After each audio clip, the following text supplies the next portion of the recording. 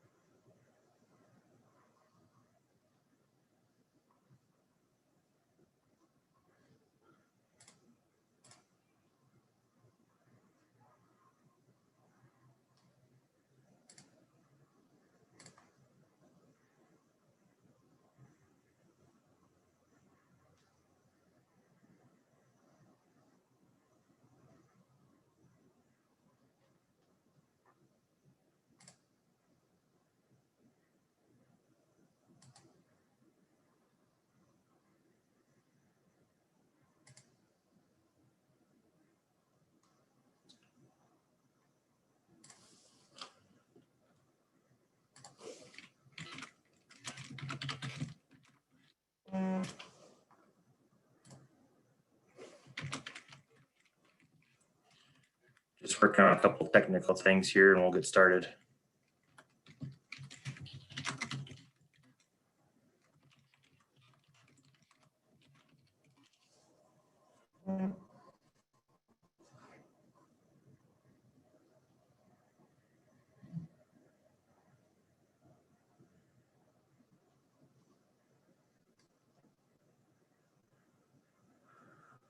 All right.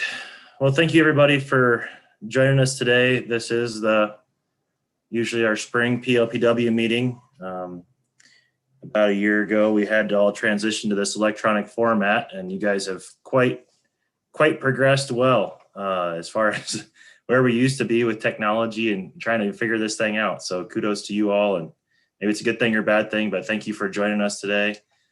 We've got a variety of presentations. We're going to finalize the scoring and assessment criteria for the public access land agreements.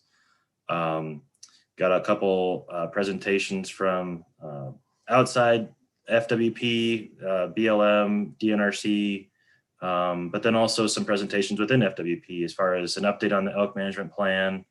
We talked about some hunter landowner relations. So the PLPW committee had requested basically a video, and that video would focus on some hunter landowner behavior type things. And so just through previous contacts, I was able to reach out to Alex Bayer with the he's the executive director of the International Hunter Education Association. And Alex will kind of give us an update on that video progress because they're working with Fresh Tracks and the Hunters Connect to be able to produce that video for us and then make it applicable, at least for the Western United States. Talk about some hunting communications that our department's going to try and do with this upcoming season. And then a couple of remarks from Hank on just general remarks, and then also his thoughts on the wildlife migration and movement stuff. We do have a public comment time scheduled for 3 o'clock. So we'll try and keep that in place. But the rest of the agenda will probably a little bit. I've got the director had another conflict already this morning, so we're gonna maybe push that back a little bit, and we'll actually jump into our second topic of PALA first right away this morning. So, are there any questions or thoughts or comments on that?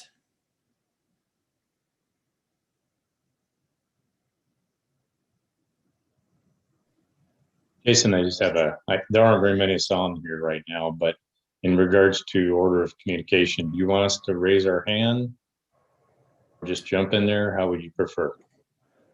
Just jump in there, Ed. So there's as far as PLPW members go, Dale, Ed Bukowski, Ed Beal, Cindy, And then Dan Fears on the phone. I just got to get him promoted here, but I lost my ability to do that. So we're working on that piece of it. But anyway, so as far as PLPW goes, that you guys certainly are first and foremost, and you can go ahead and just talk as you need to. We do have a couple of our regional folks on as well. So Derek, the hunting access coordinators specifically to address some PALA questions if you guys had any. So Derek from Region 4, I saw Tim was on from Region 6, and I believe Travis maybe joined us from Region 7. So there is that opportunity as well if you had more questions on that front. Thanks.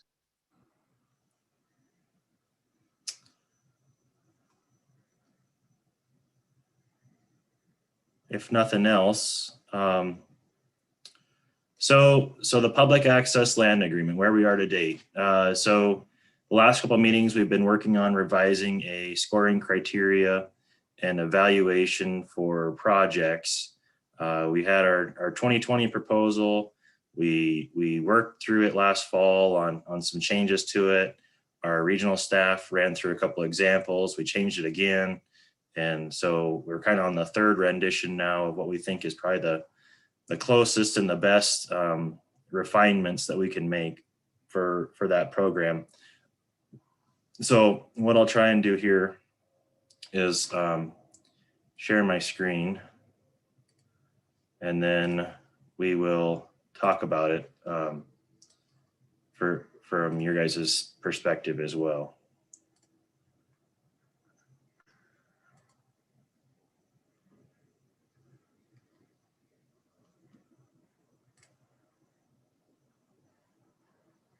Do folks see a scoring criteria? Yep. Okay. So this is looks very similar to what we had before.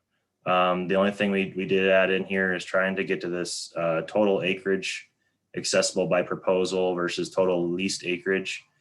Some of you will recall that we had a few projects where they'd open up, tens of thousands of acres, but the landowner actually leased only 300 or 600. So we added that in there to try and keep it on the focus of opening up public land as a whole, not just leased acreage. Scrolling down here, then same thing as before. Some of these will actually be. We have probably 15 or so that have come back from last year that have reapplied. So we'll have those same ones you saw last year. Plus, we've got about 15 new ones so far that have applied this year that we'll be reviewing, likely at like a June meeting. So my plan is, at least at this point, is to try and finalize this. Our regional staff will work with those local PLPW members in their areas to score them kind of at a regional review or ranking meeting. Once that happens and you guys come up with a valuation, we'll present that to the landowner. And then at the June PLPW meeting, there will be an opportunity for your official recommendation to review like we did last year. So that way that they're all ready to go for the upcoming season. Some of these start typically even July 1st because they have other access provided. So this program does run on a fiscal year, state fiscal year. So anyway, that's kind of the plan. So here's some of the questions. Here's some of the scoring. Are there any thoughts or comments relative to what you see or have seen? I sent it out to you in an email probably a few weeks ago now. So just looking for comments and feedback. Jason, I have a couple if now is appropriate. Sure. One of the things that we had talked about previously was having a matrix for how different values are given to the different, numbered items. So like on number 1, please circle 1 5 through 5, the level of public demand to access. And it still seems to me that the way this is structured, it's up to the regional office to decide whether they get a 1, 3, and 5. And I think if I remember, it was 1 to 5, and now it's 1, 3, or 5, which I have no issue with. But my concern is when you start comparing region to region, how do we know, or how do you know that how the numerical score that they gave is consistent between different regions? And so that's one of my questions. And then the other question I have is on number 4. And that's the potential for PALA to improve or enhance local wildlife or fisheries management. I've looked at that quite a few times. I really don't know what that really means. To me, what it means is, are you allowing hunting to come in on this property? And I think there's enough other questions that really get to that question. And as I look through this, it just seemed to me 4 does not really do anything for us. I mean, it's covered, I think, in other questions. I would almost suggest that number 4 be deleted, but it'd be interesting to hear what other members of the PLPW think about that. Well, I'll jump in there on specifically on Dale's point on 4. I do think a lot of these are going to be subjective to that region. Like the number 1, the demand. What's the demand? That's definitely subjective based on the experience of those people in the region. Excuse me. And what they see on the ground with both landowners and sports people out in those areas. Whether it's 1, 3, 5, 1, 2, 3, 4, 5, me is fine. I do think the 1, 2, 3, 4, 5 gives those people a little better opportunity to score it, but that's not really a big point to me.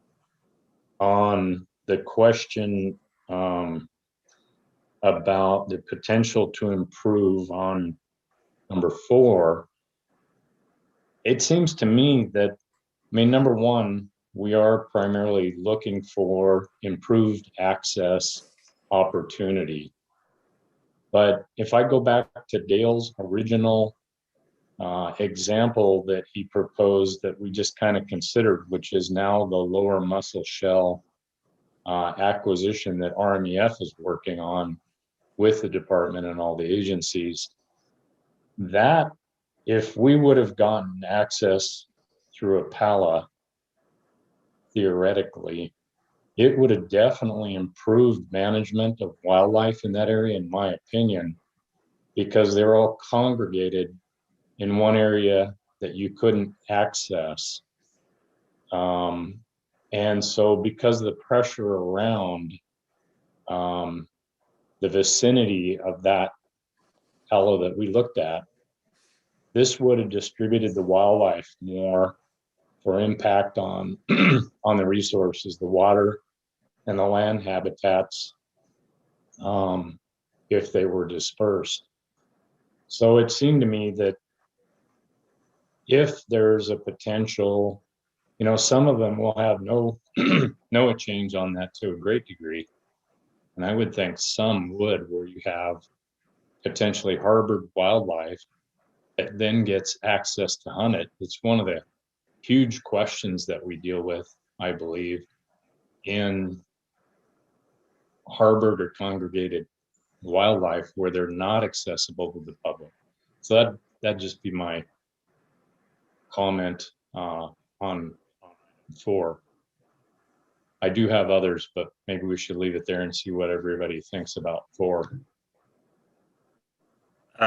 So I guess first addressing Dale's original question about trying to put some more metrics to why is it a 1, why is it a 3, why is it a 5?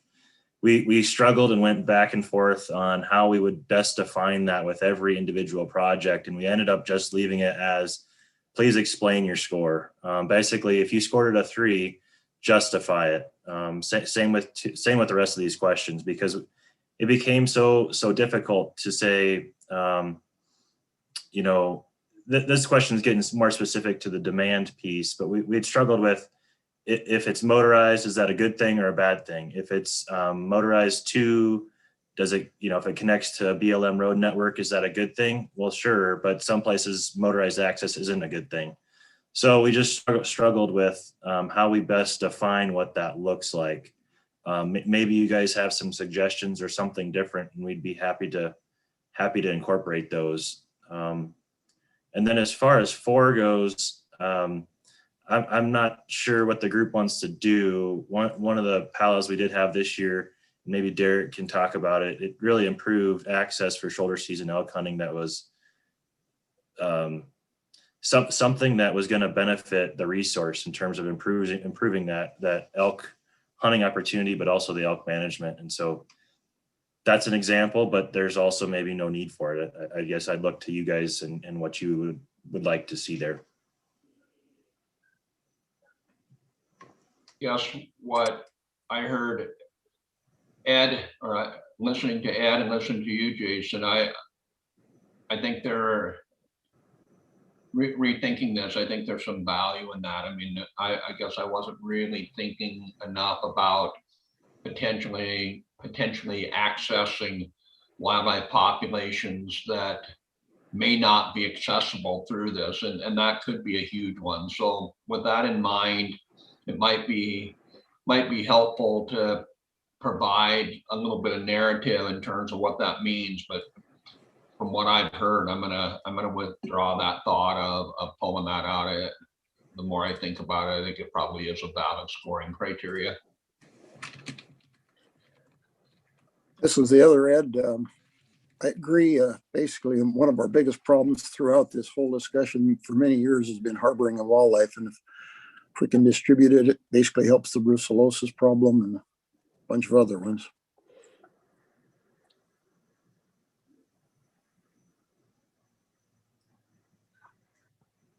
So sounds like folks are comfortable with leaving 4. We'll add some language there to clarify that, what that actually means. Is there some need to address refining actual point values? I mean, we did it clearly with 2. That's relatively easy. When it gets into these other ones, is there something beyond explaining it and having an individual member there with a regional review to try and score it? So the way these operated, at least last year, was once the region scored it, we all collectively looked at it statewide as staff together to try and get to some consistency. We're kind of reversing that this year, where we've got basically a half-a-day meeting in April to look at projects and get to a place where we're consistently scoring these statewide, and then bring in the PLPW and regional review committee to really hone in on and look at those values to make sure that they're adequate. That's kind of the plan right now anyway, with how that operates. Again, all that happening before a landowner would see something, because we don't want to present landowner the first time they ever see these PLPW meeting publicly. So does a context or written explanation get to your concerns, Dale, about valuations, or not quite? Not quite, but at the same time, I can understand the difficulty of providing a numerical value for, say, public demand to access. I mean, it may be very, very different in region 7 as opposed to region 1. So maybe it needs to be more region specific. With all the public land in in region 1 and some of the other regions, it may not be as big of a concern as it is in region 7 or region 6 or 5. And so maybe just explaining the score is a better way to go.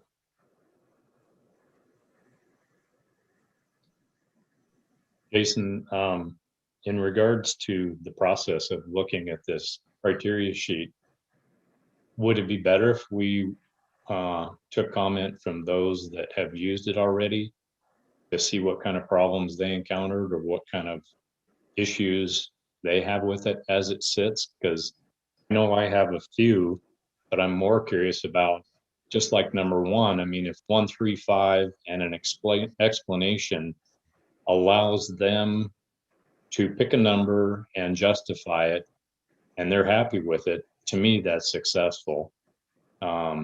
So I'm just wondering if we should hear from them on this assessment form and then go from there. What do you think? Yeah, Derek, do you want to go first? Since you kind of, Tim and Travis are available too, so. Yeah, so I've worked through several examples from last year. I've applied this assessment form in the previous iteration to our 4 projects last year, and then also 2 projects that are coming online this year. Personally, I liked the separation in points, the 1, 3, and 5. I think it was just easier to evaluate on those standards rather than having the 2 and 4 thrown in there as well. As I worked through this sheet, it seemed like based on estimated use of these projects and demand for these projects, it seemed like the valuation was more on par for what we would pay a block management cooperator for private land access. Last year, the payments were highly variable, and we struggled especially with the small acreage parcels. And now we have the flat rate calculation for those parcels 640 or under, which I think is beneficial. To touch on what we've already spoke about, 4 and 1. So for question 4, I really seek input from the management biologist in that area to see what their opinion is as far as potential to improve or enhance the wildlife management, which then I can explain in the score, which I think will cover question 4, because certainly in region 4, we have several hunting districts in which elk are over objective, and that's something that we're looking at with each PALA project. If there's elk presence on that public land parcel, and we'll provide that opportunity to potentially harvest elk and disperse elk. And then to go to question number 1, I do like the idea of having metrics to sort of check the box and then have a score. But as Dale ended, the projects are extremely diverse. For example, LF Ranch, southwest of Augusta, that parcel, just because of elk hunting opportunity, I would probably rate a 5. That was a project from last year, and we certainly saw over 300 hunter days there, estimated through car counts. But then I have another project that I'll likely bring forward that's new, and that's Missouri River access. And it'll primarily be a fishing access point and a duck hunting access point. And it's close to Great Falls, and public demand is going to be through the roof on that one. And I'd certainly expect 300 plus hunter days. So it would also likely be evaluated as a 5. And I was trying to think how we could diversify those metrics to be able to get to that 5 for both those extremely different projects. And it just gets really complex. So I like leaving it up to the regions, explaining the score, and then in mid-April getting together amongst all the regions and evaluating the projects together and seeing that we're, if we're on the same page or if we have a lot of variability, how we need to adjust these assessments. So that's what I have for right now. I might comment more as we work through individual questions, but for Region 4 projects thus far, this assessment sheet has worked really well. Tim or Travis?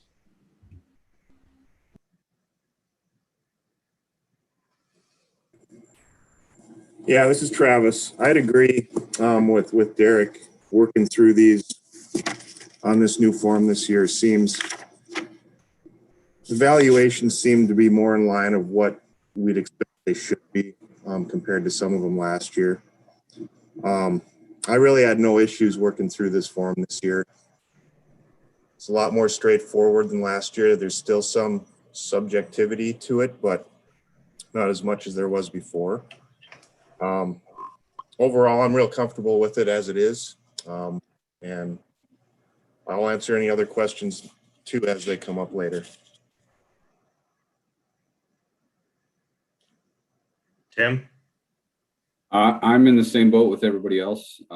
This was easier form to fill out and justify. And yeah, I'm on board with Travis and Derek.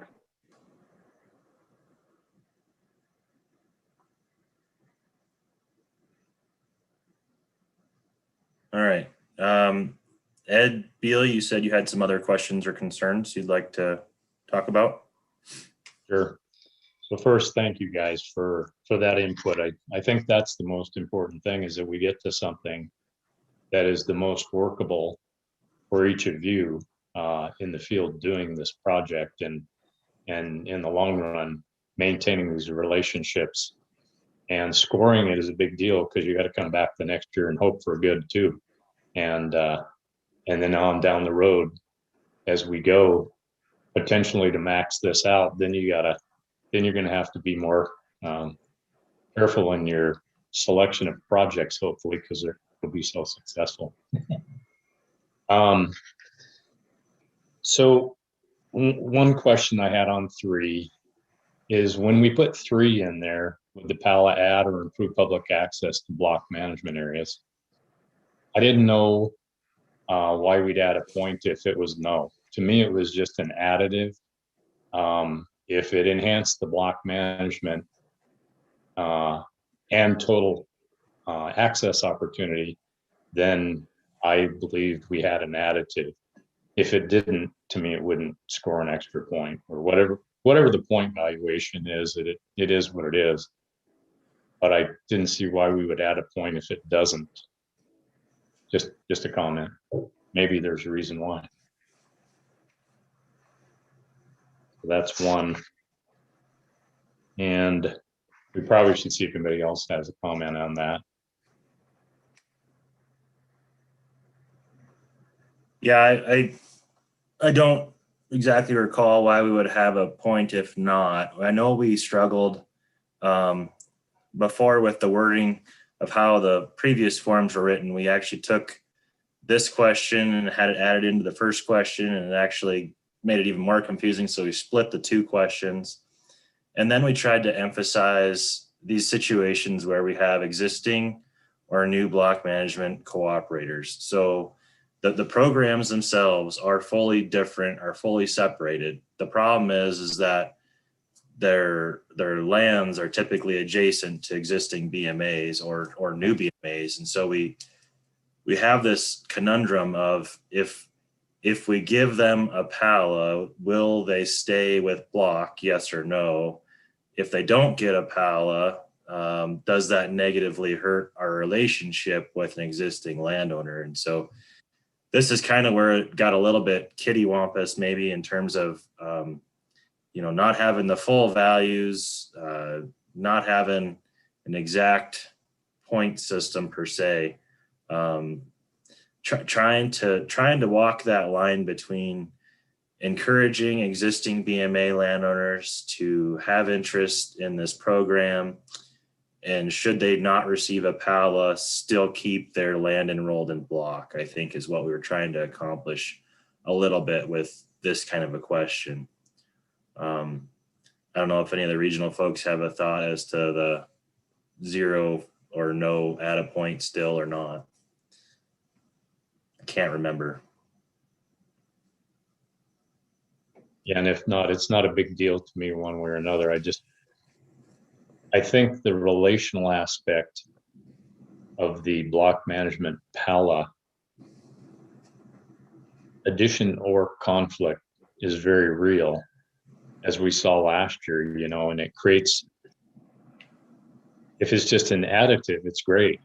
But if it creates a situation where somebody might pull out of block management because of, you know, then I would think you have to use the relationships in that area to make some sort of gauge on that question before you ask it.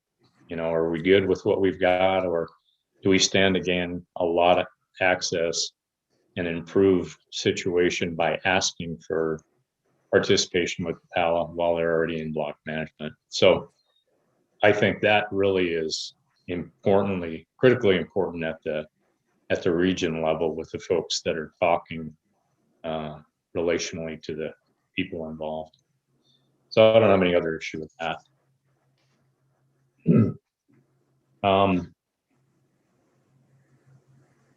And probably I have less problems with most of these now that the regional folks have talked about it.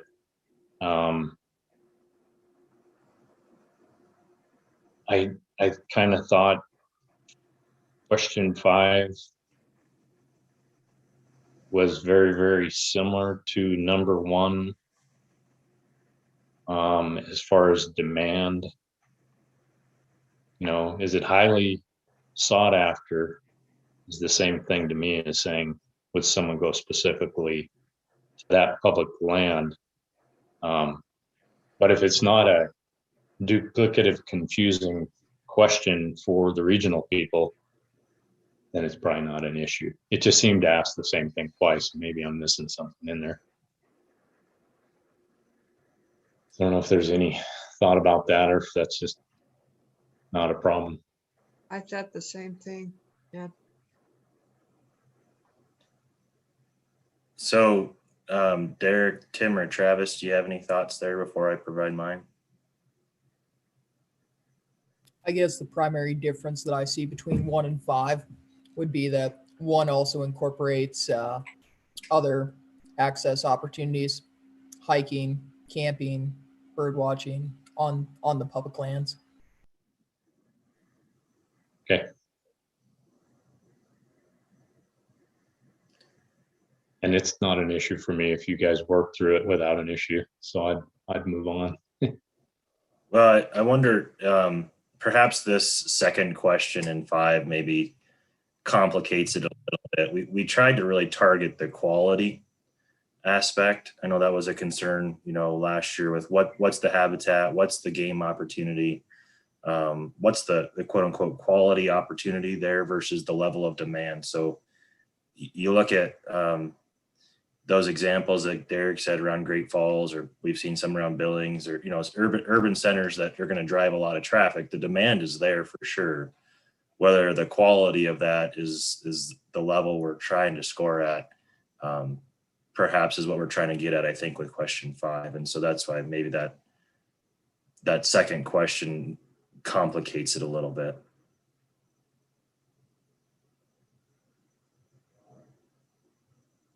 I would say, Jason, though, that second question is really important.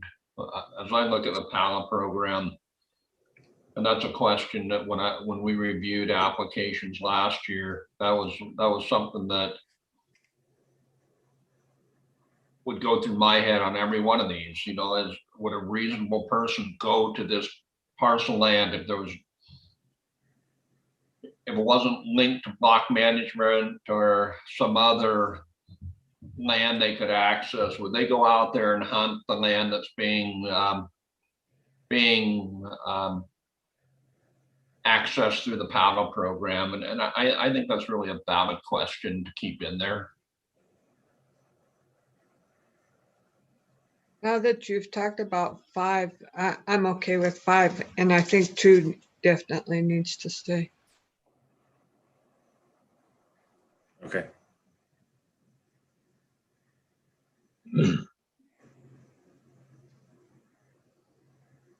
So those were my questions on that first scoring sheet,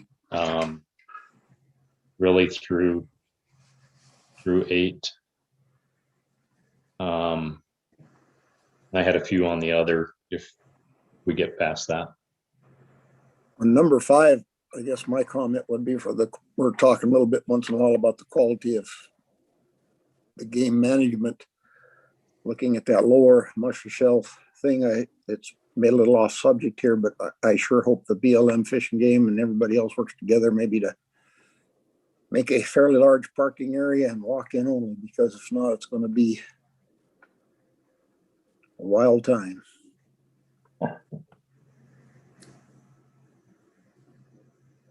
Thanks, Ed. Okay, I have a question on 8, if we're still kind of on that page. Sure, we can be on any question you guys would like to address. You know, I also think that question is really important, but I guess I'm wondering, how does that fit in then into the overall ranking? Yeah, that we tried to balance this one. I know we went around and around and around. I think even the good senator from Colstrip really liked this question when we talked about it in person probably 2 years ago now. Just really trying to address this almost overlying question. So with this question specifically in 8, I know one of the things we tried to address is these flat rates or small acreages. So there may be projects that are of small acreage, and you typically use what we call a flat rate schedule now on those, but they are so much more valuable than that flat rate section that this question is trying to get at. Why would we pay more than a flat rate for a small acreage, less than 640 perhaps? And so this is where that question comes into play specifically. I know fisheries had some places too where they would like this kind of a safety risk type question.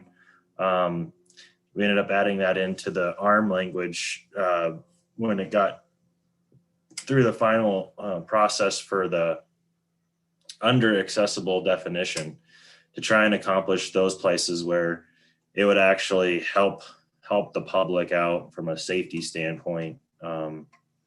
So that's where it's at. I don't, if you look at any of our flat rates, they don't qualify typically for any additional payments on this next page, but there may be a place where having that access through that piece is super valuable, and it might not fit that flat rate. Since Dale brought that up, I did put under there a question of points on 8. So does it do us any good to have that without some additive point value if it increases the point or the value to a flat rate on a small parcel? It doesn't really have a value on that scoring sheet. It's just a comment. So to Dale's question, does that help you understand that question better, Dale, or does that not get what you were looking at? Well, it does. I guess when I look at that, and I look at some of these small parcels like Derek talked about, you could go through 1 through 7, assign points to it, but then you get to 8 and you look at the area that Derek was talking about, that was the duck hunting and fishing area, and say, wow, this is going to get a tremendous amount of use. There's going to be high demand for that. All of a sudden you say, you know what, we can justify spending $5,000 or more dollars.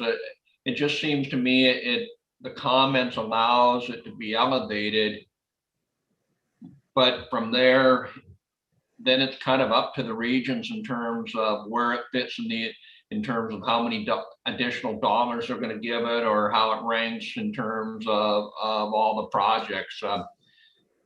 it's just pretty subjective. And again, I think it's tremendously important to have that in there. I have a hard time understanding though how you apply points or dollars to number 8. And maybe you just cannot. Commissioner Byerth. Good morning. Sorry, this is a fairly elemental question, but I think Dale raised it pretty well. And apologize that Commissioner Stuker had been so active on the council. So if this is too simplistic, I apologize. My question is, how are the forms used, and are the scores relative to the region, or are they relative statewide? So whereas a staffer, maybe Travis might score a property down in Region 7, where Tim might score a different property, in his region. Are those in the end considered subjective and just indicators for the council and FWP to decide on which one gets funded in the long run, or are they more internal within a given region just to help guide the ranking process? It would be a statewide approach. So these criteria would be applied to every project or application we receive from a landowner. Then at that point, we collectively all get together and kind of look at each other's agreements or proposals to make sure we're all being somewhat consistent on how we approach things and look at things. And then after that, it would actually go to PLPW for a recommendation to the department. And so we had a couple even last year where the department had scored it at a higher rate or higher value.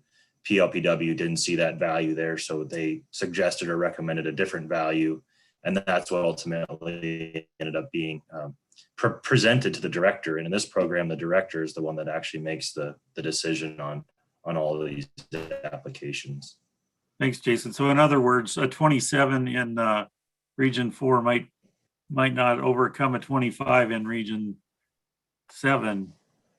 They're relative to the given region and just help guide the council and then the staff's recommendations in the long run. Correct. So it's not an absolute score. Well, when we get into actual point values on this last page, it'll actually add in values if you reach a certain point threshold. Does that make sense? Right. So what happens is, so we have kind of a price sheet or cost list for if it's X. And then if you reach so many points in that's the scoring process, you can get additional payment on top of what that is to come out at overall, it's up to $15,000 per agreement. And so what we're trying to then balance on a statewide level is should one project be enrolled versus another kind of thing, looking at a statewide consistent criteria. So far to date, we've not been able to get enough interest from landowners to spend all of our dollars. So we've actually been able to fund everything.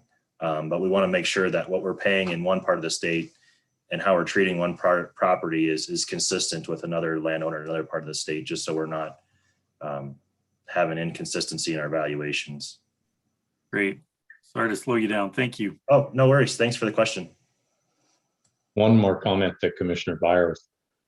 I think, like Jason said in the end, we funded 183,000 out of 500,000 last year. So running out of funding didn't happen. And I would suspect that if this reaches that cap, then the department will have to look at those point scores to be critical of the selection at that point in time.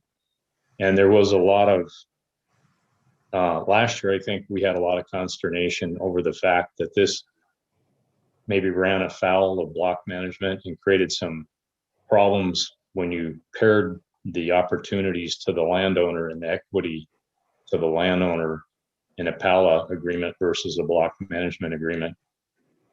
So hopefully, from what I'm hearing on these regional folks, we're getting a little closer, and I expect this is a process of elimination until it's shook down to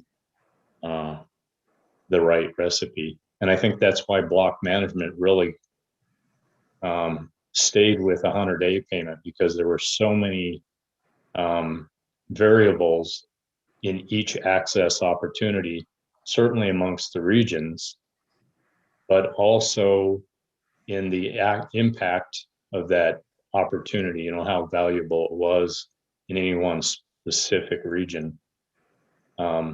It's a good problem to have, but it's definitely a problem.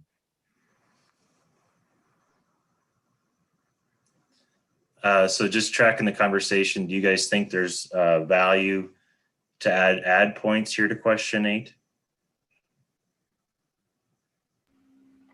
You know, Jason, as I'm looking at it, I kind of see it as a yes or no question. And maybe there's a trigger. So it's hard to speak about the safety risk associated with that parcel. That's something that we probably have to have enforcement weigh in on. But as far as the acreage, and not to liken this to block management, I recognize that it's a different program, but in block management, we certainly apply the flat rate to those parcels under 640. However, if their hunter days exceed what that flat rate payment would be, then we go off hunter days. So I wonder if we couldn't put a trigger in place that, you know, we estimate that this small parcel is going to exceed 100 hunter days. So as a result, we use the complete assessment form instead of the flat rate calculation.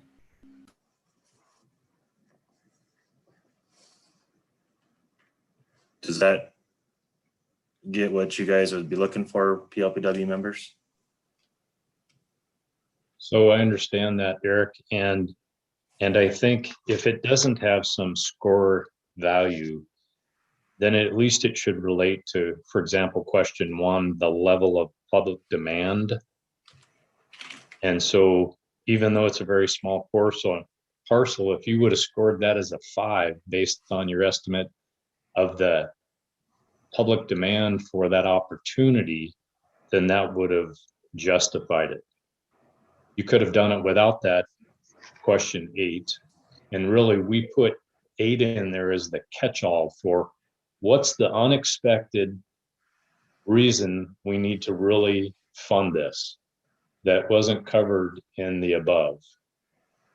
You know, and there's always something where you say, God, we should get this access done because it's such a unique or beneficial opportunity, and it's not really accounted for in here the way we do it. I believe that's why we wanted that, is just if there's any special opportunity, we need to make it happen, and this is why.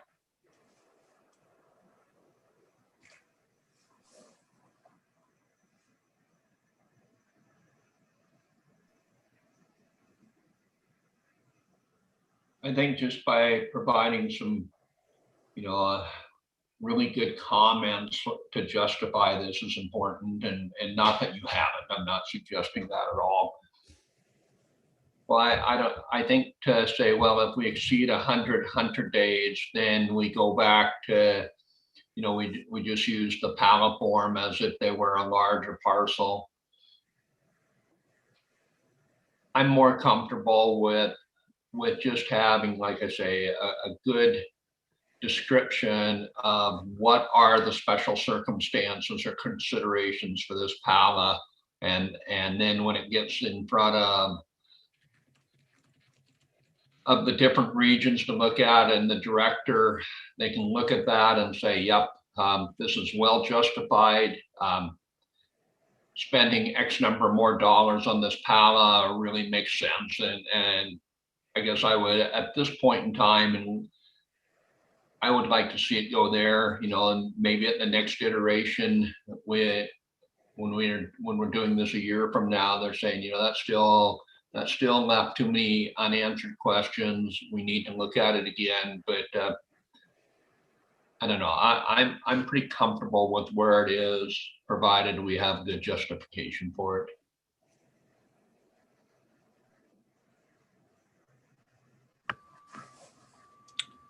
Yes, I think the justification is important. And although most of these pallets are going to be around or within a BMA, they don't have to be. Correct. I have one thought on question 8. Go ahead, Carl. If you can hear me. Could this be just put in as a, like a tipping point, or say there is a time when there is a competition for these, that this would add to be the tipping point between it and another one that scored the same. Do you understand what I'm, you have two of them that score 25 and you only have money for one of them.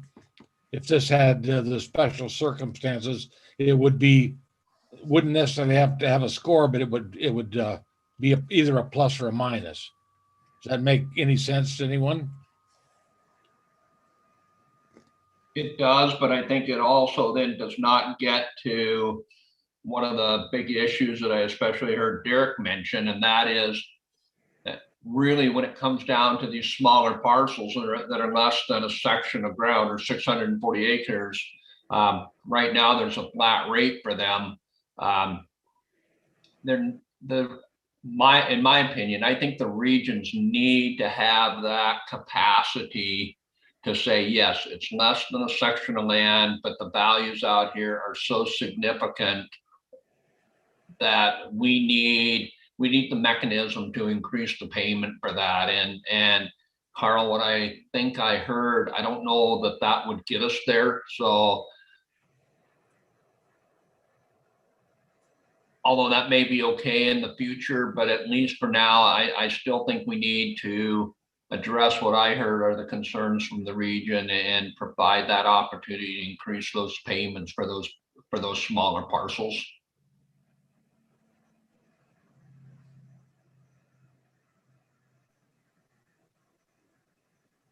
Maybe to kind of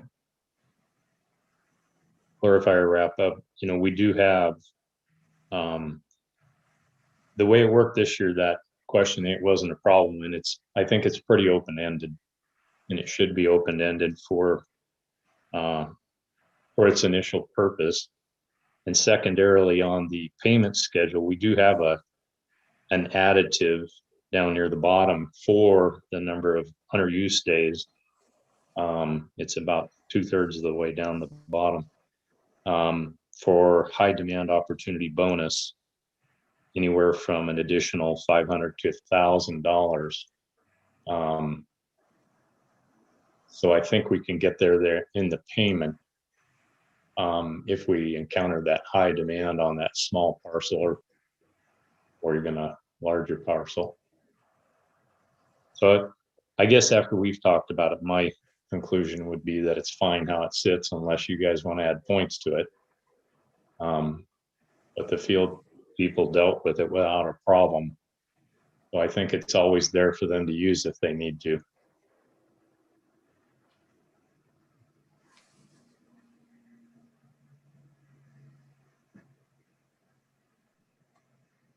I think we ought to keep it.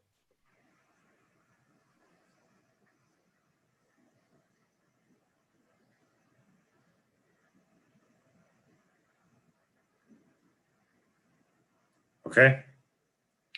Other comments or questions on these valuations, point questions, before we dig into the nuts and bolts on payment dollar values?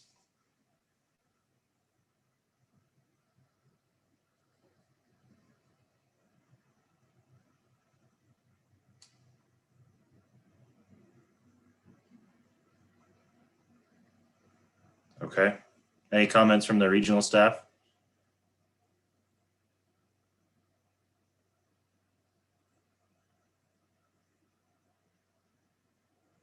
Okay. Rolling in then to our payment schedule. So on the last PLPW meeting, we worked through a rendition where we basically took the number of acres times a dollar figure.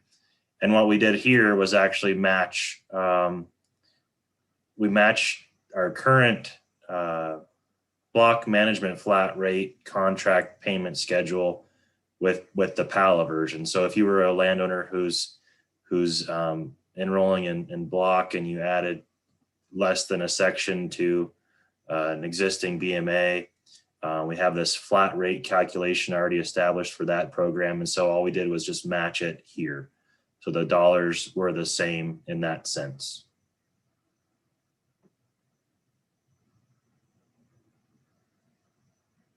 And similarly with the enrollment payment, it's the same as our other program. It's just that $250. So we're just keeping the same payment as the other program. Whether that's right or wrong, I leave it to PLPW's feedback.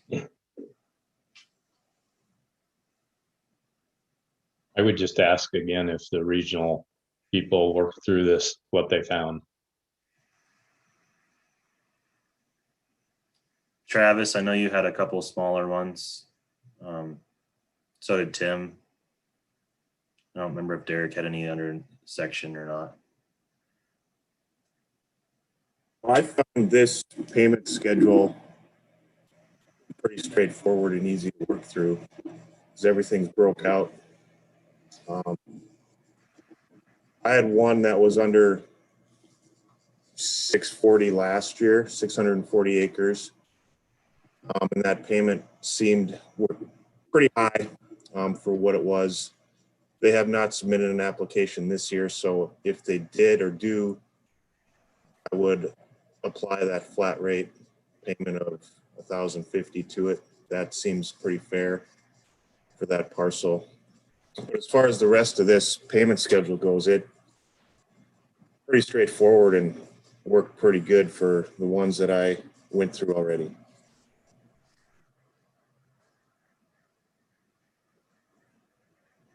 Tim or Derek?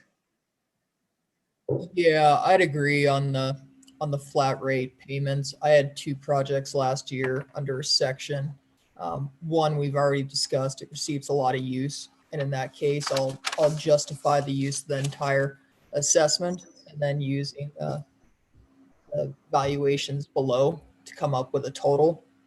The other project doesn't really check a lot of those boxes of 1 through 7.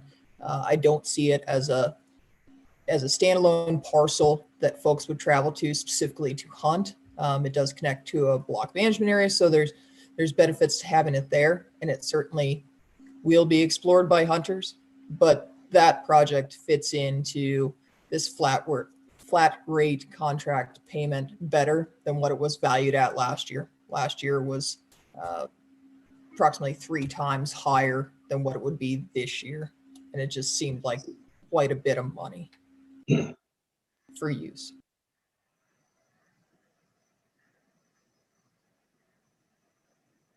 I have one potential new one that's around 400 acres, and I think this 1,050 would be great for it. I think we should just bump up that 537.50 just to 540, so we're not dealing with cents. Just to make it easier.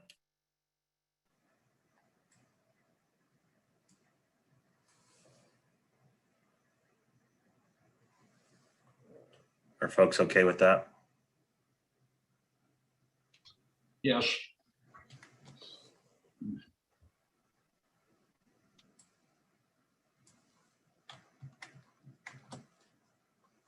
So that basically put it at 790 using my Iowa public school math.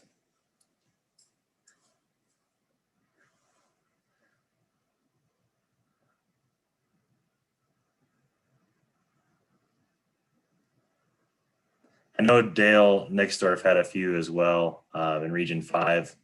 And I think he would probably say the similar comments as to what the other 3 have as far as these flat rates being consistent with our other programs seems to make good sense. It's more equitable.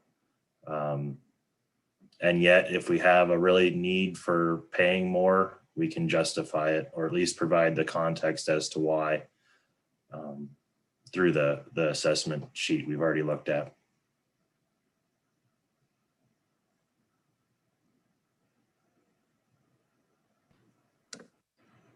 Yes, I have a question for Travis. Being in this area, how are the payments for block management I was raised in that coal strip area, and you know the McRae Ranch, how big it is. How do the access number of hunting days and payments on some of these PLPs compare to that? I don't know exactly where we are on block management payments legislatively. I haven't followed that one, but I was wondering what your thoughts were. Well, we had a couple PALs last year that, well, were block management cooperative. I think we had 5 that were also in block management. And at least last year, those PAL payments were very similar to what their block management payments ended up being based on the hunter days on block management. So on those 5 projects, yeah, I mean, it worked out to be pretty similar. But they were bigger, I mean, a lot more private land than with block management than we had with the public land in Pala. But payment wise, it was pretty similar. Thanks.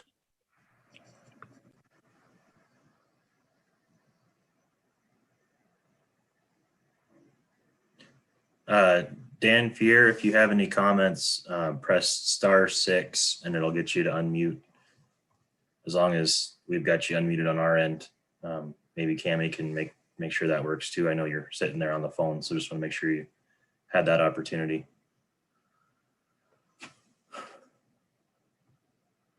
So rolling through, we kept some of the values relatively the same as to what we had last year.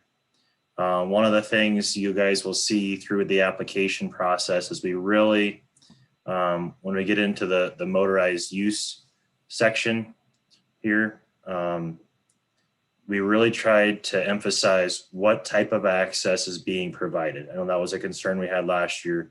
It was kind of is there motorized, yes or no, versus is there motorized, how long of the year, what type of permission is required, is there permission required? And so when we get into these values, one of the places that's a big difference in payment for quite a few of these projects from last year would be this motorized access piece.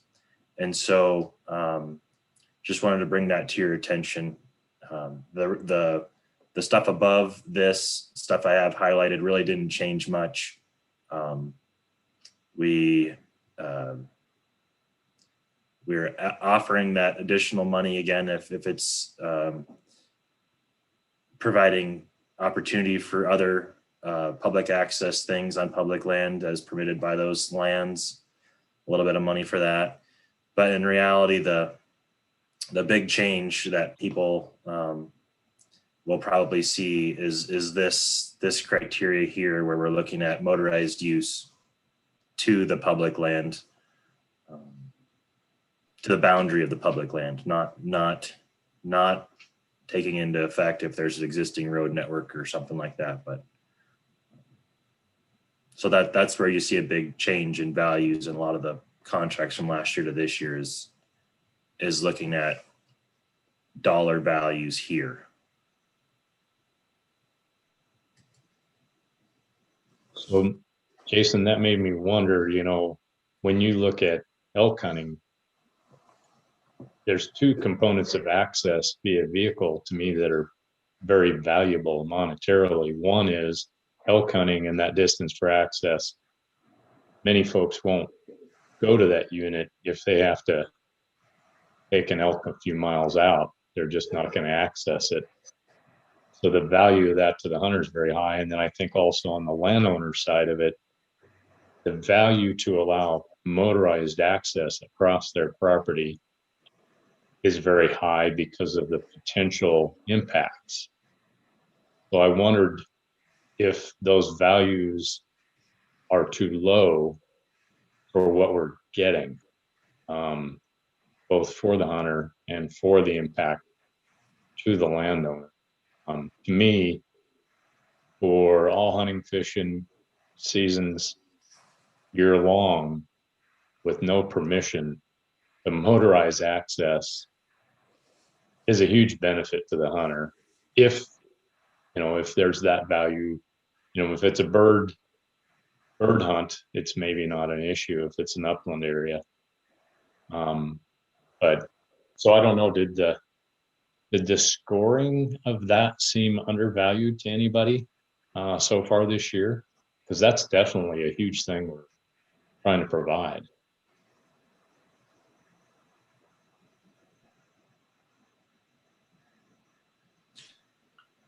Ed, are you asking that of the regions, Ed, or of the PLPW, or just kind of everybody in general? Well, certainly for the regions, but I mean, you know, when we first started this, we were talking about the distance traveled to access via a motorized vehicle and trying to quantify that by the number of miles. You know, I don't remember what the number is. I'd have to look back in the notes, but if it wasn't, at least so far, it wasn't even considered. But now it seems maybe this isn't one of the quantitative values we're so worried about, but it sure seems like it is to both the impact of the landowner and the owner. So for both, obviously. Yep. Well, I think it's kind of a catch-22 because obviously we have people running around on four-wheelers and people are trying to hunt. They don't go together, but I understand at my age, I can't carry an elk 2 miles, so it'd be nice to be able to retrieve it. So it's kind of a catch-22 situation, and that area I mentioned earlier is definitely going to be right in the middle of that. The only thing, Ed, is that the way this program is set up, the roads are designated. I mean, it doesn't give the people the authority to take their UTVs or ATVs and drive wherever they want. I mean, those roads or access points are pretty well defined in these PALA agreements. And just the area that you're talking about, that piece of property up on the Muscle Shell River, I'm very familiar with that. And yeah, there's a county road that basically goes from the south end up through the north end of it, but it veers away from the Muscle Shell as you get further north. And I know that's not PALA, but it's just an example that a lot of those elk hang along the Muscle Shell. You shoot one up on the Muscle Shell on the north end of that ranch, it could be a long, long pack out. And if there's the opportunity to take some of those 2-track trails to drive in, to me, that's hugely valuable and will impact hunters that walk in. Sure, potentially it would, but it's also a real value to people that want to go in there and hunt.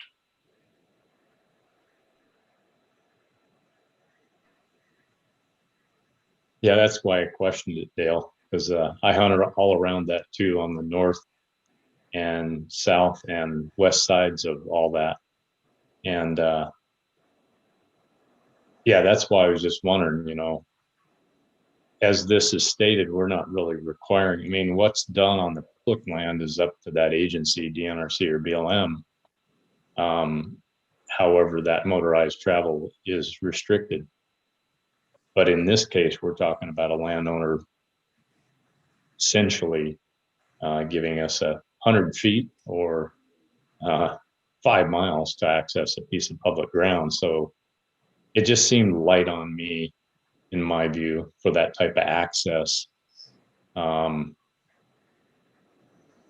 as it's such a critical issue in some cases. Again, if it's bird hunting, you can walk a mile, 2 miles to get to it. But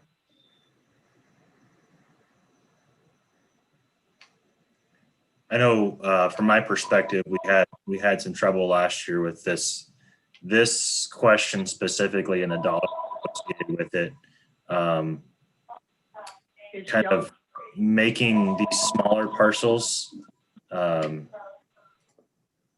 harder to justify the value. So with our flat rate, none of this stuff we're looking at now would really qualify unless they would have some other justification. But we struggle with maybe the value here is too low. Maybe it's justified throughout the scoring process, or maybe maybe we increase this value. That, like I said, the problem we run into is how we have an overall price for a small acreage parcel and the motorized access component to it, or smaller parcel. That, I mean, a section's not super small, but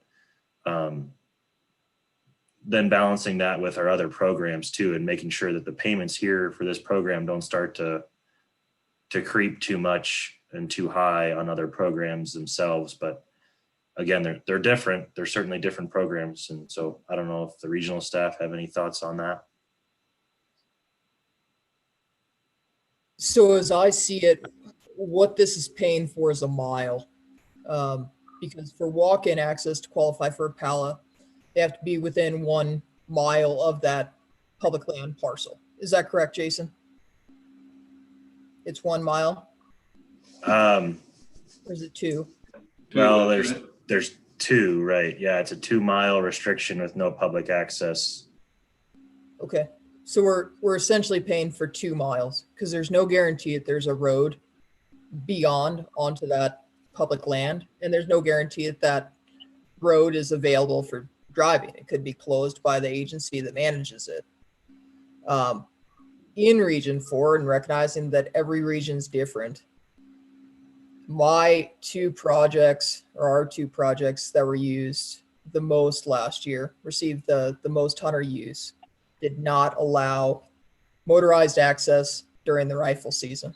And it really didn't seem to affect hunter demand. Certainly, I think it's a different subset of hunters that are utilizing those parcels. But in Region 4, if there's a trophy mule deer opportunity or elk opportunity, there are plenty of hunters that are willing to walk that 2 miles or mile. So I thought these valuations were on point.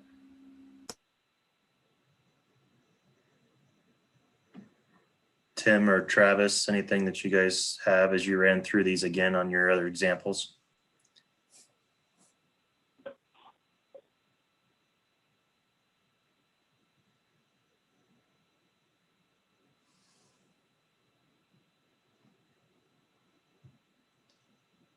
I know Travis ran through a couple of them because he has a few where even last year we had a couple where there's a couple miles of a private road to get to a landlocked state section. And so, you know, again, the value of the state section itself wasn't very high, but that motorized access to it was. And when we came out with that payment, it was quite significantly higher than I think other programs. But I don't know, Travis, do you have any comments on those? And that one right now was the one that would fall into that rate. So yeah, I mean, it's less than 640 acres, but it's like 2.6 miles of private road access to get to it. I don't know how you justify that, or if you'd add motorized access to the flat rate payment as well. I don't know how we'd handle that. So here would be one suggestion maybe to toss out and think about. Leave this as it is, but when you go back to item 8 on the page before, and the regions have special circumstances for why an area may be worth more, as the regions look through these and say, you know what, this is a really popular mule deer or really popular elk hunting, and have access in here for game retrieval would be really important. And if you had that access, it's going to increase your potential for wildlife management, whatever. Maybe this is a place where the regions can say, this is worth more than the dollars that are shown on the next page, and it's worth $1,000 more to give access into this parcel of land for game retrieval, as opposed to say, well, they're out here to hunt sharp-tailed grouse. Having vehicular access is really worth, it's worth what's on the table, and it's not worth more than that.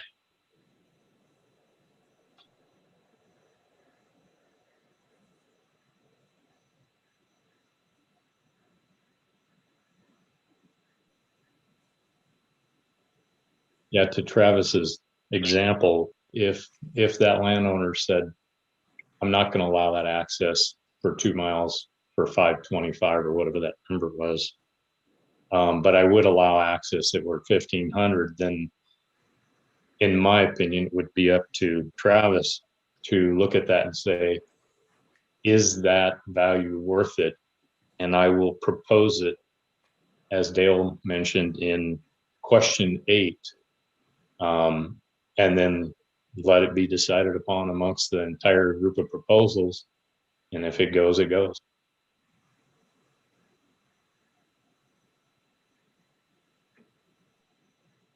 Yeah, I'd agree with that.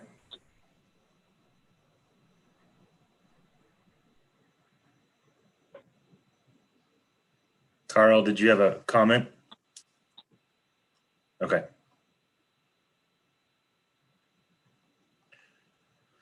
So the other couple of things we ran into were I think we were discussing this on the last call in December, basically trying to incentivize a few things. One being, larger blocks of public land.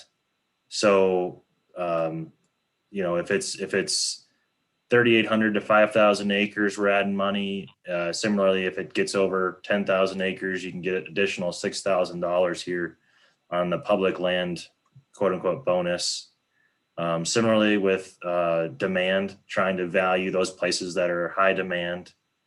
And then lastly would be this contract term length, meaning we're trying to incentivize people if they're willing to propose to PLPW and the director a longer term agreement.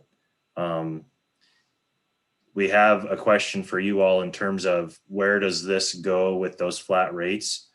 Because if you have somebody who is a 10-year proposing a 10-year and then wants to have a small acreage, the payments are about the same. So, in some cases it could be that bonus there for contract term length is just as much as the access being provided. So those are kind of the three areas.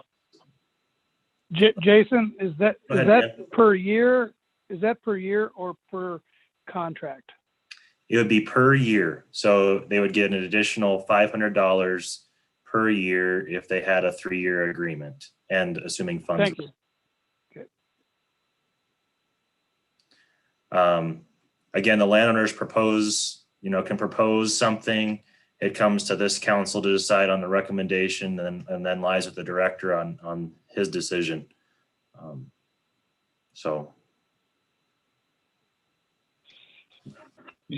Jason, I know you're on that last one, that contract term length bonus, but when I was going through this form and looking at it, the one area that I was kind of scratching my head is the one right above it.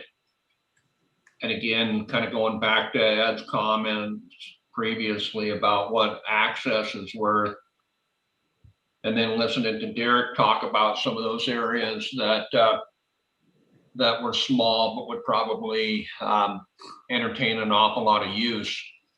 It just seems to me that if you're getting 250 to 350 user days, having an extra $500 is pretty minuscule, or 351 plus 1,000. I mean, those are tremendous amounts of visitor use, and I'm not sure that the amounts of money that are on here are adequate. That was one of the notes that I'd made as I'd gone through this, and just interested to hear you or other people's comments on that. Tim or Derek or Travis have any thoughts there about that value? I kind of echo what Dale said. if I was to critique these valuations, that's probably the one area that I could see improvement of potentially bumping those up. That's a lot of use, and certainly could be significant hunter impacts to those parcels.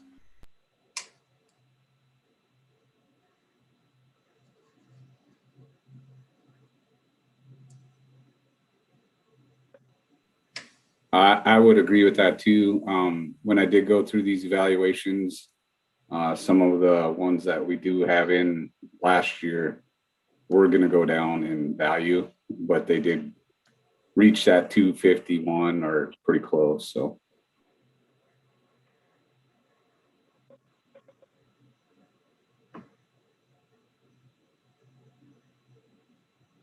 So how would you guys like to treat that? Do you want to add, I mean, do you want to, in a sense, almost double it? The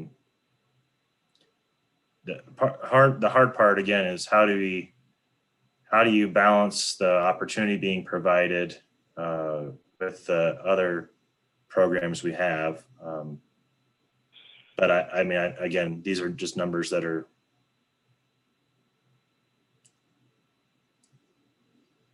there. So any suggestions? I really think that would be a good question for the regions to weigh in. But boy, when I looked at it, my initial thought was those figures need to be at least doubled.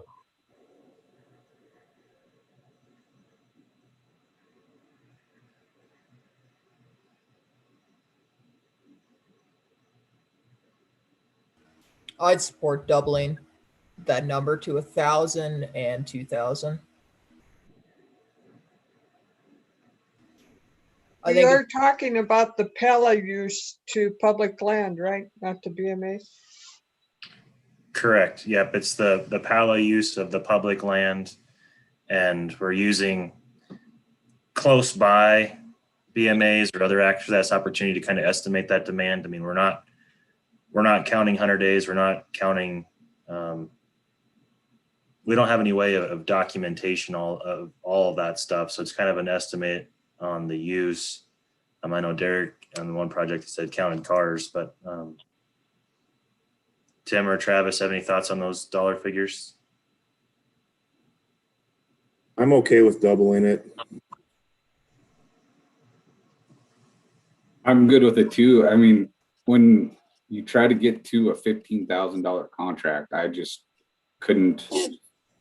It had to be a phenomenal place. So we're also trying to get some money spent, I guess. But yeah, I'm good with it.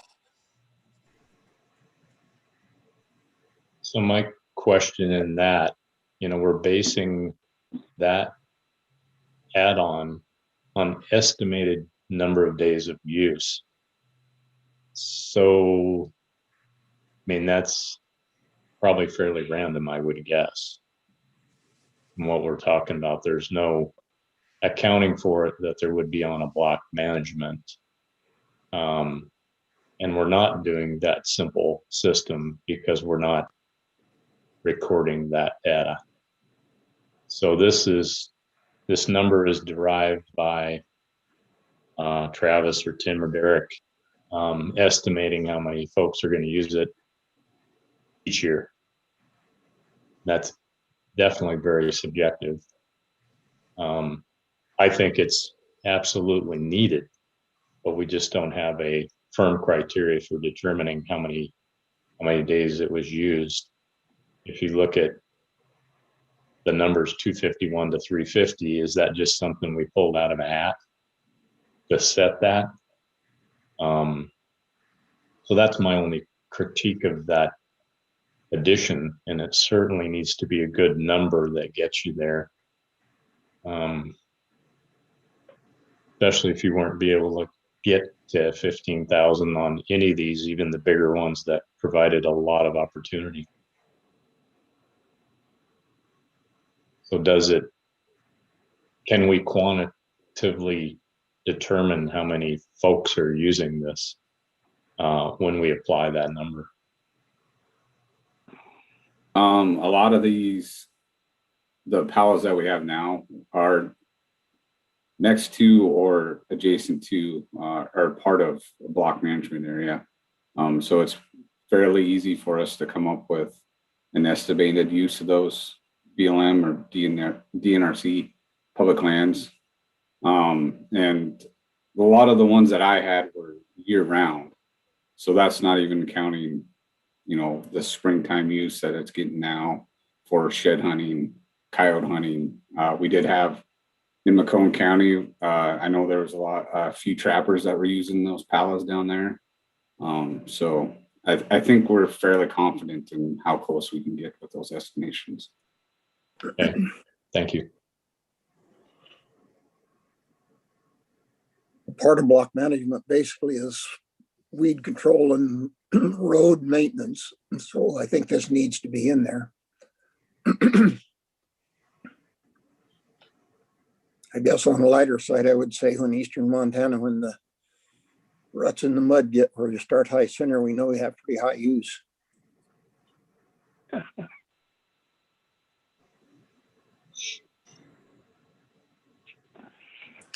Any other thoughts on this? I see Director Warsek has joined us. Hank, are you able to hang out with us for a few more minutes, or are you booked up here? No, I've got some time. I apologize for coming on late. I had a dental appointment this morning, then I had to take care of some other stuff. But just continue on this, and when you're ready for a break, I can talk then. Okay. Yeah, I think we're hitting our 10 o'clock break, so maybe we'll take 15 minutes, and then are you good to go at 10:15, Hank? That'd be perfect. Yep. Okay. All right. Is there anything else on PALA that folks wanted to really discuss? I think we've kind of, like I said, this is what I'd say the third rendition, probably the third time we've really dug into the nuts and bolts of the program, and each time I think it's been refined for the better, for sure. Again, the process from here will be regions will work together. We'll all kind of collectively look at projects in April. The regions are supposed to have a quote unquote regional review committee to which they'll bring in you all, meaning the local PLPW members for those projects to come up with the valuation. That'll be presented to a landowner. If the landowner agrees to it, it'll come back before the full PLPW council at a June meeting for your official recommendation on that project. So that's how it's going to go. Thoughts or comments on that? I have a question, Jason. Go ahead, Tim. If you can scroll down a little bit. Yep.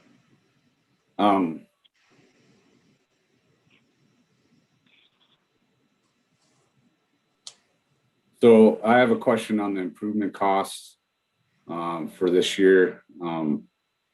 How many, I know we talked about we would like, if there's going to be improvements, we'd like those folks to be in a multi-year agreement with us.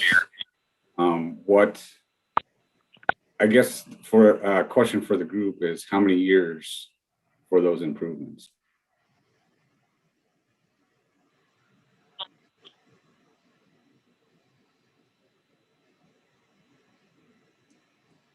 PLP members have any thoughts? I know we've had that discussion about, so let's say a landowner's requesting a cattle guard as part of their PALA project. How many years would you like them to be a part of the program to receive that improvement? It's a pretty valuable asset to the party it's involved in.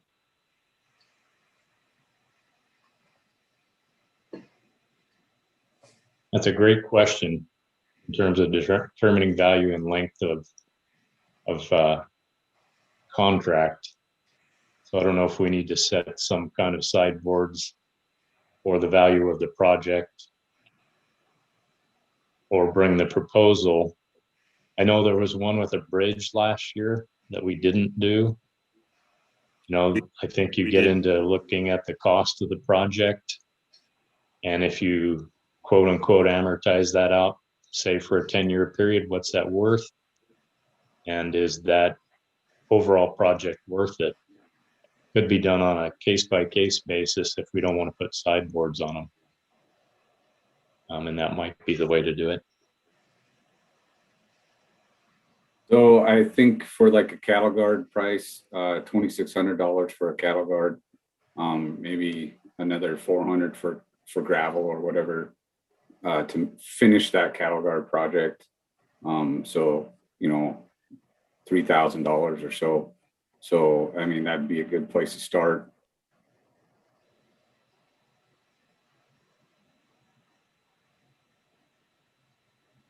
Well, one little thing that comes to my mind is if it was an asset that a farmer rancher was putting on his property, he has a depreciation scale that says that cattle guard will depreciate out over 5 or 7 years. I don't know what it is, but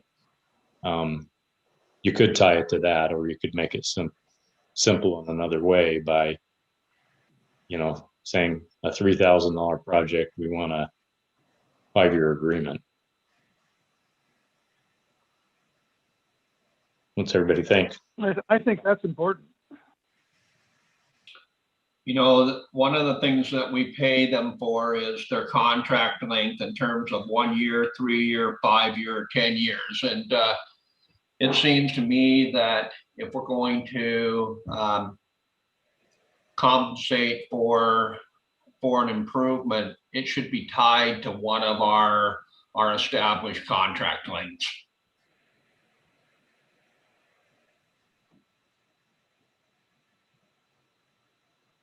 So basically, I think you probably could go, just hearing what Tim had mentioned on a price, you probably could do like $1,000 a year for improvements. So if you want a cattle guard, you have to be at least 3 years, so $1,000 a year.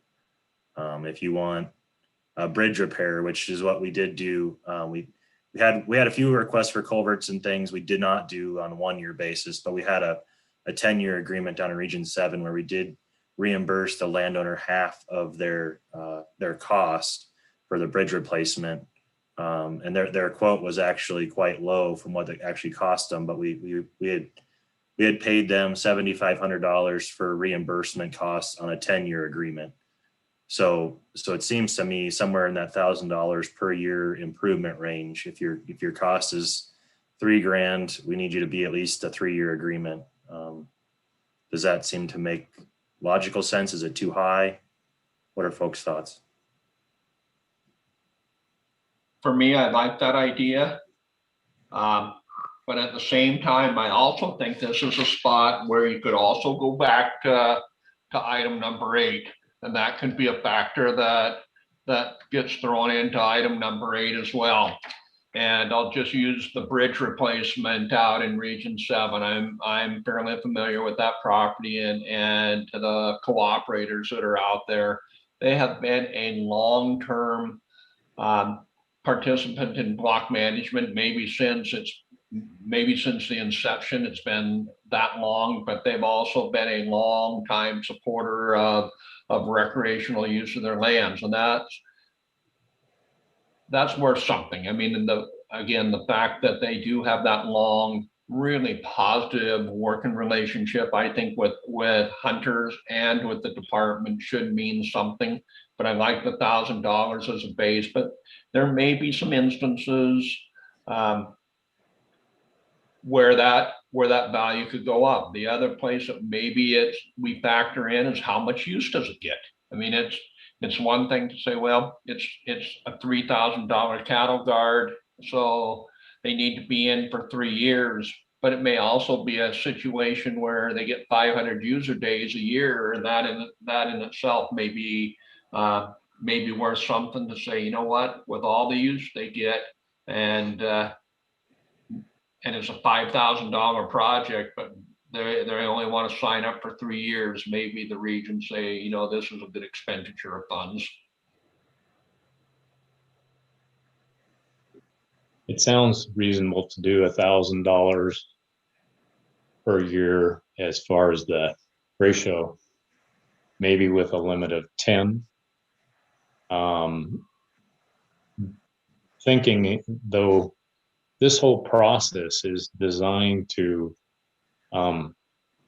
put quantifiable and repeatable dollars in place so we can account for the value that we're offering for these agreements. So to put those sidebars on, but also to allow the regions some flexibility in the needs of that particular landowner, to accommodate if the value is there. So it seems to me that when you combine our question 8 with any one of these conditions of the agreement, if we can keep in mind that these are the limits and there's a total in each area, a grand total of 15,000, and then limits in each area, like this question of improvements, and maybe there's a way to get them there, and that value makes sense and is justifiable when people ask, why did we offer this agreement? And so that there's enough consistency amongst the regions, but enough diversity for the needs that each region might find. So that seems practical to me, that you could do $1,000 value per year up to a certain amount. That's very helpful for me when I'm talking to a landowner and they want to do some improvements. And then I can come back to with them and say, well, if it's $1,000 to $3,000, you're going to have to be in a 3-year agreement with us. So we get that value back out of that improvement. So Ed That's Bacossi. reasonable. Then Cindy, you had a comment? Oh, I agree. I think that's reasonable. Okay.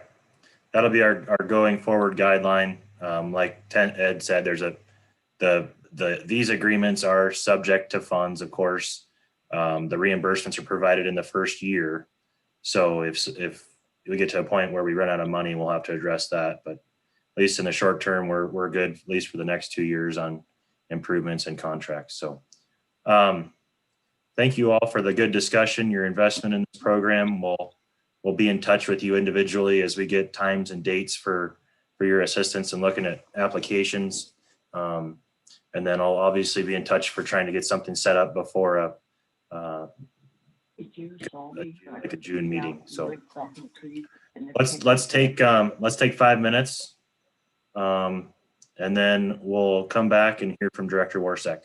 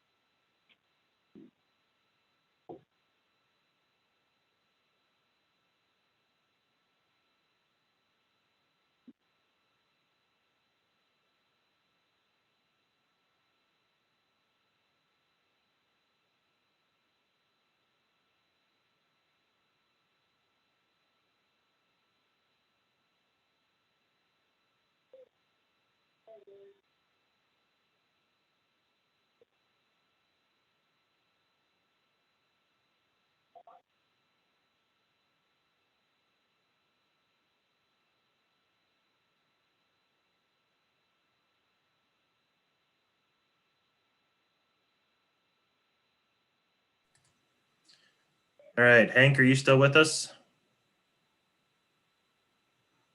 Yes, yes, I am. All right, the floor is yours, sir. Okay, let me get on this thing here real quick. Turn it all on.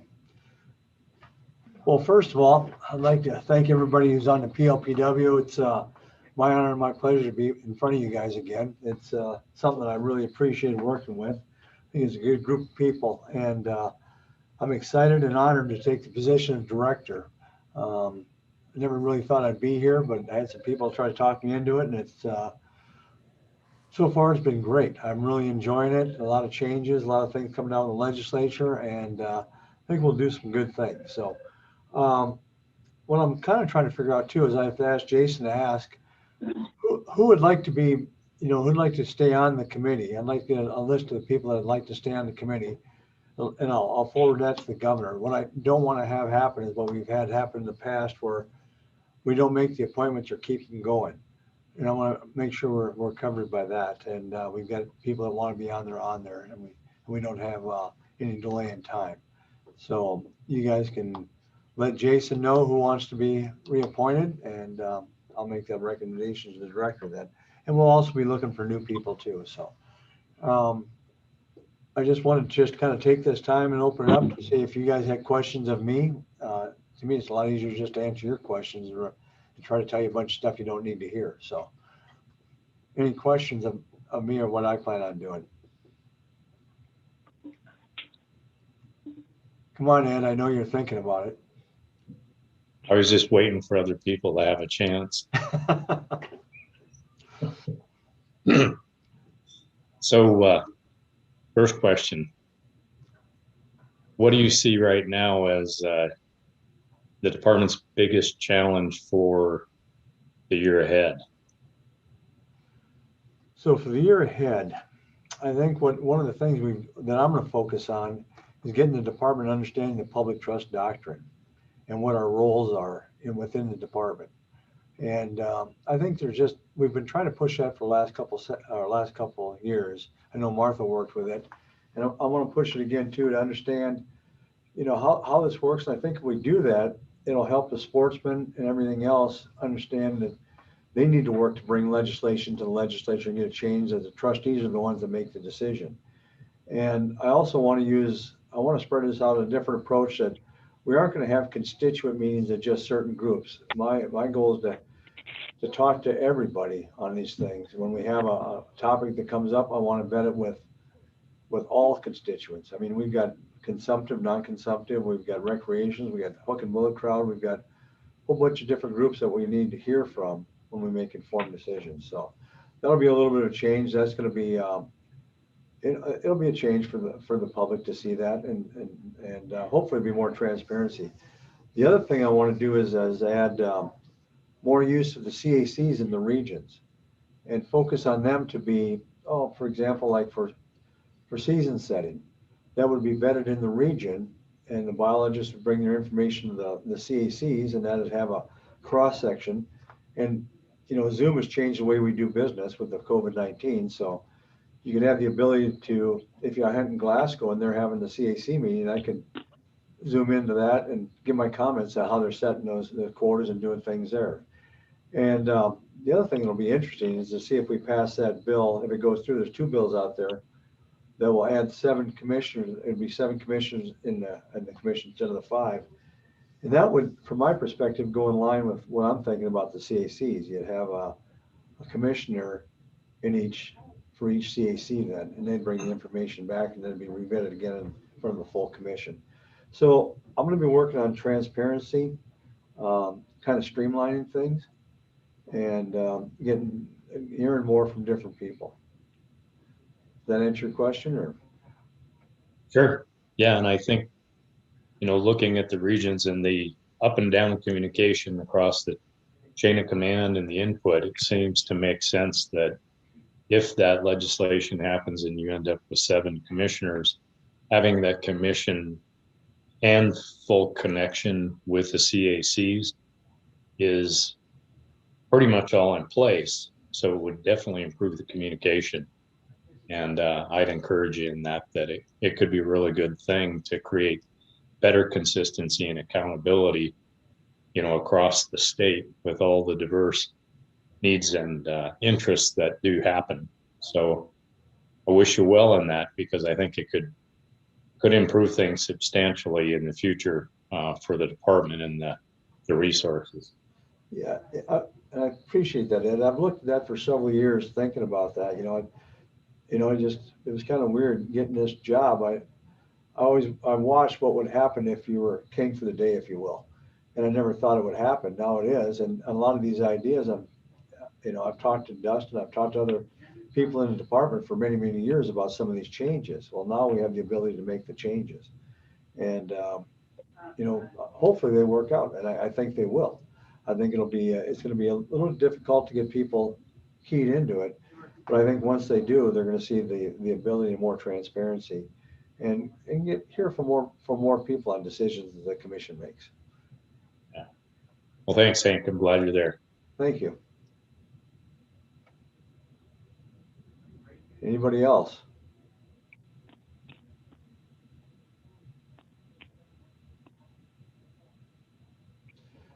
So I'll go into something else that I'd like the committee to look at, is you're probably all aware of that House Bill 505, and that was Speaker Galt's bill, and he had looked at putting the shoulder seasons back in statute. Like, we had a bill a few sessions ago called Senate Bill 245 that would have put shoulder season statute on private and public land.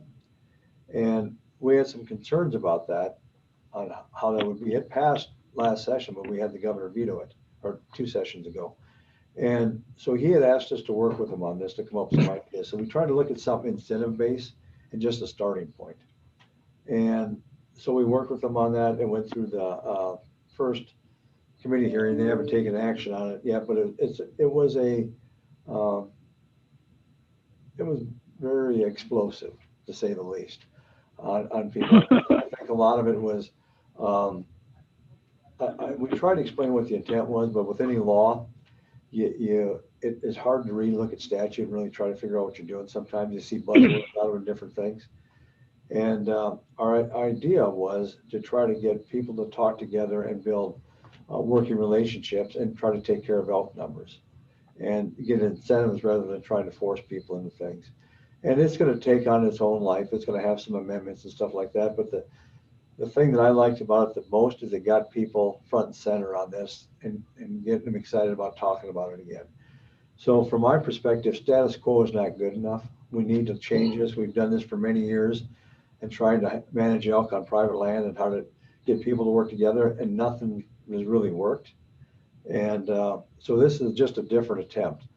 And no matter what happens with this bill, I'd like the PLPW to look at this issue as well. I think you're well suited for it. You guys have had landowners groups come in, or landowners come in and talk to you about it. You've had sportsmen's groups, you had different things. And I think this is a more of a comfortable place for people to come and talk about those things. I mean, I think it's more within your charge. And one of the things we really got criticized for was not following the process for legislation. And unfortunately, or we did follow the process. What happens is, if it's not one of our bills or something we're vetting, any of our bills we vet during the whole summer, then it has to go in front of the EQC. We have comments, we have everything like that to go into this. Whenever we're working with a legislator, they come up quick. We don't have time to vet things. We have to take our best analogy on these things and try to get it done.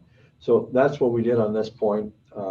We did work within what I thought was our boundaries we had to work on legislation. I mean, people have dealt with the legislature. How many times have you seen bills come up that are self-serving, and they'll even say that up front? And it was Senator Valiant used to do that a lot, and he was upfront about it. He'd say, "I call this Jamie's bill," for his daughter, something that he thought was wrong, that he righted. And those were never vetted. So I'm not defending, I'm just trying to explain that that's how the process works. Once we're in a session, if we're asked to work with the legislator and they ask us, I'm going to own that we work with them on it. We're not going to run from that. And any bills that is brought forward are going to be vetted. Like if you guys bring the bills forward through the PLPW, we vet them. You go through EQC, we do all these things. So that's the whole thing behind that. So it's one of the things that I do want the PLPW to be looking at is it's not going to go away, and we need to figure out how to harvest elk on private land and push them off onto public land as well. So ideas and things we need to work on, I think that's not going to go away, so we have to try to work on some solutions. So any questions on that? Director Worsich, this is Patrick Byerth. Yeah. Excuse me. I just wanted to follow up on your comment about nothing has really worked and get your perspective if you reviewed the shoulder season materials and the effects of shoulder seasons in different places.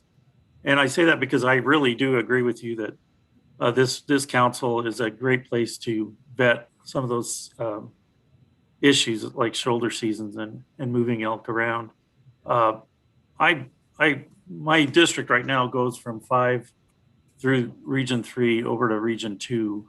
Mm-hmm. I can't tell you how many hunting districts that is, but in that group of hunting districts, especially in Region 3, there's only 2 shoulder seasons left. And that's because we've kept elk populations to objective, both under the shoulder season guidelines and season setting guidelines.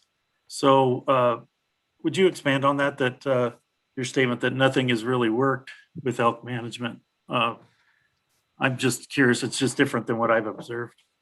Well, Commissioner, you're absolutely right. It has worked in certain areas. And I'm saying, I'm looking at it globally, going across this whole thing as a global picture. And, what I've seen from this is a lot of the things we've done, it hasn't been trying to encourage landowners to work with it. It's more of a, you have to do this in order to get this. And it's more of a requirement. And the requirement has always been to try to force access. And you'd have to agree with that. I mean, one of the things you see a lot of is in order to get game damage or anything like that, what do you have for access? What have you done for access and things like that? We're trying to come out with more of a reward for all parties to get this together and work together on it. And like I said, shoulder seasons have worked in certain areas, but if we put shoulder seasons in law across the state, would that have worked? That would have been, that to me would have been more detrimental than trying to do something new. And that's why we work with them on that. And it also, it puts the ability of the commission, more power to the commission than it being in statute. So there's a little bit of flexibility on that. Thank you for clarifying. Yeah. Go ahead, Dale. Hank, you mentioned a minute ago that you'd like to see PLPW involved in elk management, and I very much appreciate that. I guess one of the things I'm struggling a little bit with is we have the legislature with their different bills that have been proposed. We've got the department with their ideas. We have an elk management plan that we'll hear about shortly in terms of where that's going, and then having PLPW,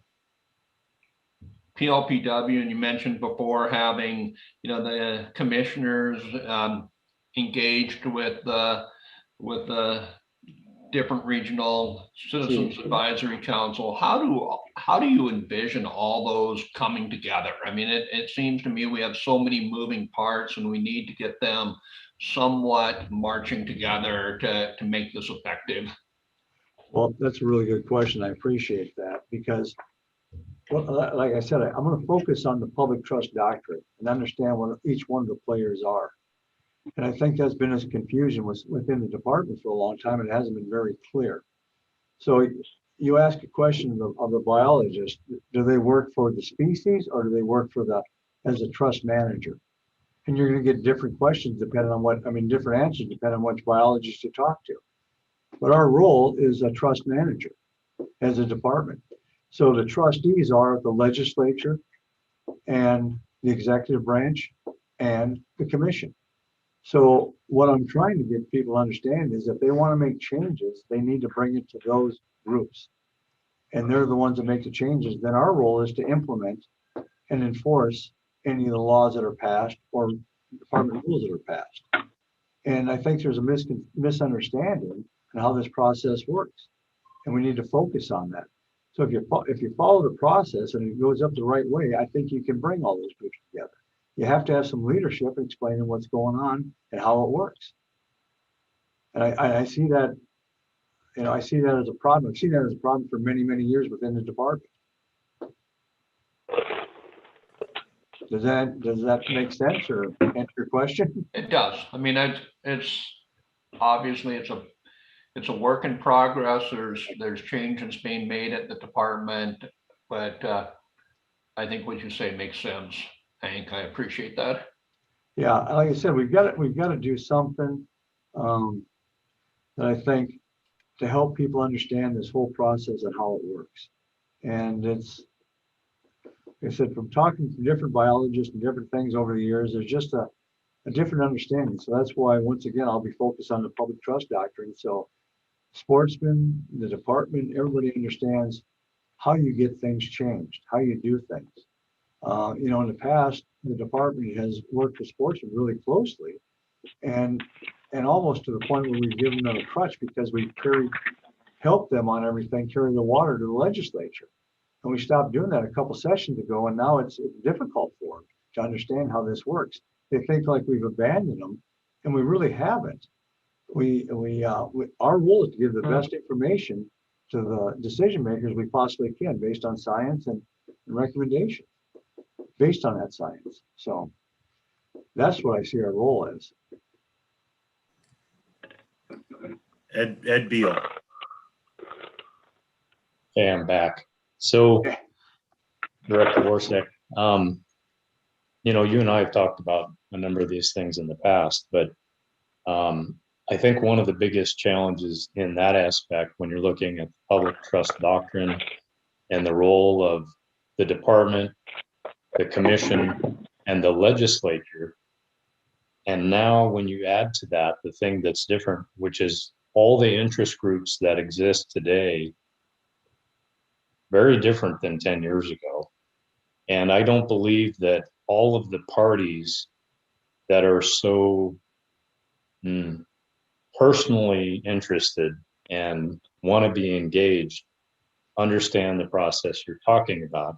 I know you're addressing that right now, but the coordination between those branches and the clarification of that reality under Montana law, I think that's a huge, huge issue. If we go back to legislation, and let's take what was it, SB 143, yeah, that the outfitters came with. Well, that got a firestorm started that they didn't anticipate, and could have been productive in a number of ways if in between sessions it had been communicated. At least people wouldn't have been quote unquote blindsided by it, that felt they were being blindsided. HB 505, I believe, is somewhat similar, and I think you're commenting to that. But when I was, as you're aware of, I was on Governor Gianforte's transition team for FWP, and one of the comments he made to me was how impassioned folks were about your position out of all the directors in the state that would be appointed. And I think that's very, very true, because we love this state, and the wildlife, the trust, et cetera, is so part of the fiber of people in this state. And so for them to not understand how all this works, and for good efforts that come forward not to be fully vetted, if you will, are always going to create that division, I believe, with the rapidity of communication today. And it's going to happen, you know, and you're not going to be able to avoid it all. But it's like the License Funding Council, that was pretty well vetted, and you had a lot of engagement by the interested party, and it took a while. But by being diligent and then coming with a wise effort, it was successful. And I just use that as the latest. And when it comes to, you know, objectives for elk, which is the hot issue of the day, creating these demands on the department and the demands on the people of Montana to respond well, we just haven't quite had that concerted effort. You know, when 505 came, I was surprised because, you know, in my mind, I'm waiting for the elk objective group, the new working group, to present their information and see if there was some brainstorm in there. And one last comment and then I'll quit. You know, the thing about the shoulder seasons that got lost in the whole process was the reason why people on the hunting side were upset, because the original proposal was a 3-year plan that a certain group knew was a 3-year plan, then to come upon review and determine what's next. I don't think that meant that people didn't support the idea of the shoulder seasons. It's just that it went from a 3-year plan to let's go 4 years, 5 years, and not get that information out there. And that's why it met such objection with the people that were paying attention to it. So those are my comments. Again, I know you're very focused on these realities and they're in your head. So that's good. And they're certainly big things to deal with, but they're definitely fixable. And to get people united in this effort of what this wonderful resource we have in Montana and the charge that Fish, Wildlife, and Parks is in charge of for the state of Montana and the people. So thanks for bringing that forward to us. No, Ed, I really appreciate that. And you and I worked on that 140, and I'm using that as a model of how to try to bring people together. I think it's imperative that you have to, you know, when we set that council up, we had a lot of people that just disagreed before it even started. And what happens is they come together, they understand everybody gives a little bit to get there. And that's what one of the things I want to do is try to bring people together, talk about these things early on. So we're going to do a full court press. I've talked to, you know, ComEd, that we need to have a thing explaining in our webpage, how do you make a change? How does this work as the actual sportsman? Because you're absolutely right. Most people don't realize it. They slept through social studies or whatever that class was in high school and didn't pay any attention to it, or, you know, modern government. And it's the beauty of it is it actually does work. If you have the ability to vet this thing, and you have the ability to change the needle one way or another. And you're seeing that happen with 505. Like I said, I'm not, whatever happens with it, I'm okay with. If the ability was that we've got people talking, and I want to take that and carry that forward until the next session. So when we have this, there shouldn't be these surprises. Nothing is worse than the surprise coming up in front of the legislature. Because first of all, there's distrust. You don't know why it's there. There's not a good understanding of what the motivation was behind it. And once again, you know, a lot of it is just on sound bites because the way the laws are written. You can't, I mean, if you read 505, it jumps out at you that it's ranching for wildlife. And I've had people say, well, you transferable take. It says none of it, but that's the way it reads to people. So that's the other thing you have to deal with is how statutes are written. Sometimes they are confusing. And so how do we help the people understand that the groups that are, you know, they're well connected now with this, with emails and Facebook and everything else, how do we help them help themselves get through the process? And then we are there to support them and the information they need, and then enforce whatever happens, implement and enforce whatever laws are made or rules are made. So once again, I appreciate that. And I think that's the hard part is we have some really, really intelligent people out there getting on in these groups, and they're passionate. And that's why I love the job. I love the passion in this. And we need to keep on, build that up and helping them do the right thing. So kind of a long-winded answer, but yeah, thanks. Anything else? Go ahead, Ed Bukowski. So you came off mute. Well, congratulations on your appointment. I guess you're early on, you made the statement, which was probably correct, access. A lot of the Fish and Game money comes from out-of-staters, and to keep the big bulls around, so they're getting from $5,000 to $15,000 for a big bull. You can't go in and hunt the cows and drive everything off into the forest. I'm very familiar with the area involved with 505. I was raised in Rygate, east of Harlem. So it's really kind of a catch-22 because the outfitters definitely are not going to bring people in to shoot cow elk. So I don't know exactly. Like I said, I don't have any answers, but like I said, it's after the fact management. I don't know if we could get before the fact management, but like I said, it's a situation that is going to be a very hard one to control because of the dollars involved. So that's all I have. I get that comment from a lot of people. Thanks. No, and I appreciate that. And that's one of the things that's, I've looked at this for a long time. I started out with the Board of Outfitters, watching them and how they work and what their ideas were, and then come to the department. So I've been able to see both sides of this pretty clearly. And, there is a frustration. There's a jealousy out there with people too. And unfortunately, even with House Bill 505, when I was up in the hallway talking to people about it, I had several people talking about that the landowners, they need to open all this stuff up. They need to do these things. So I had one guy that I talked to. I said, well, I'm a landowner. I said, well, how much land do you have? He said, well, I got a section. I said, okay. I said, do you have elk on it? He goes, yeah. And I said, so I can come down there and hunt that, right? He goes, well, no. I said, so you want everybody else to open up and do what you don't want to do. And I said, so how do we get people to understand that and work together and give some incentives for both sides? So Ed, your response to that, the outfitters won't allow people on, or landowners won't allow people on. So the way this is supposed to be on 505 is the balancing act.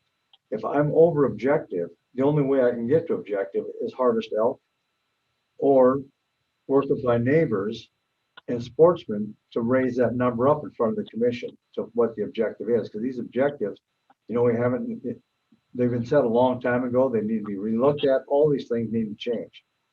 So a case in point, I asked the speaker last session. He said, Hank, I'm 900% over objective. I was up there with Director Williams. I said, yes, sir. I said, what would 100% look like to you? He goes, well, we can't go that low. I said, so he said, I said, so what is the tolerance? What do you and the sportsmen and everybody else think the tolerance is for elk? Not just an arbitrary number. And how do we get to that tolerance for everybody? And how do we try to get this done? So it's got to be more of a thoughtful process of working in all the groups. And I will tell you, if I was a landowner and I wanted to get my numbers down, and I had people that I know could only shoot cows on my property, I'd send a list out and invite them in there. I'd tell them where they could hunt, where they could shoot cows, and try to get them to be as productive as possible, and hopefully come with 2 tags and try to get these things knocked down. So we're trying to get people to get the department out of making all these arrangements and doing that stuff and letting people try to work together. That's the true attempt of 505. Is it misguided? Probably. Is it an attempt? Yes. So we're trying to get something out there on the ground that may work. Okay. Anything else on stuff? Just last thing, I wish you well. Keep your head down. I can't. Who's that? That's Carl. I couldn't hear. Can't hear Carl. Kind of quiet, Carl. Okay. Is this any better? Any better now? There you go, buddy. There you go. Okay. Yep. I wish you well, Hank. Keep your head down. And one of the things I wish we could do is in the adversarial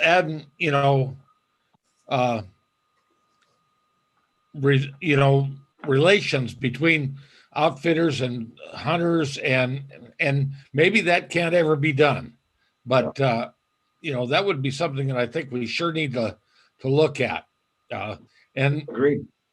From my standpoint, I'm looking at generations down the road being able to do this, and I sure as heck don't want to see the King's deer happen. So, No, agreed. Good luck to you, sir. Agreed. And that's the thing, is it is tricky. And like I said, if it was easy, it'd been taken care of a long, long time ago. But it's going to be something we have to work on, and continuing to give a full court press. And so I said, I want this group's help, because I respect this group immensely. And I think you guys are clear thinkers. You think outside the box, and we're gonna have to come up with some solutions. And I think you're well represented. And like I said, I really want to use you as a tool to help on some of the big issues. And I've worked with you guys for quite a while and understand what happens when you get the wind out of your sails. You're not reappointed, and those things happen. That's one of the first things I asked the governor when we were interviewing is, would we make sure the PLPW is running and continues running and appointments get done? So I think it's imperative that you guys are on there. And I hope a lot of you want to stay back on here, because it is a good group. I'm well aware of the issue with the outfitters. I mean, that's 143 to me was really not a good idea that high and trying to do those things. But they're trying to justify their existence as well. And that's the problem, is we all want a little bit of it. So how do we make that all work between everybody? So gotta be some give and take all the way across. So anything else? I have one more question for you, Director. Yes, sir. And I don't know if you can respond to this or not, but I was listening to the Senate hearings when they were looking at confirming some of the new Fish, Wildlife, and Parks commissioners, and I was a little bit troubled by Mr. Tabor's comment, and I may not have it exactly right, but he said something to the effect that he had felt PLPW had lost its way, and I guess I was a little bit offended by that, because I probably have the least tenure on this group, but at the same time, I've also seen how people have rolled up their sleeves, really tried to work on things to better PALA and other programs in the state. And I'm not asking you to try to interpret what he said, but I'm just wondering if you had any idea where that was coming from, or why that thought might be out there. Sir, I do not, but I am going to talk to Commissioner Tabor on that, because I'm going to give him my experience working with the PLPW, and I will ask him where it came from, because I was relayed that comment from other people as well, saying that was asking about the PLPW, and maybe I'm a little biased because I worked with it a long enough time that I really respect what it does, and I see the potential of achieving a lot of things within these groups, more so than some of the other ones I've worked with. And you all know that, this is one of the best comments I've received was when Senator Aiken was on the committee, and he was over here as an appropriation things last session. And he talked about being on the PLPW, and he said, he said, I've been on a lot of these groups and stuff like that. So he said, well, when I'm done with this one, it's the only one that when I go home, I don't feel like burning somebody's house down. He said, I get along with everybody on there. We've got some great ideas and we come together. And that's, to me, that speaks highly, because he's seen a lot of stuff, and the legislators we have on there are very committed. They want to do the right things. They want to carry the water for everybody. And I couldn't be more impressed with this group. So I will have a talk with Commissioner Tabor on that, because that was brought to my attention before. So I appreciate you, Dale, bringing that back up again. So thank you. You understand where I stand on this group. Definitely. Okay. Dan or Cindy have anything else?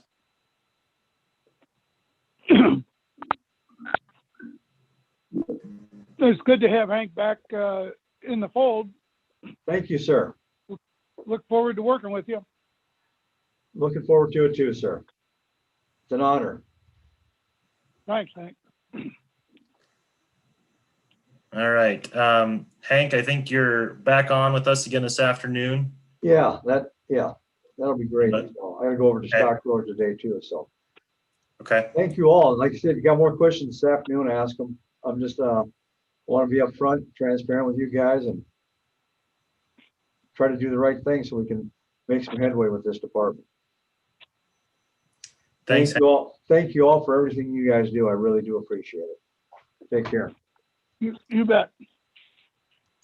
And just like the director said, if you guys have interest in possibly being reappointed with this group, go ahead and let me know. I know I've heard from a couple of you, so just send me an email or give me a call or something, and we'll submit your names if that's what the governor would like to do. Moving on into some more access discussions. Adam Carr, who I've not technically met, but Dale knows you well. I invite Adam to talk to this group, and then we'll talk about DNRC after that, and then we'll get a brief overview on the update for the elk management plan, and then it'll be lunchtime. So Adam, the floor is yours. Thanks, Jason. Yeah, good morning, everybody. Very pleased to be with you today and appreciate the invite. So, yeah, as Jason said, my name is Adam Carr. I'm currently the Public Lands Access Coordinator for the Montana Dakotas BLM for our state office, although I sit in Lewistown. So I'm going to just hopefully give you a good overall update of what we're trying to do both within the state and then a couple of larger kind of bureau-wide initiatives and how they relate to access and land acquisition as it is. So just a little bit of background about myself here quick. I've been with BLM for just over 20 years now, hard to believe. Thanks in part to Mr. Tribby.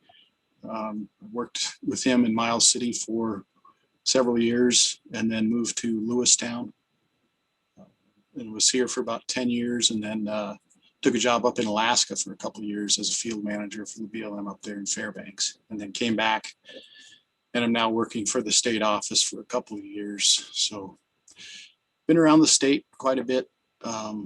Worked in all of our districts at one point or another on a temporary basis. So I'm familiar with the High Line. I'm familiar with Central Montana as well as the Western District, and like I said, in Eastern Montana.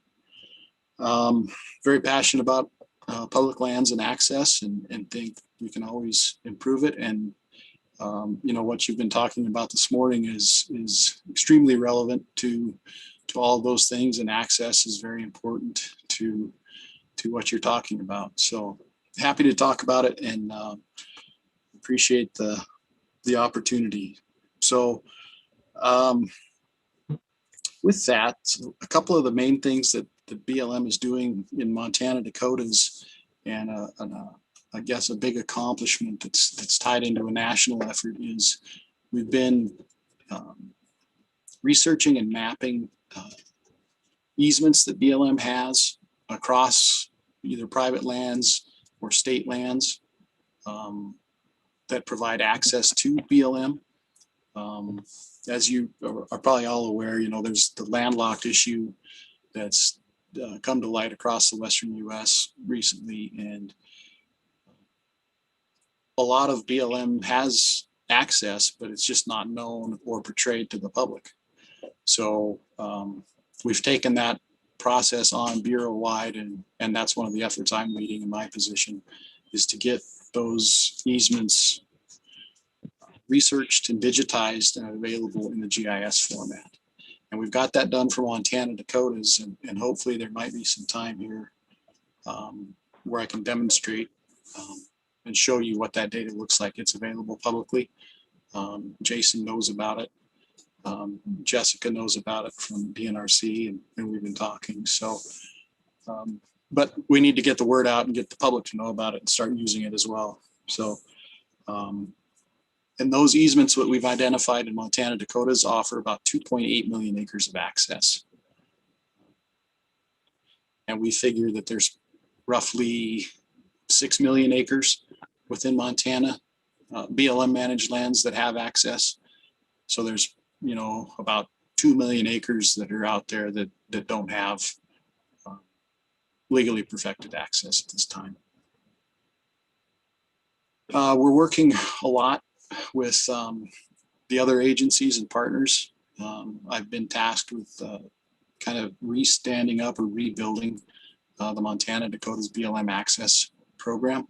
It's been several years since we've had an access coordinator, so we're working on getting that program developed, and then offering support and guidance to the field office, especially in light of the other big event that's come around the last year and a half with the Land and Water Conservation Fund becoming permanent and fully funded. So to put that into perspective, you know, it's been a real challenge for Montana, Dakotas, and other BLM states to really rely on LWCF funding to have a consistent capacity to try to support acquisition of important lands and or new access because of the fluctuating funding. So now that program is fully funded and permanent, we should be able to start building capacity. And we're going to be developing within Montana Dakotas a proposal to develop an acquisition team that will, you know, specifically deal with and address access and acquisition opportunities. And I just figure wise for 2021 for our fiscal year, we've got, I think, BLM wide close to $70 million. I think, and I'm not trying to step into the politics here, but I think the previous president's budget for the whole program, the last one he released was like $2.5 million for the BLM. So to go from a budget from 2.5 million to over 60 million, that tells you the scope we're going to be dealing with as far as how that's going to change. And Dale might have some historic perspective that he could share from his time with BLM on that. But it seems like it's going to be a lot more consistent funding that we should be able to start using to really hopefully address some of those issues.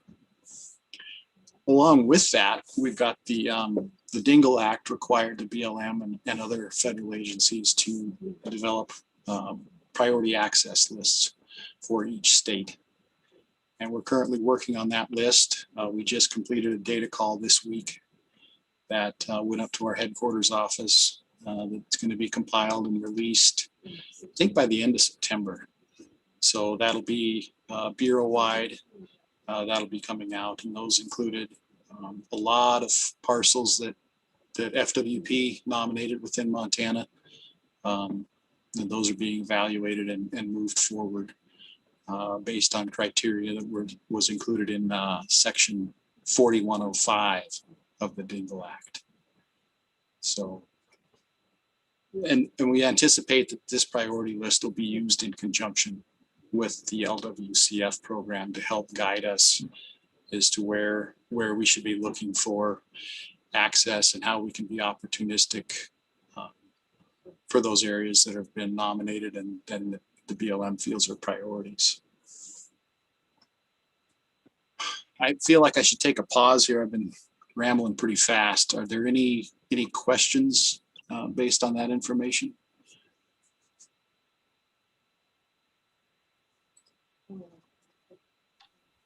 I'll ask one, Adam. The $70 million for access, what's the focus in Montana and the Dakotas? I mean, you said you worked on the easement things, you've identified priority parcels that are lacking access. What's the game plan for expenditure of Montana's share of those dollars? Yeah, thanks, Dale. Those are good questions.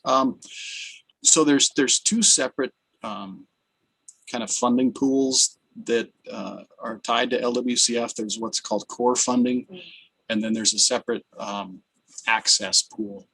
And typically, the access pool is a bit smaller, so we're anticipating additional guidance on it.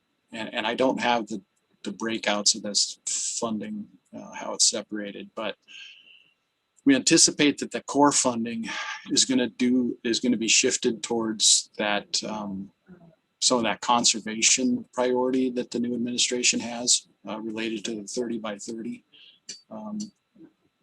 effort that President Biden signed under executive order. But there's also that sportsman access side of it, and that will be focused, I think, on these access priorities that will be identified in the Dingle Act. But then also, we're going to be trying to identify access vulnerabilities. There's lots of lands within Montana that sportsmen, recreationalists have access to now, but it's through handshake agreements or things that are not necessarily legally perfected.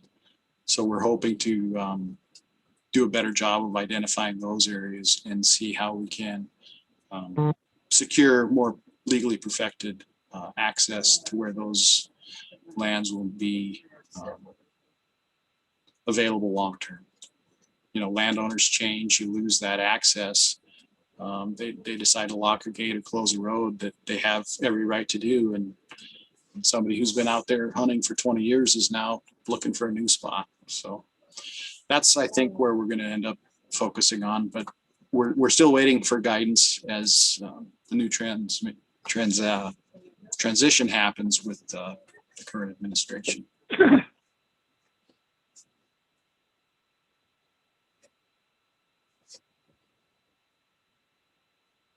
Anything else? Adam, I do have a question. This is Ed Beal and Helena. In regards to the 30 by 30 and how you see that relating to hunting, fishing, conservation contribution, do you have any new insight as to how that will be viewed with the new administration in the Department of Interior? We haven't been given a lot of guidance on that yet, Ed. They, I think within that executive order that I mentioned, I don't know the number of it off the top of my head, but it requested that bureaus and agencies develop a kind of a report by the end of April associated with that 30 by 30 initiative and how they could, how those agencies could further that effort. But so, like I said, we're kind of still waiting on that. But I think one could infer that looking at those areas where maybe they've been identified as critical habitat for a T&E species, existing wilderness, some of those protections that are already in place, those could lead an agency to seeing, well, that those could be areas that might take more priority for that conservation side of things. Thank you. Yep. Adam, this is Carl Zabrocki. I don't know if you can hear me or not. I'm having audio issues. Yeah, I can hear you, Carl. Okay. And I missed part of your presentation. I apologize for that. But a couple of questions that came up this fall. Is there a process for landowners posting BLM ground? Is that a no-no, or is that frowned upon, or is that just accepted? I'm assuming you're talking posting for, say, trespassing or public Basically use. Putting a no hunting, no trespassing sign on a BLM section. Right. Yes. Yes, that is not permissible. They can't post it. It is public lands. So is there? I understand that you can't post it. Is there teeth to that? teeth on the side of the BLM has authority to cite a person for illegally posting public lands. Yes. Okay. And who would be the enforcement agency for that? BLM, we have law and regulation in place, and law enforcement rangers that can enforce Okay. that regulation. Thank you, sir. Yep. Hey, Adam, you may get to this, but I would like to ask this question. I don't know if you listened in this morning to our discussions on PALA.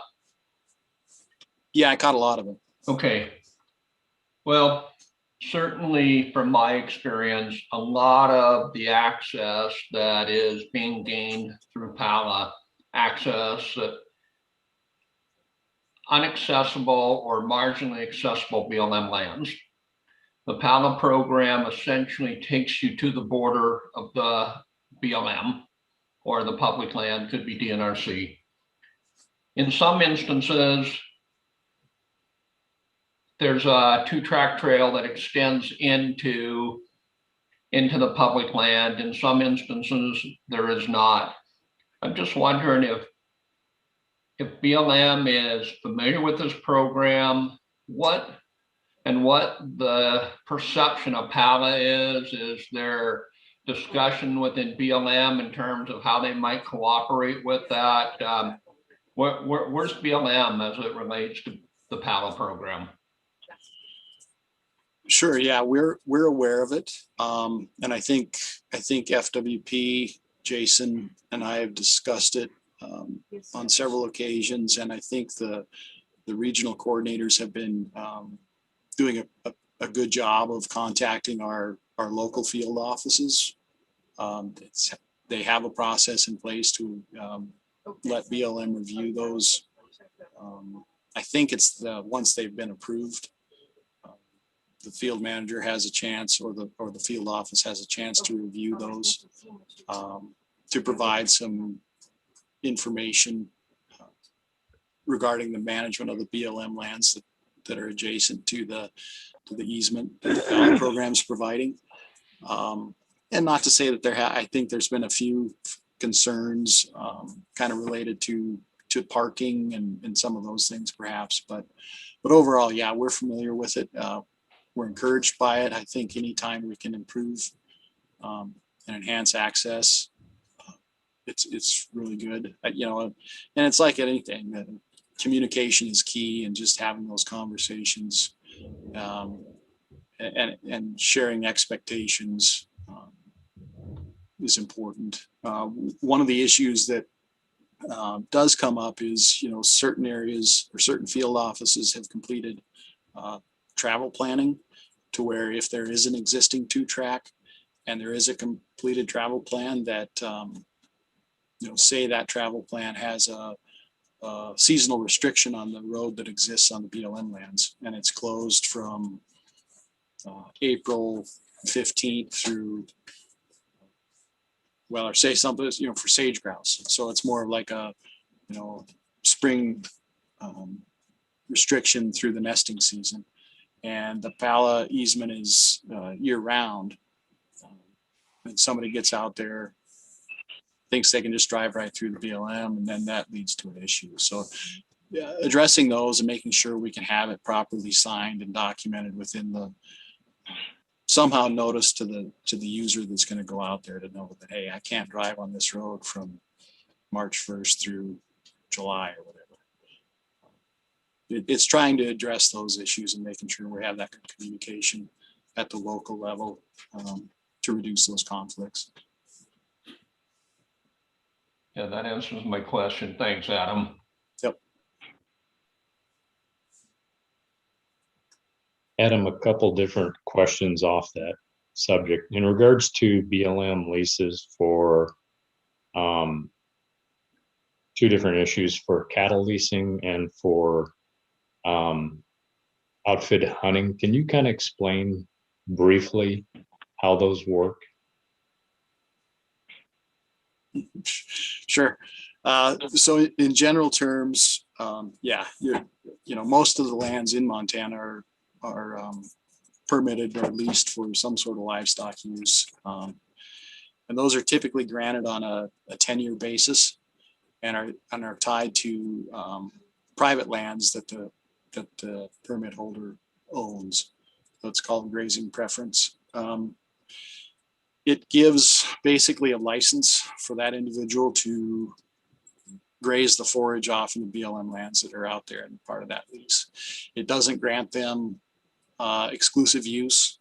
So if there's legal access, recreationalists, hunters, sportsmen and women can go out there and spend time without and shouldn't be interfered with and run off.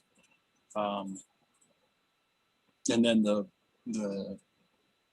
use that those livestock operators are allowed, have to meet certain standards to provide for wildlife habitat and other things that they're held to. And those are looked at, again, like I said, every 10 years, those are renewed, and we look at those land health standards associated with it. Guiding and outfitting, that's a separate process. That's run through the recreation program, where the guides and outfitters have to apply for use of specific BLM lands. They provide an application and how many hunter days they expect to use, where they expect to use it, and what specific uses they would have on the land, the public lands. Are they going to camp out there? Are they not? All sorts of things. They have to provide proof of insurance, other things like that. But again, their use isn't exclusive. So, if somebody has a special recreation permit as a guide, they can't expect not to see other hunters out there. And then a portion of the fees that are collected by that outfitter or guide on BLM lands comes to the BLM as part of that permit that they're issued. And then those monies are used to improve either habitat or recreation within the area where they were generated, if that makes sense. So their fees to use that public land for outfitting are a percent of the revenue they generate through those activities, whatever they might be. That's correct. Okay. Follow up on that, Adam. Thank you. If an outfitter is leasing it, is it closed to the public? No, it is not. Okay. As long as there's legal public access to that area, the public has every right to be out there using it, regardless of if Thank there's you. Adam, this is Ed Bukowski. I've been sitting on the Region 7 rack, and now it's a much bigger area. A couple of years ago, they were doing a road inventory in southeastern Montana. Where does that stand at present? We were kind of involved in it. I haven't heard anything about it. Ed, I don't know the answer to that. I could sure find out for you and get that information back to Jason, but that's part of the travel planning process that I mentioned earlier. The first thing that an office does is they identify the travel planning area that they want to address, whether it's all of Southeast Montana or if it's maybe a county by county. And it doesn't even have to be a county level breakout. They can break it out however they want, but they need to do an inventory of the existing roads and trails on the BLM lands to then identify how they want to, if there's duplicate roads, if there's resources impacts, and then how they want to move forward in, leaving those roads open, restricting them, closing them, those sorts of things. But I don't know where Miles City is in that process, Ed, but I could sure find out. We have another meeting here at the end of the month, so I can probably ask it to them too. So thanks. Yep.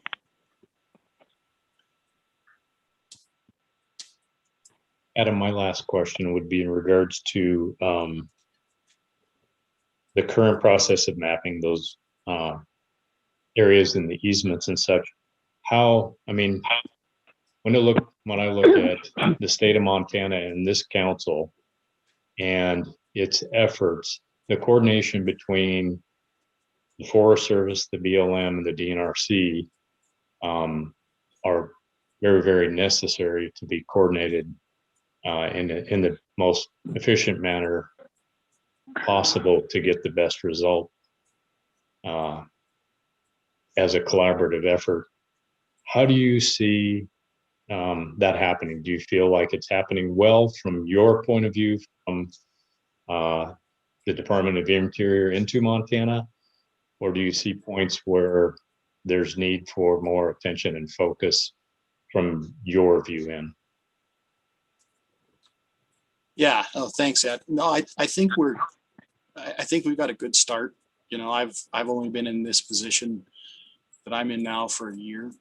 And I know Jessica's fairly new with the DNRC. So I think we're starting to get some traction. We're starting to move in the right direction. But I think there's obviously still a lot we can do.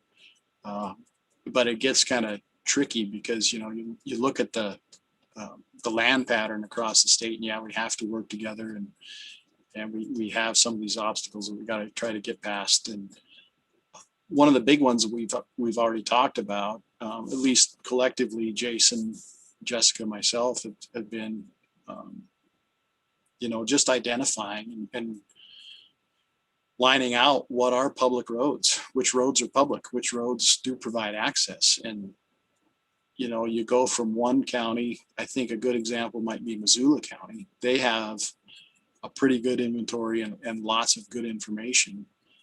But then you go to a county like Petroleum County or Carter County, low populations, you know, not a lot of resources within those counties, and it's really hard for them to identify and do any of that work. So there's definitely obstacles and rooms for improvement, but I think having access positions in each agency is really going to help us start working together and identify ways we can improve it.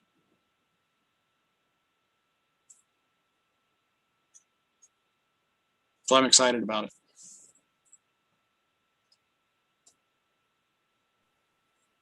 I really appreciate you being here for us, because trying to make these connections and trying not to duplicate effort and yet not miss anything, to me, is going to be pretty critical when you look at the Land and Water Conservation Fund and that opportunity. I mean, we're only dealing on the PALA at the state level with a $500,000 budget, which we've not even used half of. So it seems like if the interested parties can coordinate, certainly the state agencies, but then you get into some of the nonprofits or some of the private entities that are doing some of that same, and somehow bring it together so we can get on it as rapidly as possible, would be really beneficial for not duplicating efforts or missing anything. So I appreciate you being here to clarify some things for us. It's really helpful.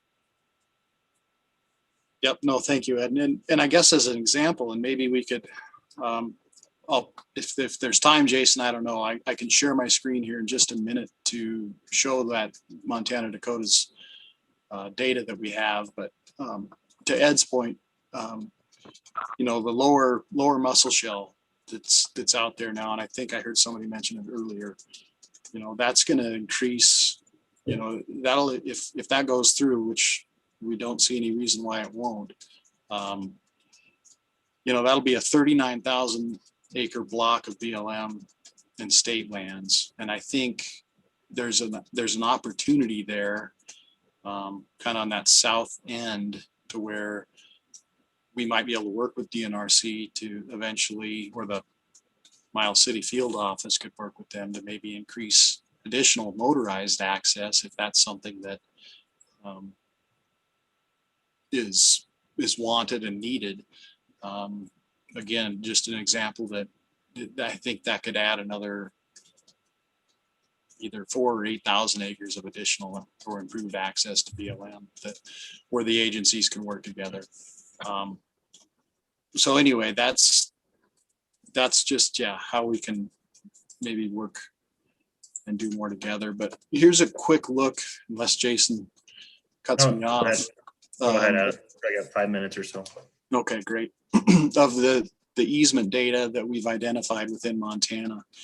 So the yellow that you're seeing on this view are those easements that we've digitized and added into the to the GIS environment. There you go. I say mine's not there yet. There you go. Now it's there. Okay. All right. So yeah, this is just the center of the state. I don't know if there's anything in particular somebody wants to look at, but excuse me, I'll just zoom in here to an area within our multi-field office, I guess, to start with. That shows, you know, we've got some transportation layers in there so you can see it. And then if an individual wants, they can actually select the individual easement itself and eventually get some information on it. Should be able to. For some reason, it doesn't seem to be liking that. Okay, Adam, while you're going through this, is this a public document and can it be accessed by us? Yep, this is public right now. If you go to, it's probably easiest just to tell you to Google BLM web app gallery.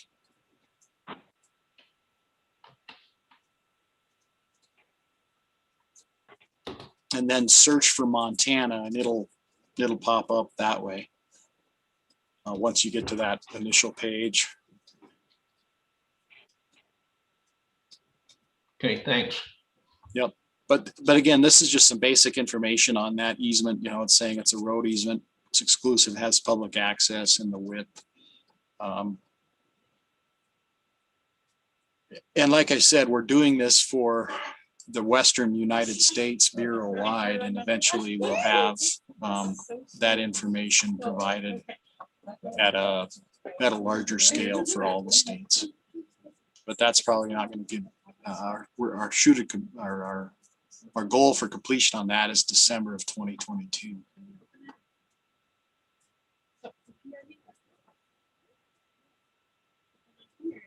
So I don't know if there's anything else that I can show you or you have questions on about this.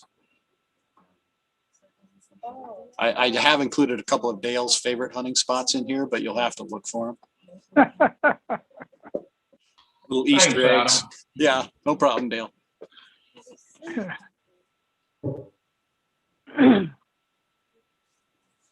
But really, that's about all I have. Unless there's any other questions, I can turn it back to Jason. All I was going to say is the old Stagecoach Road is going to need a little help. Right.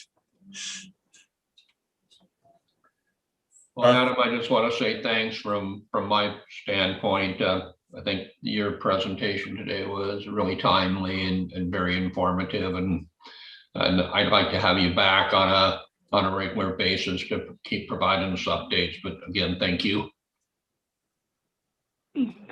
You bet. Yeah. I agree. I would echo that, Adam. Thanks for your time and thanks for this work on this map. It's been really helpful even for us as we look at PALAs and trying to figure out who's the lessee and everything else. All your digital records have been really helpful. So good work. Thank you. Yep, no, very much appreciate it. And I'm glad to come back anytime. Thank you. All right. That leads us to Jessica. Jessica's access specialist with DNRC. Hi, everyone. Thanks for having me. I've got just a quick presentation for you today, so hopefully you can make up for some time and get you off to lunch at a relatively good hour. Again, thanks for having me here on behalf of DNRC. I'm Jessica Hogue. I'm the Recreational Use and Public Access Coordinator here. So Jason invited me to talk briefly about public access from the DNRC shop. I've been in this position, DNRC, for just over 6 months. And so mostly thought this would just be a great opportunity to introduce myself to the committee, describe this new position at DNRC, and just generally some of the projects we were working on. So the recreational use and public access coordinator is actually a newly organized position at DNRC. The reorganization really just elevates recreational use and trust land as a standalone program, and it purposefully recognizes that implicit relationship between recreational use and public access. The overarching focus for the position is twofold: policy and program administration for recreational use on state lands and public access acquisition. Under this umbrella is that administration of the Montana Public Lands Access Network, or MT Plan, as you know it. I like to call it Montana Plan. This program is one of many grant programs to secure or improve public access to state land and public lands in Montana. And you're familiar, obviously, with PALA and other programs with FWP. Montana Plan is the only grant program of this sort that's administered by DNRC. So for those of you that aren't familiar yet, Montana Plan offers grant funding for public access easements or enhancements across private land to inaccessible or difficult to access public land for kind of the suite of recreational use. It's not focused on hunting or fishing per se. The program is funded by private donations through DNRC and FWP websites, or really any conservation licensed vendor, or through direct donations to DNRC. Public access easements acquired through Montana Plan have a minimum term of 3 years and require approval of the Montana State Board of Land Commissioners, or the Land Board. So we're currently accepting applications on a rolling basis, and there isn't a hard deadline to apply. I'll tell you, I've really appreciated the discussion today and overhearing you guys going through the process of scoring applications as they come in for PALA. I don't see that we have a formal process for that yet for Montana Plan. You know, our application requires some of that information, but I didn't see yet that we have a real robust scoring criteria developed yet. And so if we get to a point where we're seeing a volume of Montana Plan applications coming in, I think it'd be really beneficial to springboard off of the work that you guys have done on the scoring criteria. So it's been really helpful to overhear that information. I'll just give you the webpage for Montana Plan if you want to investigate and see more information. It's dnrc.mt.gov/MT, like Montana, PLAN.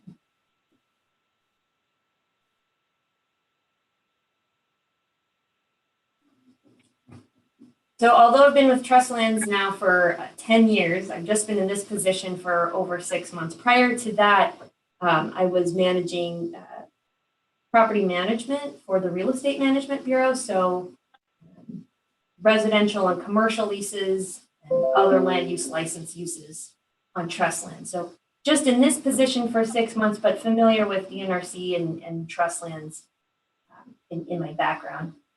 In the short time in recreational use and public access, my focus has generally been on understanding recreational use and its management on trust land. I'm sure, as you all know, there's many complexities. It will take a little bit of time to feel like there's a comprehensive understanding of all these moving parts. And also really working on getting the word out that this new position exists as a point of contact for DNRC, specifically on statewide recreational use issues, and for public access opportunities and questions, which includes collaboratives with FWP, BLM, and Forest Service. So, we have been talking, Jason and Adam and I, and that's just been a great relationship to start working on and pursuing other opportunities for us to collaborate on messaging access specifically. Also as a point of contact for general opportunities to improve the public experience when seeking access and recreational use information. So far, really working on establishing this position and program immersion at this point in time. But this winter, we did initiate work on a mapping application related to public access on state land. We're pretty excited to get the ball rolling on that project as well. When it's complete, the application will be a tool for the public to easily identify not only accessible parcels, but to be able to see any special restrictions that might be in place on those parcels as well. So a quick presentation, but I want you to know I'm really excited to be in this position with DNRC. There's just so many opportunities here to do good work for the state of Montana. and invite you to reach out to me with questions or ideas. And since I don't have a screen share, I'll just rattle off my contact information, and obviously Jason can get that to you too. But my email address is jhoag@mt.gov. My phone number is 444-5760. That's all I've got really right now, but I'm certainly here to answer any questions if you have any for me today.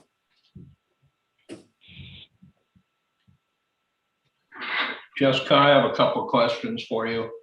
Kind of like I asked Adam, how involved is DNRC with Fish, Wildlife, and Parks in terms of the paddle program? I mean, you alluded to it a little bit, but are you fully supportive of it? Are there issues with that you're working through? The other question, I guess, that's related but somewhat separate. I know the rules on DNRC land are 2-track trails are largely not open to public use. However, where I live, there are many tracts of DNRC land that the main 2-track thoroughfare through a ranch goes through a section or a portion or a parcel of DNRC land.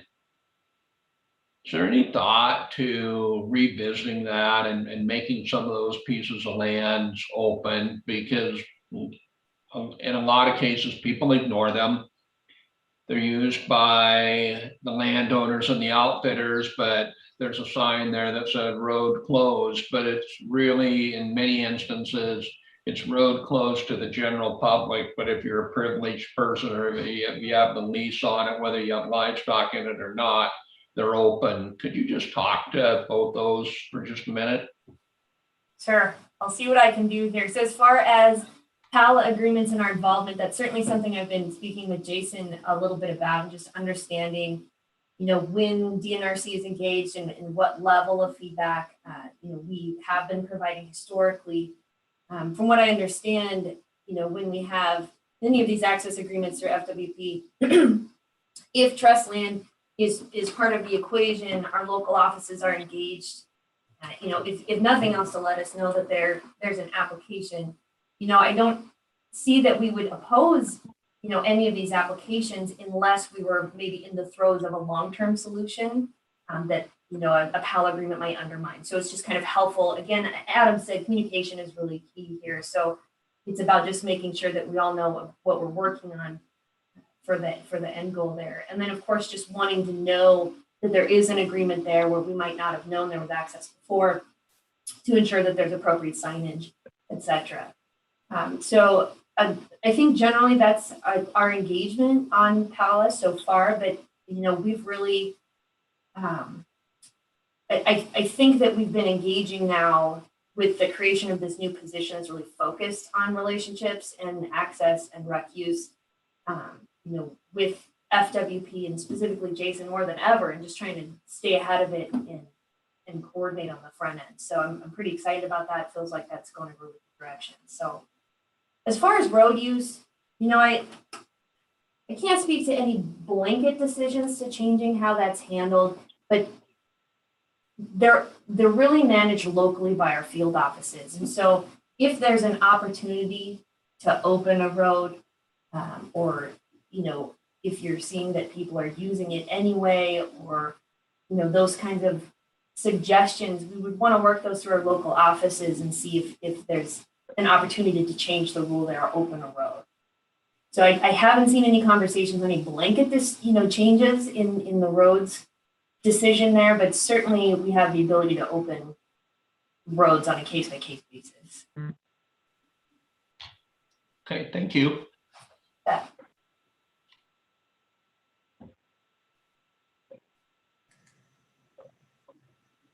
Other questions for Jessica?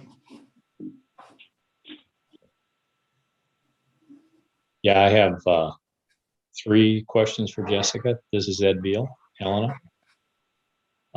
Number 1 would be if you can give us an idea of your budget for these grants And two, are you targeting just DNRC lands to access in this plan? And three, on DNRC lands that are leased for grazing, are they typically exclusive to grazing? Or are they generally open to the public? Sure, you bet. So Montana Plan doesn't have a budget, so it's funded from private donations. The current account balance is around $55,000. And then we get that information updated quarterly. So the money donations, unless they're directly sent to DNRC like a check, they're funneled through FWP system. So they send us an update quarterly on what those distributions are. So right now it's about 55,000. MT plan money is not specific to state trust lands. It's all public land opportunities. And it also includes not just new access, but enhancements. So there's some other things to look at there. It does include the lessee component that's included in many of these other access programs. So where the private landowner needs to also be the lessee. And it's also, they're longer term agreements. They don't have annual payments, so like a one-time payment. And they do have that open to all recreational use component. So those are some of the things that are just a little bit different about Montana Plan. Last question you asked was about grazing leases. So grazing leases are not an exclusive use. If the land is legally accessible, it's open to general recreational use. That said, a grazing lessee does have the ability to do certain temporary management closures that are associated with their operations that are happening. So those could be a weekend to a couple of months, I believe is the restriction. So having those kinds of things would allow them to temporarily have that exclusive use to conduct business. Thank you. You bet. Jessica, I had kind of a question just in terms of, you had mentioned your position was kind of new. So Ryan Weiss was situated in the Trust Lands Division, is that correct? Or how's his position different than yours now? Or what Sure. position? Sure. So when Ryan was in the position, it was a Public Access Opportunities Specialist. That was the title. And it was specifically focused nearly on access. It was organized within the Real Estate Management Bureau, which is within Trust Lands. How they've reorganized it now is it is no longer within a bureau, still within the Trust Lands Management Division, but it's really peeled out from any specific program umbrella. And they've also, we had a FTE that was our weeds manager, I think it was statewide weed coordinator and recreational use manager. So it's kind of just really focused on administering the program, doing a lot of help with questions and processing SRULs, special rec use licenses, and outfitting permits. What they did was they pulled that recreational use management component off of that and made it more focused on policy development of the recreational use program instead of just responding to issues as they come in. We're trying to get ahead of it and really build a program on state trust lands. So both of those things came together, which I think really made sense because you can't separate, public access from recreational use. So I feel like we are better positioned to see success with getting public access acquisitions if the person at DNRC who's working on that is inherently looking through the lens of recreational use and what those impacts might be and being able to address those conversations on the front end specifically. Thank you. You bet. Any other questions for Jessica?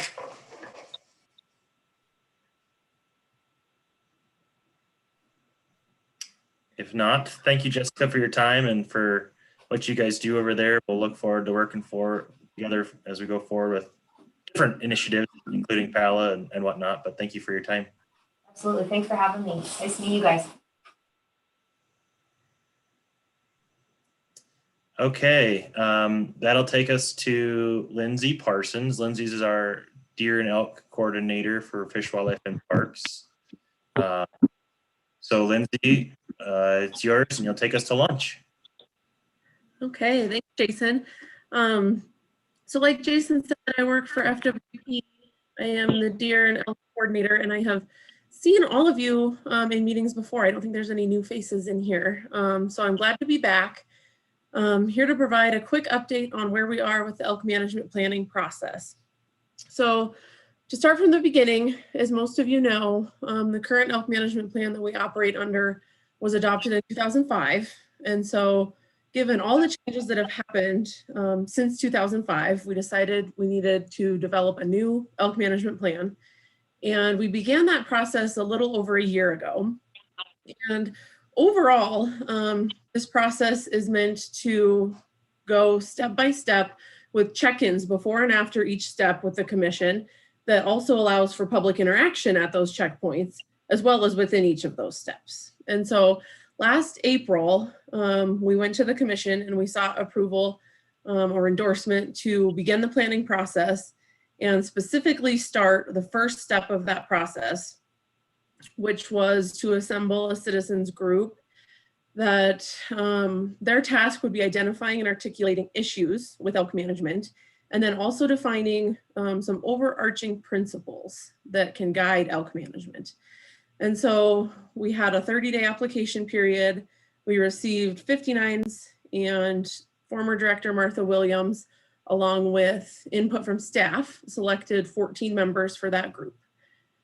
And so a diversity of perspectives were on this group of 14 members, and it included landowners, hunters, outfitters, and guides, backcountry users, wildlife enthusiasts, and then just other interested members of the public. And so this was the point in process that I gave you an update last. I think the last time I talked to you was late summer probably, and we had selected this group, but we had not met with them yet. So because of COVID and several other things, our pre-scheduled meetings for last summer got pushed back. And so we didn't end up meeting with this group until November and December. And even then it was virtual on Zoom, just like we're doing now. But they met for a total of 5 days in November and December of 2020. And the group used a structured process that was facilitated through a couple of facilitators through University of Montana. And they completed these tasks of articulating elk management issues and developing guiding principles to address each of those issues. And so overall, the group came up with 6 categories of issues that they all agreed were issues. And then following those, they developed those guiding principles, which basically each guiding principle states how a single problem in that issue statement can be successfully addressed or resolved. So in other words, a guiding principle states what it would look like if that issue was successfully resolved. So that happened November and December. They came out with those products, or they developed those products. We waited a little while before we did the commission with a lot of the transitions that were going on and just full commission schedules in general. But myself and several members of that citizens group will be presenting this group's products to the commission on April 1st. And so you will see those products being released any day now, both on the FWP Elk Citizens Group webpage and then also with the commission packet that will be released, like I said, probably early next week. And what we're going to ask the commission for this time is, can we adopt these for public comment? So in other words, we've developed these, the group has developed these. We want to hear what the broader public thinks, and if they agree that this is a good starting point to build the rest of the plan upon. And so like I said, overall in the process, we want these checkpoints that, yeah, this is a good process step. And then at the end of that process step, is everybody happy with the products that were derived from that before moving on to the next one? And so we're sort of towards the end of this first step. And like I said, we want to get both commission endorsement and the overall public input on whether or not this is a good foundation to build upon, basically. So if we receive a positive response from the commission and the public, then we will continue to build upon these principles, likely getting into more detail. And we haven't hammered out all of the details to that step yet, because we don't want to get too ahead of ourselves, given we don't know what the input will be on these first products. So I'll stop there. Like I said, these will be released any day now, but if you have any specific questions about the process or about these products, I can try and summarize as best as I can.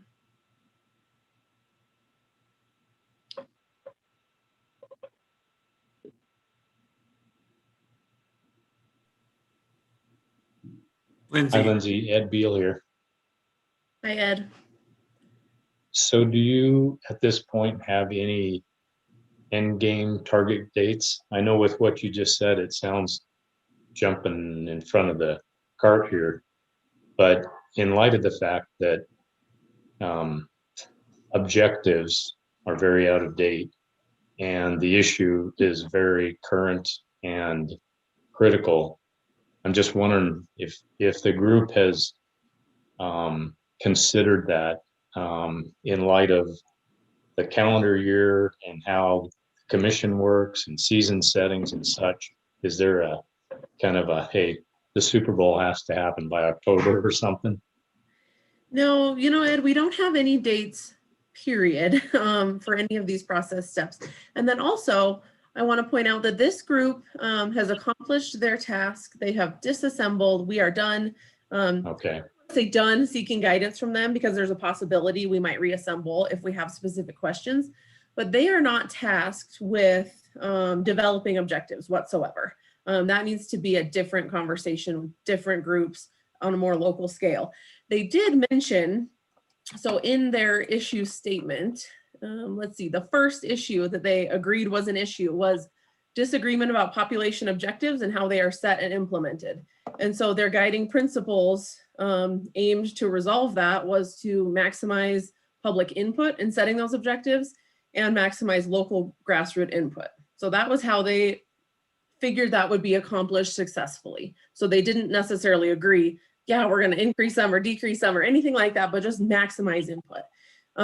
As far as dates go, realistically, by the time this goes to the commission, goes out for public comment, and we can hopefully move forward beyond that point, I don't think there's enough time to get that maximized public input at a local level for every hunting district in the state. I don't think those will be ready going into this upcoming biennial season setting process. In terms of overall dates, like I said, we don't have any of those set. We certainly are further behind than we expected to be at this point, just given a lot of different factors that have come into play. We hoped to be done with this step before this point in time. And so I'm hesitant to give any dates right now, but when we do hopefully move forward, we will have an end date for that next process step, whatever that is. Okay, yeah, I appreciate the fact that 2020 presented all of its unique realities and challenges. It'll be interesting to see what the commission thinks, because it's certainly a problem that is driving a lot, and a well thought out plan, obviously identifying the issues, and then beyond that, what happens with identifying some solutions. Big task. But in light of how outdated those objective setting, that whole objective plan and the mandate from the legislature to manage to objective, it's a huge answer that needs to be resolved. So thanks for your work.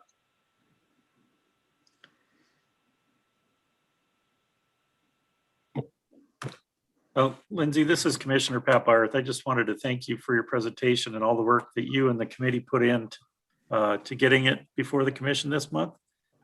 Ed nailed it on the head. There's so many issues right now that are contingent upon an upgraded elk plan and upgraded objectives, and we're just tickled to have that product coming forward. So thank you, and thank all your team. Thank you for that, Commissioner Byworth.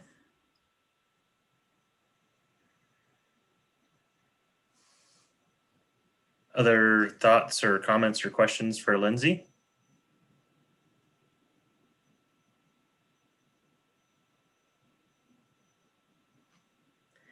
Well, thank you, Jason, for inviting me. And like I said, everybody, keep your eyes open for those products. We have a briefing paper that sort of goes through what I talked about today, but includes the details of those, the issue statement and the guiding principles from that group. And I think it was, you know, in my opinion, it was a really robust process. And it was interesting that such a diverse group of people could come together and agree on some of this stuff. And it's really foundational stuff. It doesn't get into the details, but I think it's a good starting point that everybody can somewhat get behind, no matter what perspective you come from. So we were happy with the product up to this point. We'll see what the greater public thinks of it as we move forward. But thanks for letting me come today and give you all an update. When is Hey, that Lindsay, information going to be published? Sorry, what was that, Dr. Fear? When is that information going to be published? Any day now. So it might show up on the Elk Citizens Group webpage by the end of the week. And if not there, then it'll show up on both places, but it will also come out with when they announce the new commission meeting and the commission products and packets that come out with that agenda. It'll be on the commission page as well as the Elk Citizens Group page within the next 3 to 5 days at the most. Thank you. Hey, I just Lindsay, had a- Dale Trivy here. Hey, I get those regular emails from Fish, Wildlife and Parks. Well, will the release of those documents, do you anticipate they'll be announced on those periodic emails that the department sends out? I think so, Dale. So you might have to actually click into it, but they should send out one of those that says, hey, there's going to be a commission meeting on April 1st. Click here to see the agenda. And once you sort of dig into the more info on that, it should have each of the commission items cover sheets and then any supporting information that goes with them. And this will be one of those items that'll have a cover sheet and these products. So it might not be in the blanket email, but if you click on the see more info, it should be there. That's what I was asking. I get those emails announcing the commission meetings, but I was just wondering if something might come out prior to that a person that when I look at my email, I see that it's like, oh, okay, that's a good tickler for me to get in and look at it. But if not, it's easy enough for me to find. You know what I can do that I bet Jason would be willing to do if I can volunteer him. Once it goes live, I can have him send you all the link if that would be something you would be interested in. I would be. Okay. Yeah, I can send both the printed version out and then also the email version of that as well, Lindsay, once that's available. Okay, thank you. It should That be would pretty be good. Go ahead, Ed Beal. Yeah, that's actually what I was going to say is if we can get that information, and then Lindsay, if there's something that you can think of in the process that we can help with communication wise or some sort of backing if it's appropriate. Access is our big deal, but landowner hunter relations is our other big deal in this council. And this is certainly one of the greatest issues in there. So somehow if we can be of support as things come to head, let us know. Yeah, Ed, thanks for actually mentioning that too. I will say too, I'll let you all, sort of take a look at this once it gets published and take it in and see what you think. But that's another thing that came up in the issue statement was hunter behaviors, both good and bad, have a significant impact on the effectiveness of elk management on the landscape. And so they have a couple of suggestions to successfully resolve that, which is maximize internal and external programs that promote ethical hunter behaviors and maintain fair chase principles in the management of hunting. And there's a little bit more to that sentence, but so that's another point that like you said, could be aimed at this group. So I'll let you sort of soak it in when it comes out and then, watch the commission meeting. And then if there's anything specifically that I think would be helpful for this group to weigh in on, I'll certainly let Jason know and see where we can step in, especially given Director Warsek's previous comments on wanting this group to help more with elk management. That might be really helpful. So.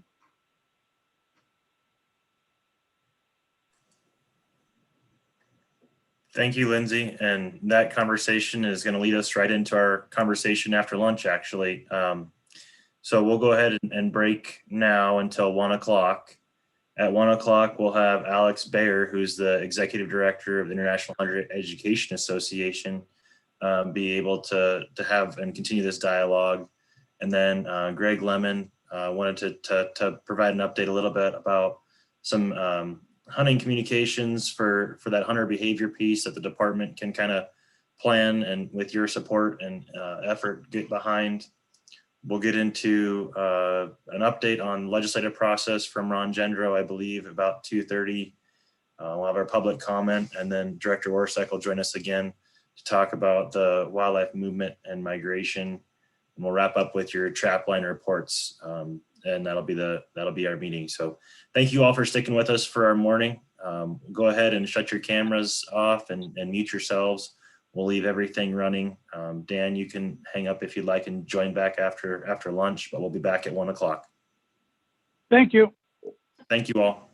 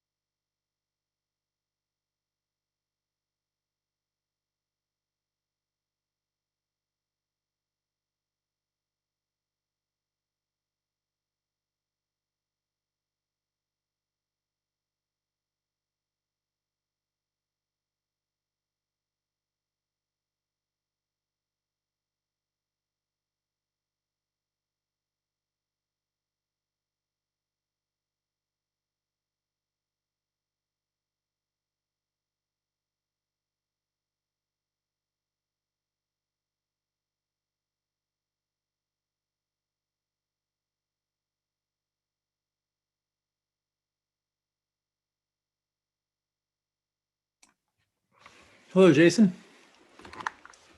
Hey, Alex, how's it going? It's great. Just want to let you know I'm here. Good deal. Did you get out and enjoy a sunny walk? You know, that was the plan. Instead, I got on a phone call with Marisa. So, oh, sure. That is just fine. But it's a beautiful day here. Same here as well.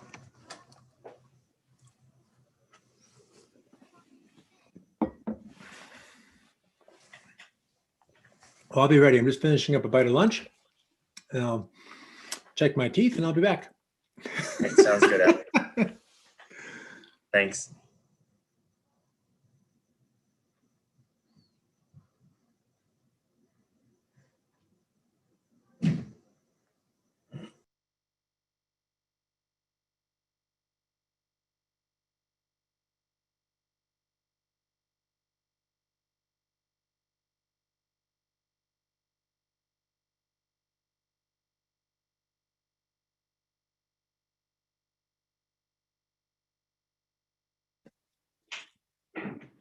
Jason? Yes, ma'am. This is Luana. Lee hasn't shown up, but I have him signed in.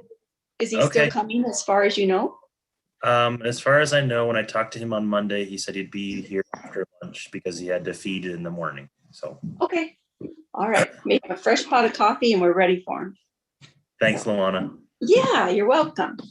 Happy St. Pat's. Hey, you as well. You're not very green. No, not today. Maybe green in the face. Oh, ooh. Okay, bye. Ed Beal, how's your ammo supply up there in Helena?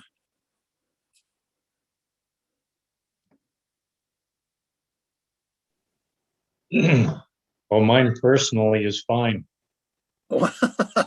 Non-existent on the shelves, huh?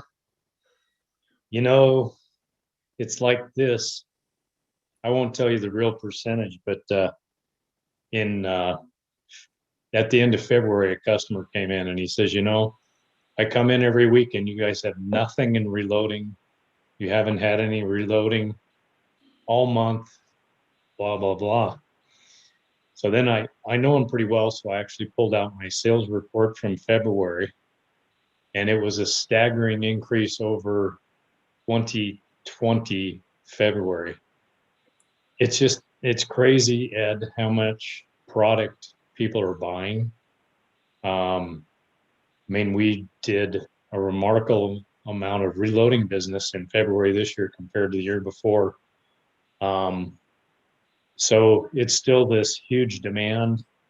You know, it's the toilet paper thing on steroids. Really something, but it's going to come around. I mean, it's pretty historic as far as the difference between demand and availability right now. But you know, we're getting product. It's just going out faster than you can get it. So that was the funny thing in, I guess, a couple of weeks ago in Shields, they wheeled out a whole cart full of big pallet full of stuff. Put the tapes up. I guess there was 25, 30 people in line and it was gone. Yeah. We're limiting everything, primers and, you know, a box of bullets or ammo to 2 boxes just to try to kind of meter it out, but it hasn't slowed that down yet. You know, we did all our trade shows. Normally we have 3 or 4 trade shows that we go to in January and February, and we did all those online one way or another, and it'll come around. We're going to see that start to change probably midsummer. And there's definitely going to be a lot more product from April on, but it's still going to just get consumed rapidly, I'm afraid. Yeah, kind of crazy. Like I said, I'm a guy down the way here that him and his boys have about 3.65 Creamores, and I can't find any ammunition. I found some once fired brass, but I can't find any bullets. So I'll eventually find them. So yeah, it's there. Yep. It'll happen. Crazy world right now. Mm-hmm. So well, good talking to you. It's good for PR money, I can tell you that for a while. Jason already knows that, but it'll be record. Yeah, the trouble is the next few years, I don't know, it's kind of like 22 ammunition a few years ago, like I said, and all of a sudden here comes the influx, but maybe not.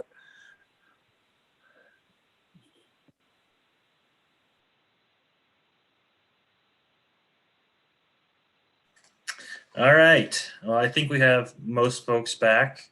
Like I said, we're going to go ahead and roll our afternoon session here. To start off with, we're going to kind of pick up where we left off in terms of the little bit of discussion we had about hunter behavior, hunters themselves, and just at times how that can influence whether or not landowners willing to open their property to hunters. And so we kind of briefly touched on it with the elk plan, but I wanted to kind of bring back in this concept through inviting Alex Bayer. Alex is the executive director for the International Hunter Education Association. I met Alex a few years ago over at a conference, and just wanted to let him kind of speak to the initiative that you guys had requested in terms of a kind of a video, but then also just kind of give his perspective and open up the discussion for just this hunter landowner relations topic, and then also how that relates to hunter education in terms of, state applied or offered hunter education courses. So Alex, it's all yours, buddy. Yeah, well, thanks, Jason, and hello to everyone. Thanks for the opportunity to speak to the group today. I was really excited to hear from Jason on the project you guys wanted to talk about. I have some information about that today, but I'm going to teaser a little bit with that because I wanted to first let you guys know what IHEA USA is doing these days, because I think that there's a general question of what's IHEA USA about.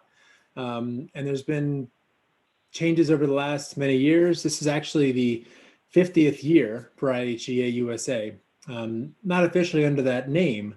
They incorporated in 83, but in 71 was the origination of a group of individuals who were instructors getting together officially to start forming what they thought were bylaws and what later became the International Hunter Education Association. So if you're not familiar with us, I'm going to take the screen just for a few minutes. If you are familiar, hope you still have some lunch left over to chew through. But I do want to say real quick, I heard that in the break, there was a little bit of a St. Patrick's Day shout out for green. And I thought it was worth noting a few undershirts of green. I happened to notice, and I even rocked the green vest today, just for this occasion. So if you're wearing, be proud.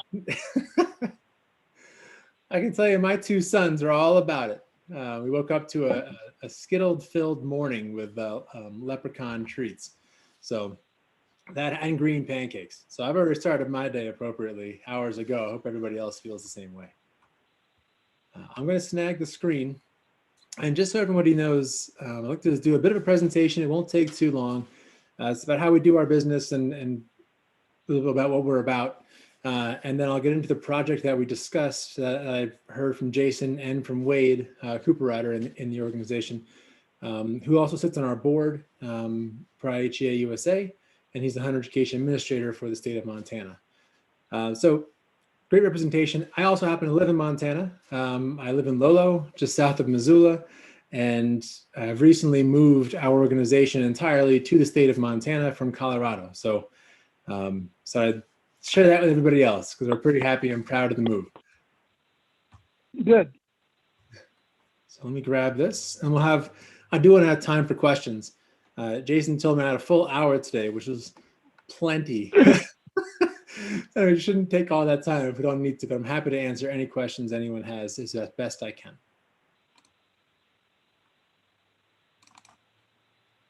So can everybody see my presentation slide deck? I can still see a few of you, so a thumbs up will work. Yep. Thanks. Okay, so real quick, some big changes to the organization. Again, it's 50 years, and everybody thinks what happens in 50 years.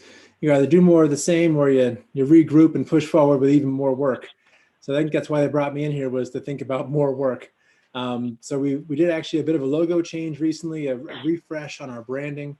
We've gone with this new look. I thought I'd share this with you guys. It's only a couple months old. We have two versions of this logo. I'll show you the second one here in a moment. But trying to do more of the inclusive nature of our logo and to go more with a modern take on this single color and compared to the 4 or 5 colors we'd had in the past for printing and other pieces like that. So in a nutshell, our audiences. So this is an interesting piece. When I got into IHEA a year ago, my first thought was, who are we trying to reach, right? We do plenty of work for standards and for safety requirements for the courses that are taught. But it was an interesting list, and I thought I'd share it with you. So kind of from smallest to biggest here, hunter education and firearm education students, specifically the students themselves.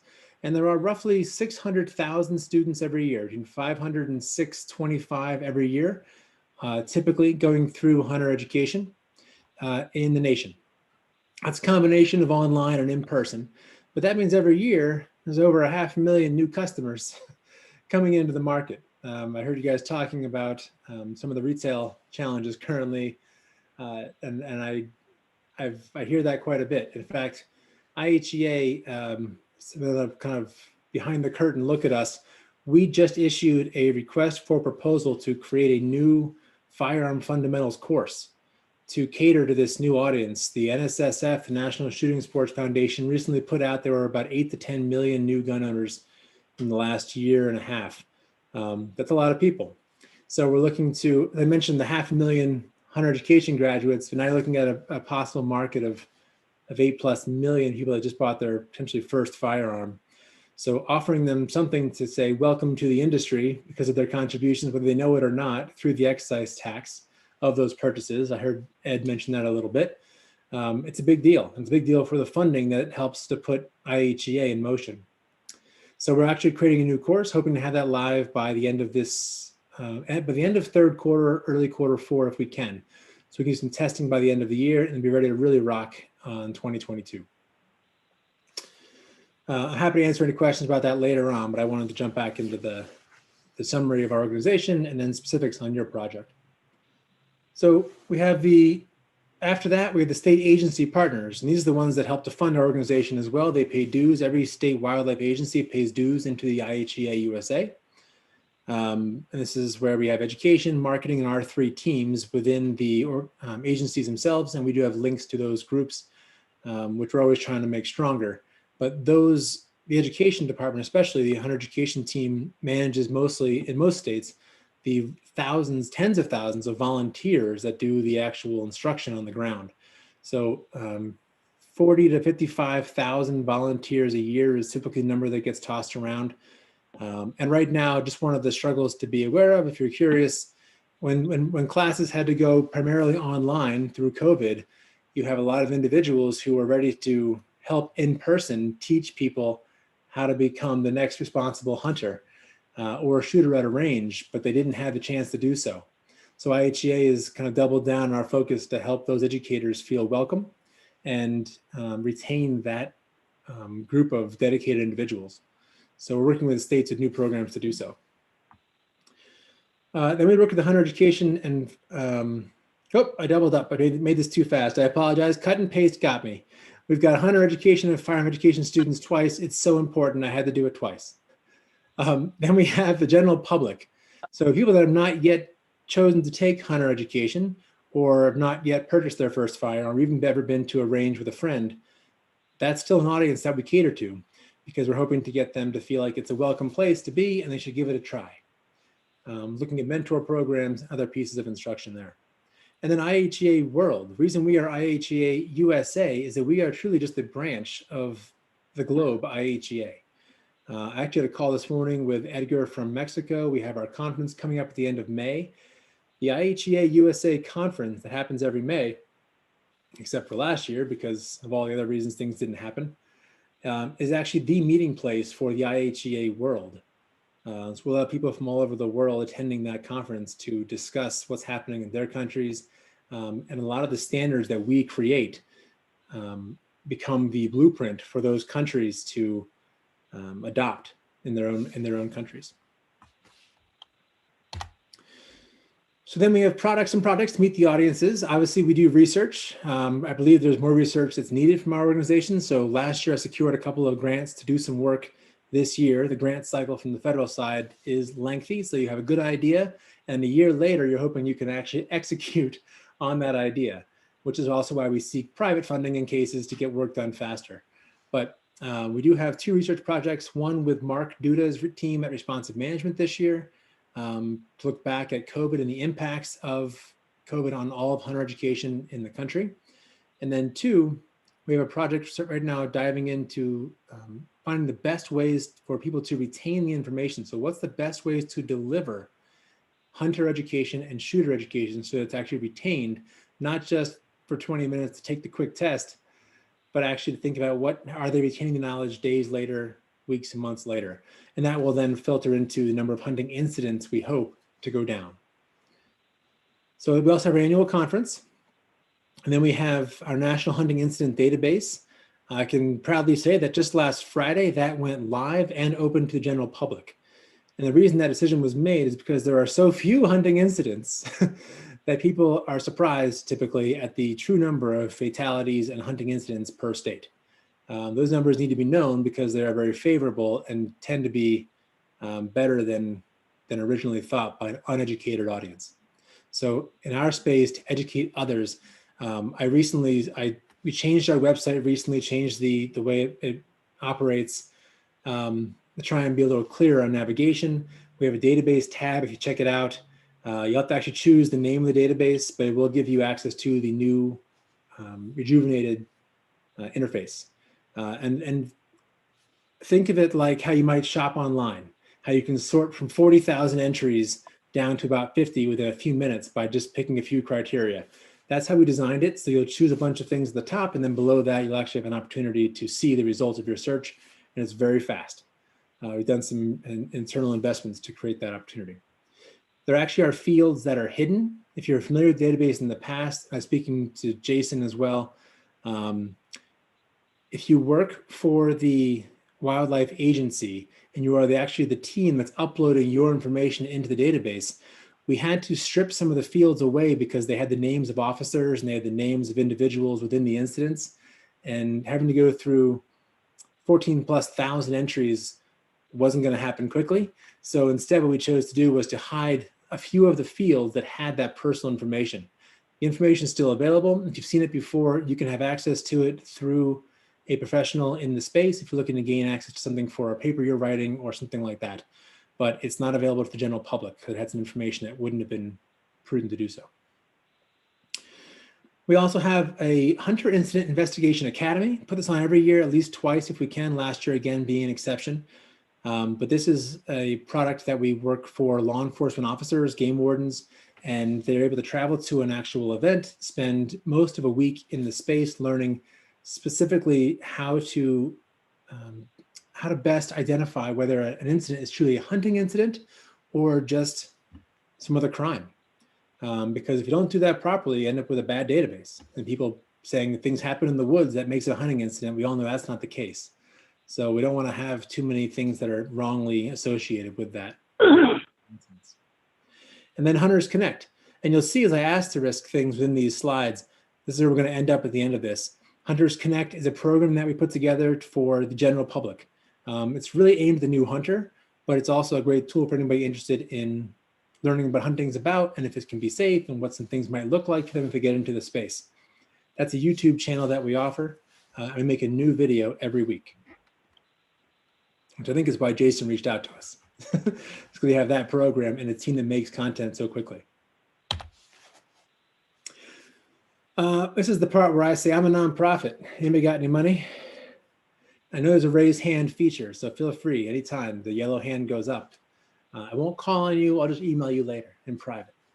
Now, the truth of it is we have plenty of ways that our organization tries to collect funding for our efforts. And I'm going to talk about a couple of these today. But the individual donations to the website, of course, we have an endowment that we set up with the Montana Community Foundation, another proud point that I like to tell everybody who lives in Montana. And we also have memberships to our website. Those are strictly for volunteer instructors. We have made changes to that so we can cater to that audience specifically with benefits from the industry. We have multi-state conservation grants. That's the year-long cycle I mentioned previously. The federal grant system is fed by those excise taxes that were mentioned earlier by Ed.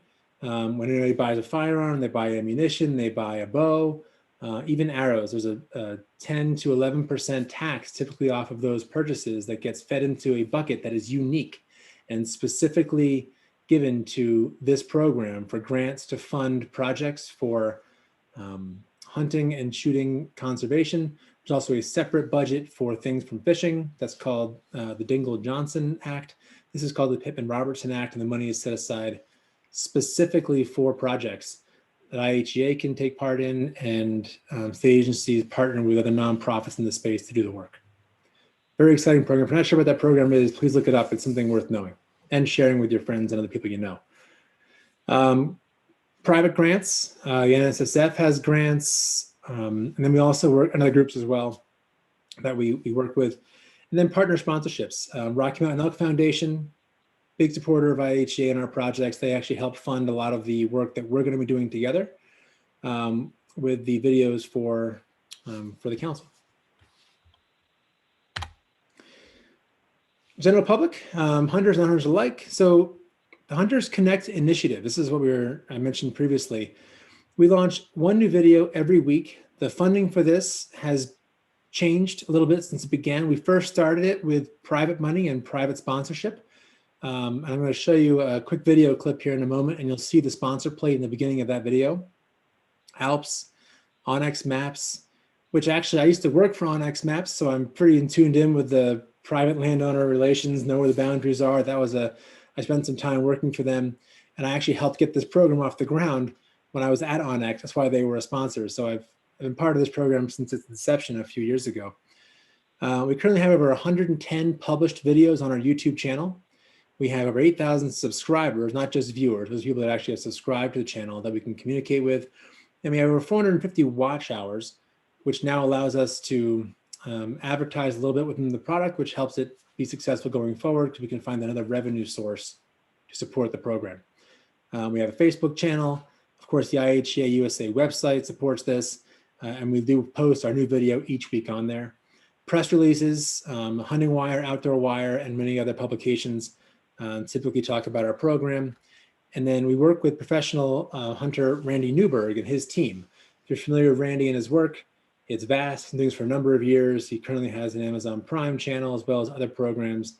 And he continues to just pump out content as well as be relevant on his own forums. So he does not like to host in his own videos because he thinks the audience these days should be someone other than an older white gentleman. So he tries, we have other people that host our videos typically that are younger and from different audiences. And to show you that real quick, I wanted to give you, this is only going to take 1 minute and 30 seconds, but I wanted to see, can everybody see the video Hunters Connect here? Just want to give you a quick, this is our kind of introduction video to the entire program. The first one you see if you go to our YouTube channel for the first time.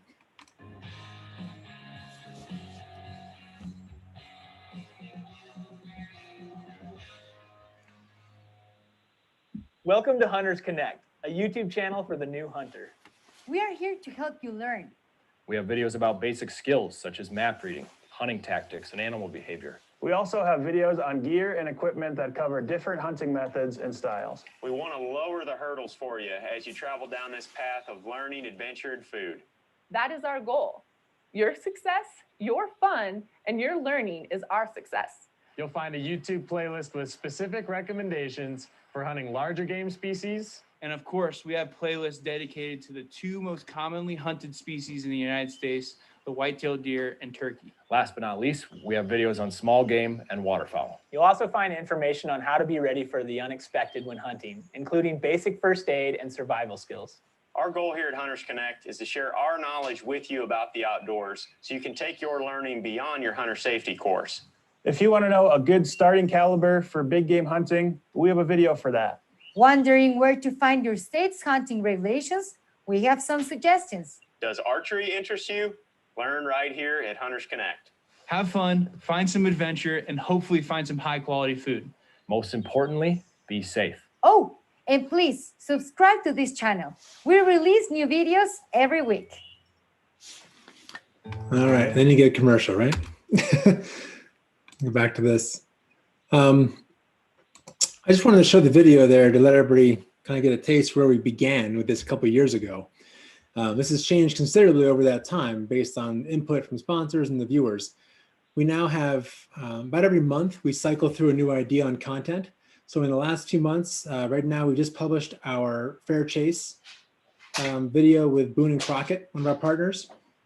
We actually did a series up at their ranch in Montana that allowed us to talk about their education facility and highlight from the experts in the space, how to score a whitetail, how to score an elk, how to score a mule deer, and create content with those authentic partners, which gives us a lot of clout when we're making these programs. Our audience continues to grow, and I'm happy to say that this year we're funded with a multi-state conservation grant, which means the states, which had to happen for us to take away some of the sponsor plate commercials you see in front of our videos and allow the states to download the content itself and own it so they can reshare that with their channels of hunters and their communication channels they have from every state. So all 50 states now have access to Hunters Connect content. Everything we put out, they have access to it, including the videos that I want to make with your team, so they can use that in their state as well. So this project is not just going to help out Montana, it's going to help out the whole country.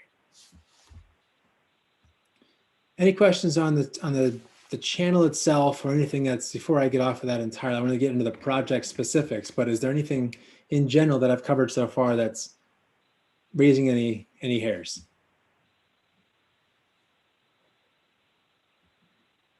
All right, either everyone's computer is broken simultaneously, which in Montana could happen, or I'm doing a pretty good job. So we're going to keep going.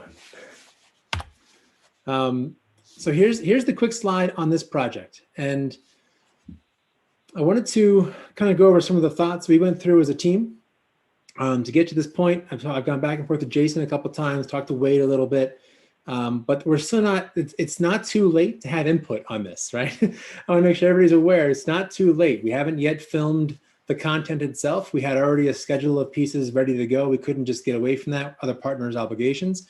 But I do want to let you know that I plan on having the videos up for review by July 1st.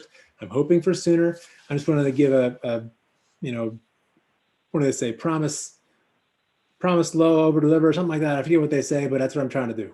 So we'll say July 1st. That's probably worst case scenario. We were looking for a humorous take on this, and if I've missed the mark on this, this is a great time to tell me so. So we're looking for a humorous, memorable video content for all audiences, which of course is going to include landowners and hunters.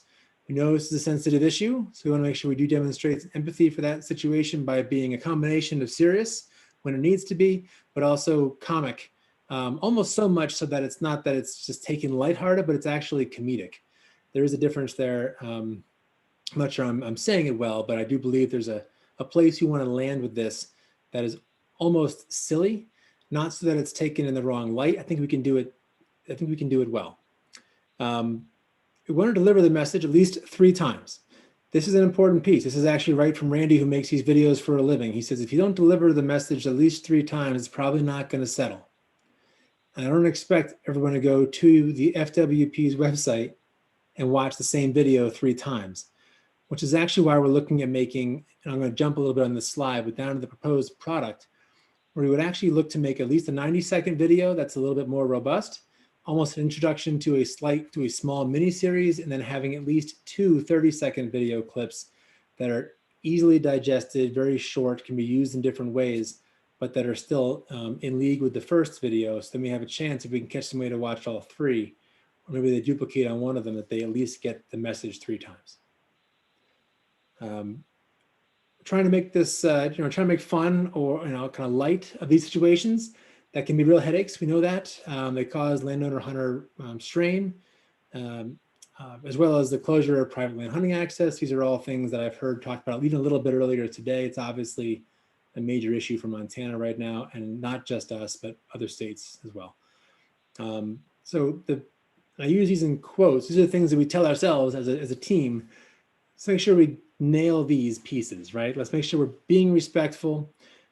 I like the idea of policing yourself, right? I mean, there's no one else necessarily nearby that's going to tell you that was wrong. You shouldn't have done that until it's too late, and then you can't take it back. So I'm trying to bring that impression of policing yourself is an important thing to do. And I'll give you an idea how I might do that here in a moment. Also, don't ruin the opportunity for others, right? Don't be that guy.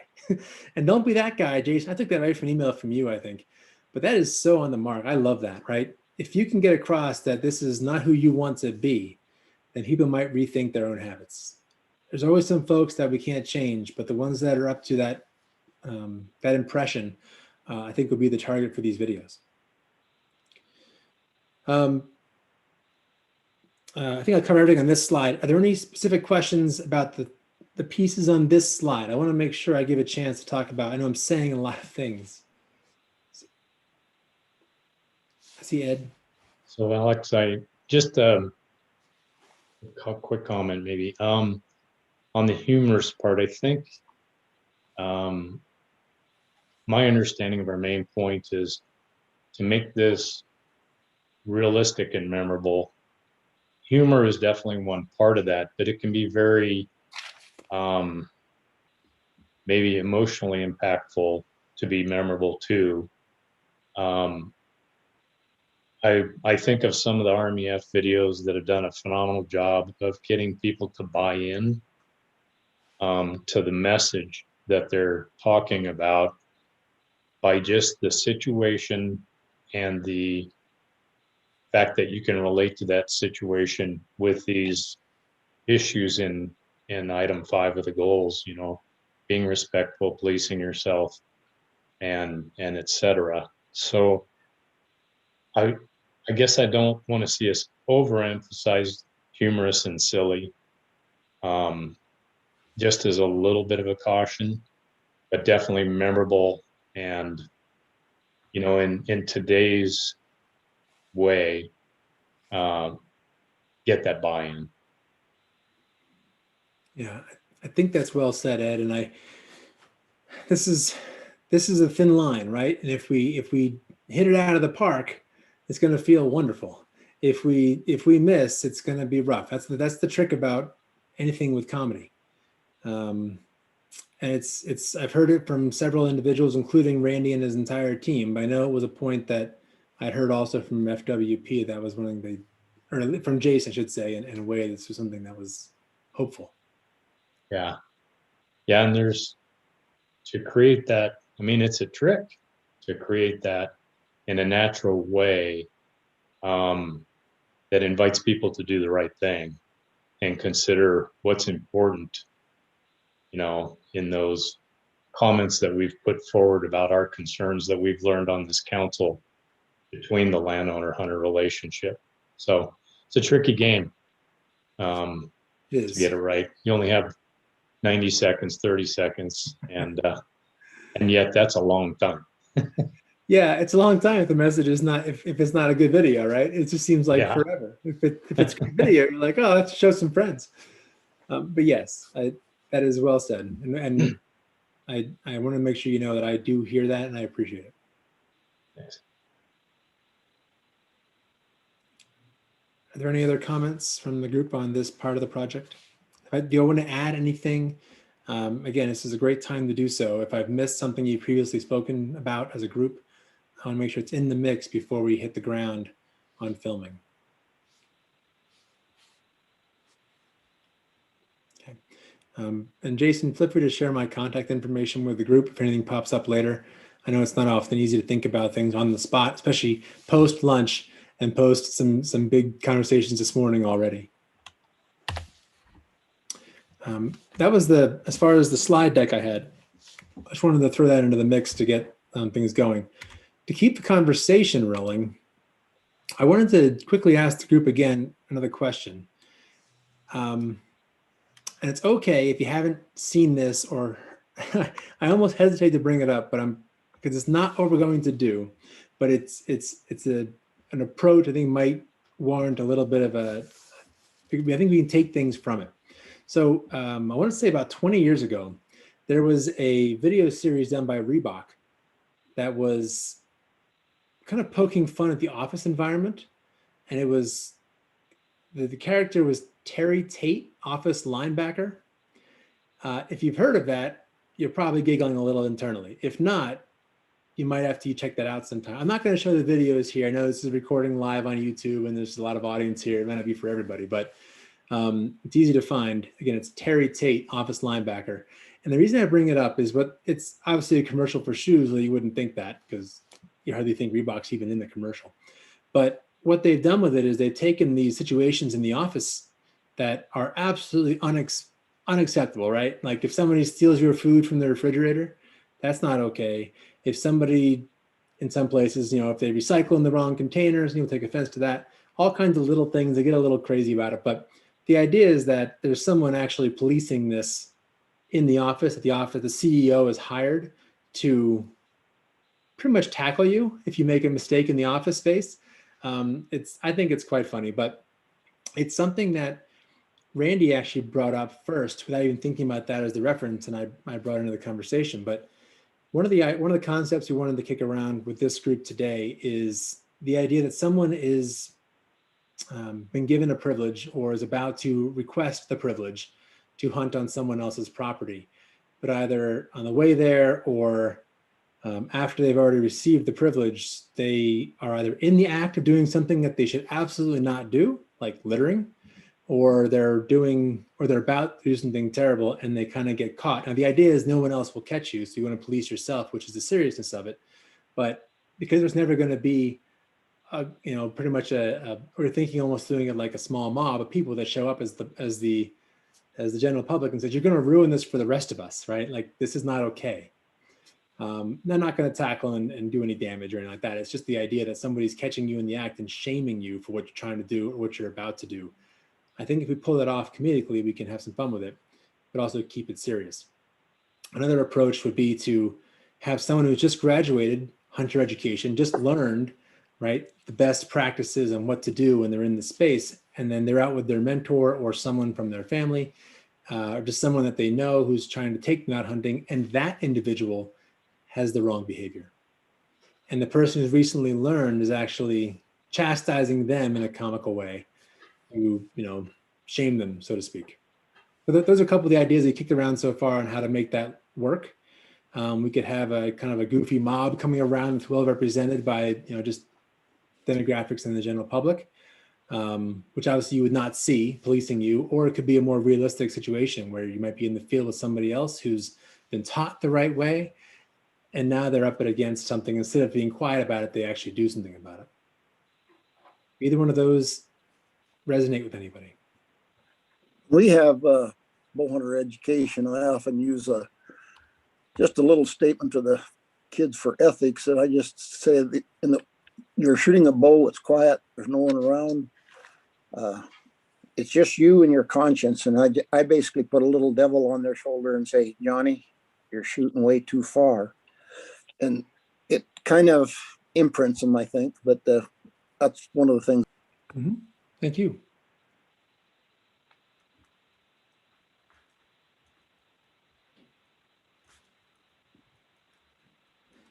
To take that idea a step further, we could try and create a bit of a one-liner, right? Something more memorable that we can try and use a couple different times to suggest that somebody thinks about that one line as they're maybe, going through the motions. Is that the idea of that, Ed? Two Eds, sorry. I'm looking at this too quickly. The Ed in the bright green t-shirt, not the dark green t-shirt. Me? Yeah, is that the idea? Did I take that correctly? Was it meant to be almost like a one-line item that kind of resonates in your mind when you're out by yourself that you can take with you after you've heard it? Yeah, basically, yeah. To trying to tell the kids that, you know consciously how far you've practiced, what good legal shot to get a kill is. And you can do the same thing shooting over a hill or anything like that. The little devil says, you don't know what's beyond that hill. And you got guys out there blasting away. And same thing we did with archery because archery is such a individual quiet sport that they think they can get away with a lot. Back to ethics, terrible, hard to get through. Difficult lesson to teach. Does anyone else love, hate, or feel indifferent about either of the other possibilities that I brought up? Would one over the other seem like maybe a better way to go about things? Is it more personal, more of a one-on-one or a two-on-one mentor experience? Or would it be maybe a little better to take the approach that no one's really watching you, but if they were, this is how it might appear to you if everybody in the area came to yell at you at the same time? We used to show a video, basically what Ed Beal was talking about. You know, it is a fine line between comedy and giving the wrong message. But the bow hunting video that we showed was basically, it was a couple of dorks coming down the road with blood all over the pickup, deer on top and stuff. And so you knew that they were the dorks. And so I think you've got to get that out there in the part of the comedy, because and we discuss it later with the kids about, you know, going into restaurants with bloody hands and all that stuff. So, yeah. Yeah, Alex, maybe if you can figure out the one-liner out of Aldo Leopold's statement about hunter ethic, you know, doing what you do when no one's watching, you know, if you can combine that somehow and modernize it in a way that everybody would put it on a t-shirt and walk around and be excited about it. You know, combined with the idea that this is, I mean, there's this sense of ownership that a lot of modern hunters have that seems to forget the privilege that it is to participate as a hunter or angler or in any way in the outdoors. You know, we talk a lot about the landowner hunter relationship with the private landowner, but it's the same difference if we're not treating our public lands with that same relationship. You know, we put the hat on, I'm a public landowner, right? Randy does, and you know, certain groups do, and that's great. It recognizes that, but that privilege is across the board to the land and the animal. And if you could figure that out and create the Nike swoosh that incorporates it, you're golden. Man, if I have that kind of secret juice, I'm in the wrong profession, but we'll do our best. T-shirt sales are coming. Is that what we're hoping for? There you go. PLPW shirts. But I think you're in the right vein and right track. Good. I'm glad to hear it. And again, I'm open to any comment from anybody in this group, right? let's qualify that a little. But I want to make sure we're able to deliver you guys a product that you're happy to put your name on. And we should speak about that a little bit, and we can do that later. But I do want to understand how you'd like to be represented in the final product. You know, and I mean, there's a lot to that. I don't really have an opinion one way or the other. We have funding from the federal multi-state conservation grant. I have some separate funding that I put aside outside of our usual weekly videos that we produce for special projects just like this. So I'm not asking you guys for any money. Which is rare. I don't often get the chance to say that. So I'm pleased to do so. Of course, if you have some, I'll take it. But if you don't, it's okay. And what we'll do is we'll create as much as we can and have the highest quality we can. We know this is an important project, and obviously everyone invested is a Montana resident, so we've all got something personally staked into this one as well. If you haven't already, Jason, please do share my information.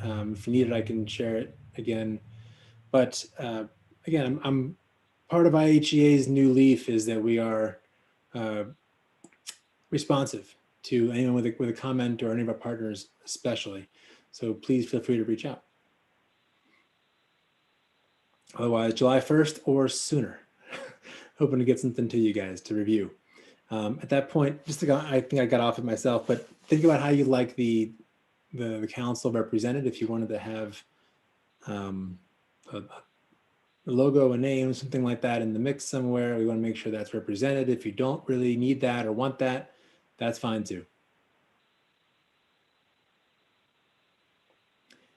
I'm early, Jason. Did I mess you up?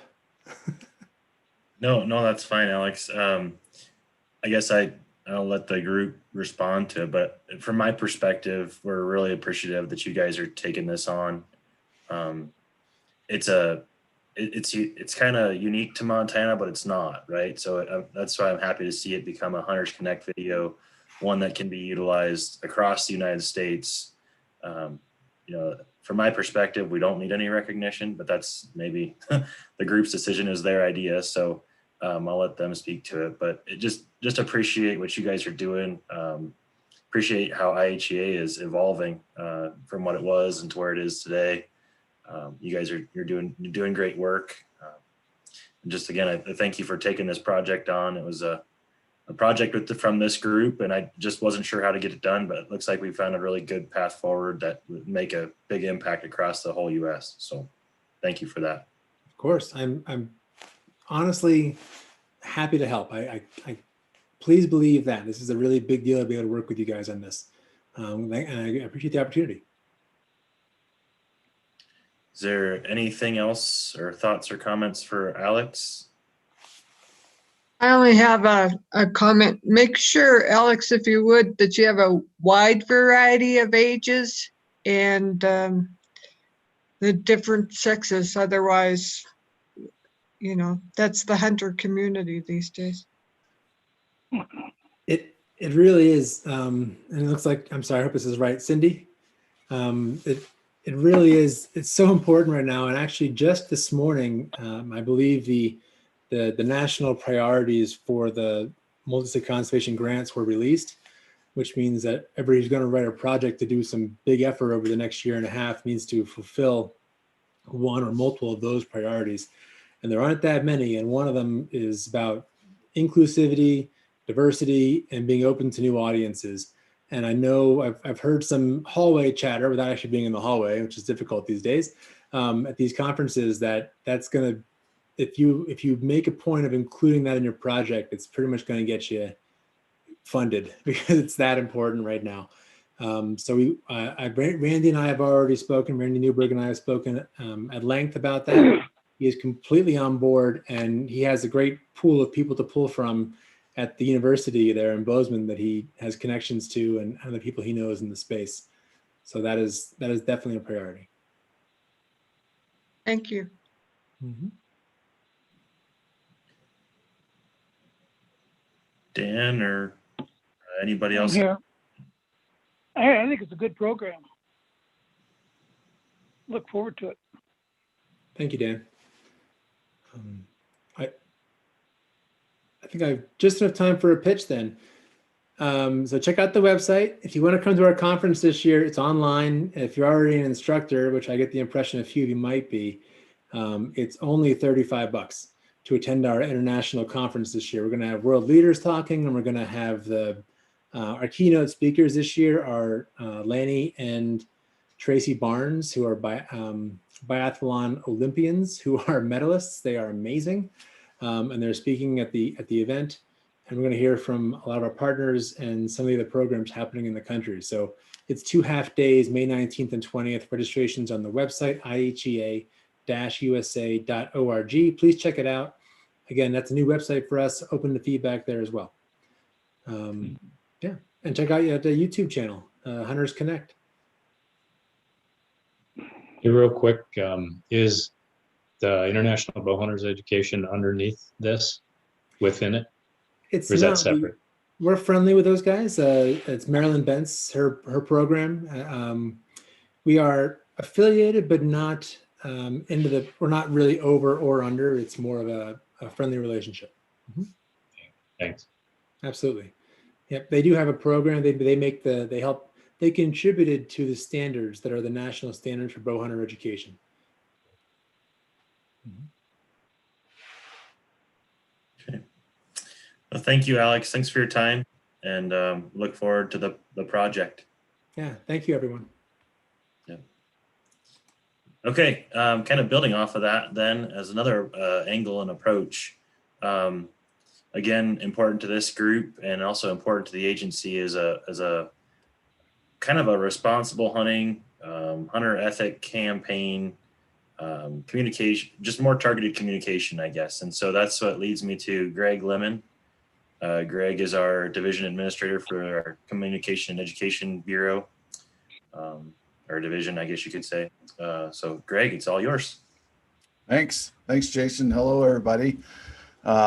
And I jumped on, caught almost all of Alex's. So yeah, the transition is going to be relatively seamless. Alex is much more polished than I am, so he's a bit of a hard act to follow. But you know, I'll do what I can. I can share my screen, Jason? Okay, I'm going to share just a quick PowerPoint.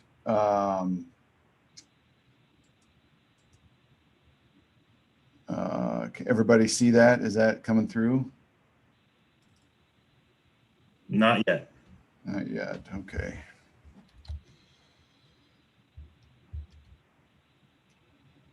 Okay. How about now? Getting there. Do you see you yet? You're good to go, Greg. Now I'm there. Okay. Yep. Let me adjust. So the genesis for this project or this idea came, well, it actually has started a couple years ago. We had a little background. We've had some internal meetings a couple years back on hunter ethics and what to do. And it's always been a really tough, there's so many different facets of hunter ethics or responsible hunting that trying to figure out one to really tackle has always been a challenge. And that's what we found in our internal discussions is, gosh, we want to do something, but what, if anything, can we do? And the conversations range from proposing legislation, commission rules, how do you legislate ethics? I mean, all those sort of philosophical, rabbit holes. And what we decided to at the time was the only thing we could really do was to keep working on the landowner-hunter relationship. And I think we've continued to kind of chip away at that. And then comes COVID, then comes last year and the mass of people that hit the outdoors as a response to being out of school, out of work, shut up, away from everybody other than being outside. And so I think that I personally think that probably had something to do with what happened in White Sulphur Springs during the hunting season. Just the fact that there was a lot of hunters on the landscape, elk were accessible, and what we saw there wasn't unique in the sense that something like that tends to happen every season, but the size of it was unique. The number of hunters involved, the number of elk involved, the number of animals killed. And so I thought, there's got to be something we can do, just even a sliver to try to hit this like with a direct hit, just something that might have some resonate somehow with the hunter that might find himself getting a text from a buddy in the field saying, hey, get your butt down here. There's hundreds of elk and they're all within a couple hundred yards of the road. Something that might speak to that person to say, maybe that's not what I'm going to do this year. So we're not proposing in this. I'm not looking to propose a comprehensive communication plan, but something that's a sort of narrow in scope, tries to hit a couple of points. And so I want to run this by you guys to see what you think, get some feedback, and then press on and get something on the ground in advance of this hunting season.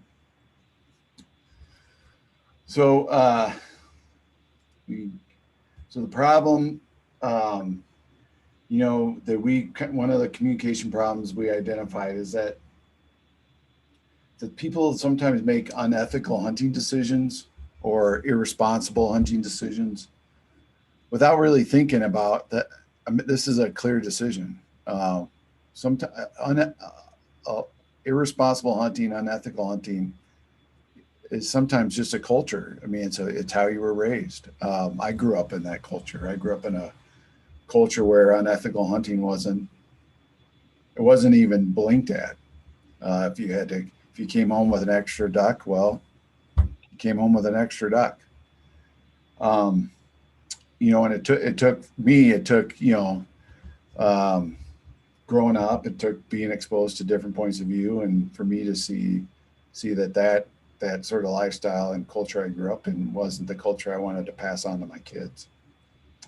So these are the two problems. Unethical hunting causes concern amongst landowners and ethical hunters. We know that. And I think the other problem is hunters make unethical decisions and not really think through the choices that they're making. So the objective for this effort is to try to make clear that there's a decision out there for hunters to make. Be responsible, be ethical, and hopefully that attention to that sort of decision point will reduce the number of incidences that we have, and let landowners know that we're working to solve a problem that we all know persists. Even if it's in small numbers, the incidences tend to be high profile and cause real problems.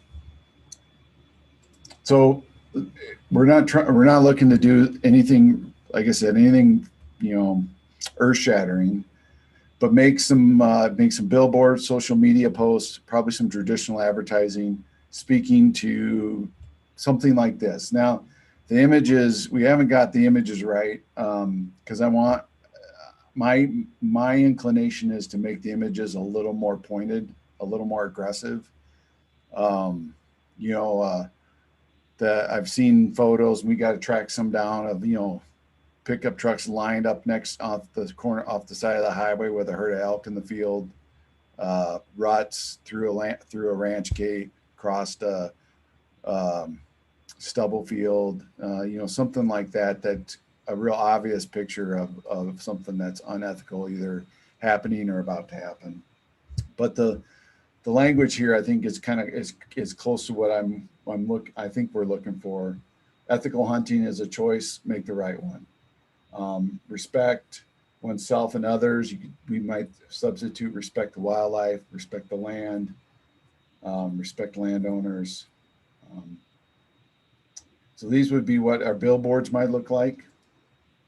These would be an example of some social media or digital ads. Probably a print ad would be, we'd probably generate a black and white version of something like this. And then we would recreate or bolster our online resources. So this is probably where the clear tie with what Alex is doing with IHEA and Hunters Connect, having those resources here as well, so that people can see some of that messaging, videos, images, those sorts of things on a web page that's on our site. So that's kind of it. I'm happy to go back through any of those, and just like I said, just want to get your thoughts and ideas, impressions, feedback, to help make sure that we got the right campaign and the right target for this season. Hey, Greg, Dale Trivy here. On one of your first slides, you talked about the conflicts between hunters and landowners. And right there, the unethical hunting causes concern amongst landowners and ethical hunters each year. And that certainly is real. But as a hunter ed instructor and a public land user, I think probably every much as bit of an issue, and certainly no less or no more, are the concerns amongst fellow hunters or fellow outdoorsmen, regardless of the landowner. And I'm not trying to diminish their importance at all. I just see so many issues out there that have hunters, other hunters or other recreationists just say, I really don't want to be a part of this anymore. I mean, this behavior is just not acceptable. Yeah, I hear you, Dale, and I certainly agree. You know, one of the things I've said for years since I've been in this job is unethical hunting is a R3 issue. It's a recruitment, retention, and reactivation issue because, you know, I tell this story all the time. My wife doesn't hunt. She comes from a family who they're very avid bird hunters, but no big game hunters, and so she's comfortable with it, familiar. There's no absolutely zero resistance. She knows it's a part of the life that we live as I go out and hunt a lot. But where my dad, there was never, like, as soon as I could walk, I got thrown in the front seat of the truck, and I was bound to be a hunter because of my dad. I mean, that was just the way it was. And with her, we talk about, well, are they old enough? Like, should we ask them about it? I mean, we have these conversations, and it's not nearly a hurdle, but it's more of a hurdle than it was when I was a kid. And there's a lot of families like that now, that you're more likely to marry a non-hunter in 2020, 2021 than you were in 2010. And when you have families that don't have that experience, and they look at these unethical hunting and they say, I don't know if that's what hunting is, I don't want to be a part of it. And so I think as an ethical hunter, I think I look at unethical hunting as a recruitment, retention, and reactivation problem. Speaking directly to your point, it's sort of like concussions in football, like all the concussions language about football. I mean, as a parent, I'm like, you know, I love football, but I don't want my kid's bell rung like my bell was rung. So how about they play soccer instead? Yeah, thanks. You obviously have similar thoughts that I do, and I'm just glad to know that the department is thinking that way. And I really like your billboards. Even though, again, the problem statement talks about landowners and ethical hunters, when you go to your billboards, they're obviously there's landowners focused, at least in one of them, but I think that issue is really much more overarching. It's just not between landowners and hunters. It's about hunters and just the image that they portray. Thanks, Dale. Hey, Greg. Hey, Ed.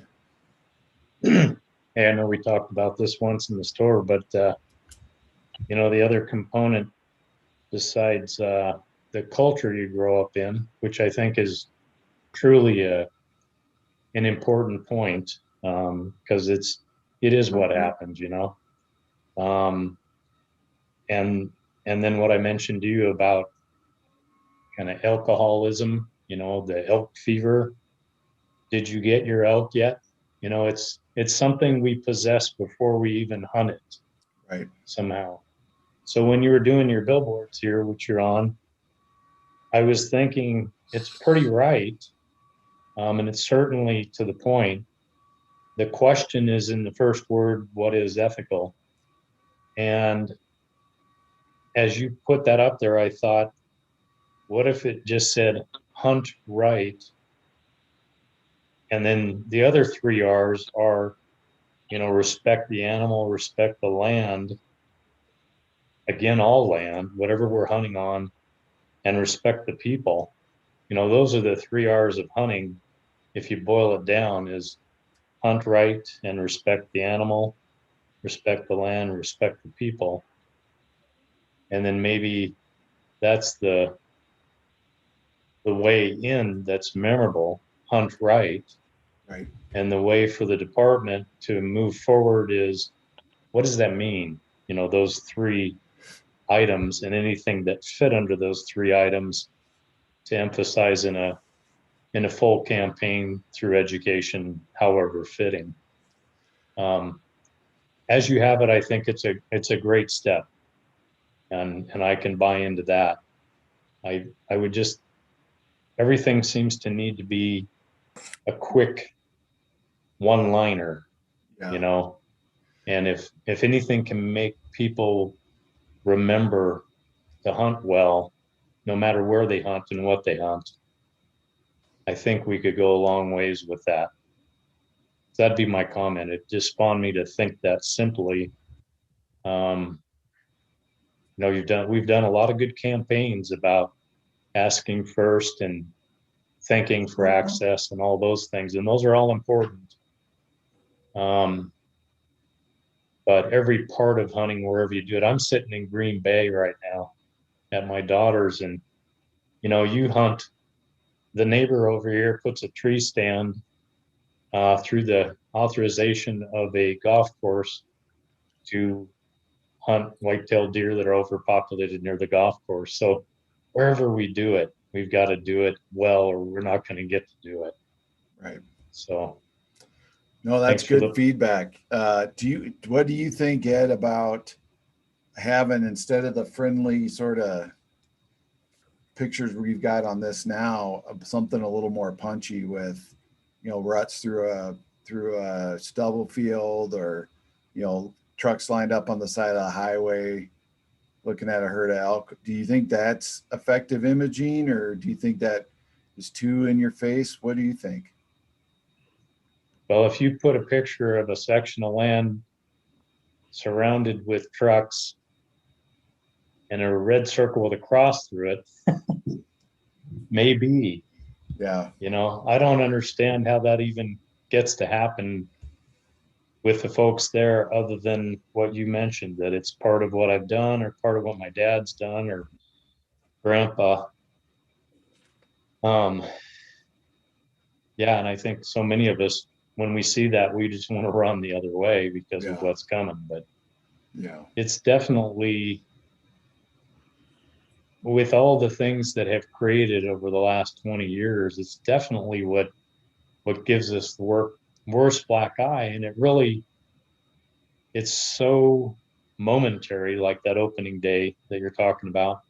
It happens in a number of places variably throughout the state, but it's not what happens during the many weeks and days of a full hunting season.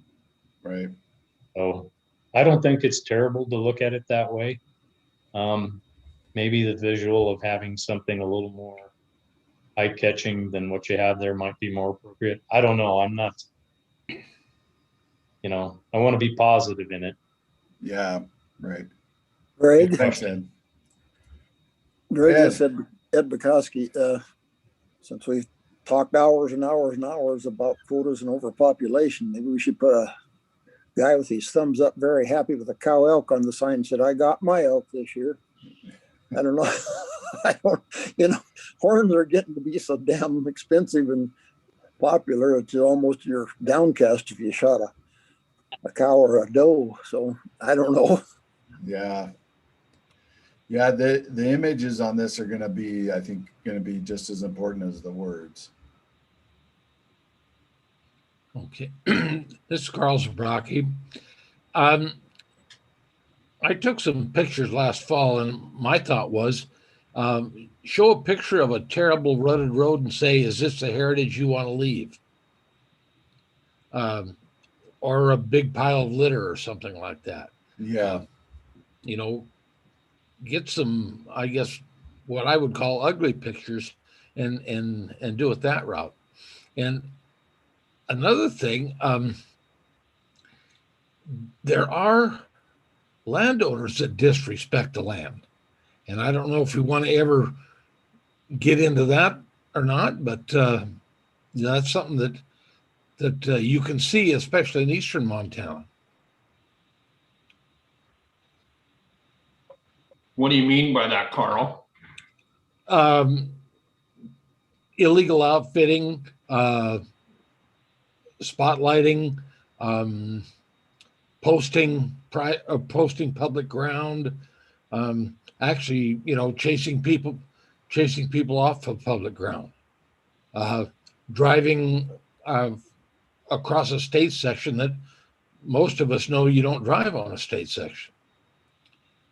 You know, and when you see almost flagrant violations, and there seems to be law enforcement that looks the other way in certain areas, that's an issue.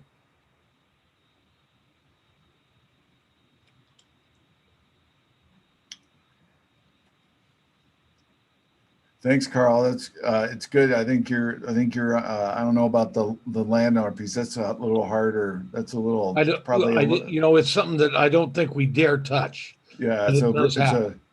You know, and I kind of want to, I say that to kind of stick up for the resident sportsman, I guess. Yeah.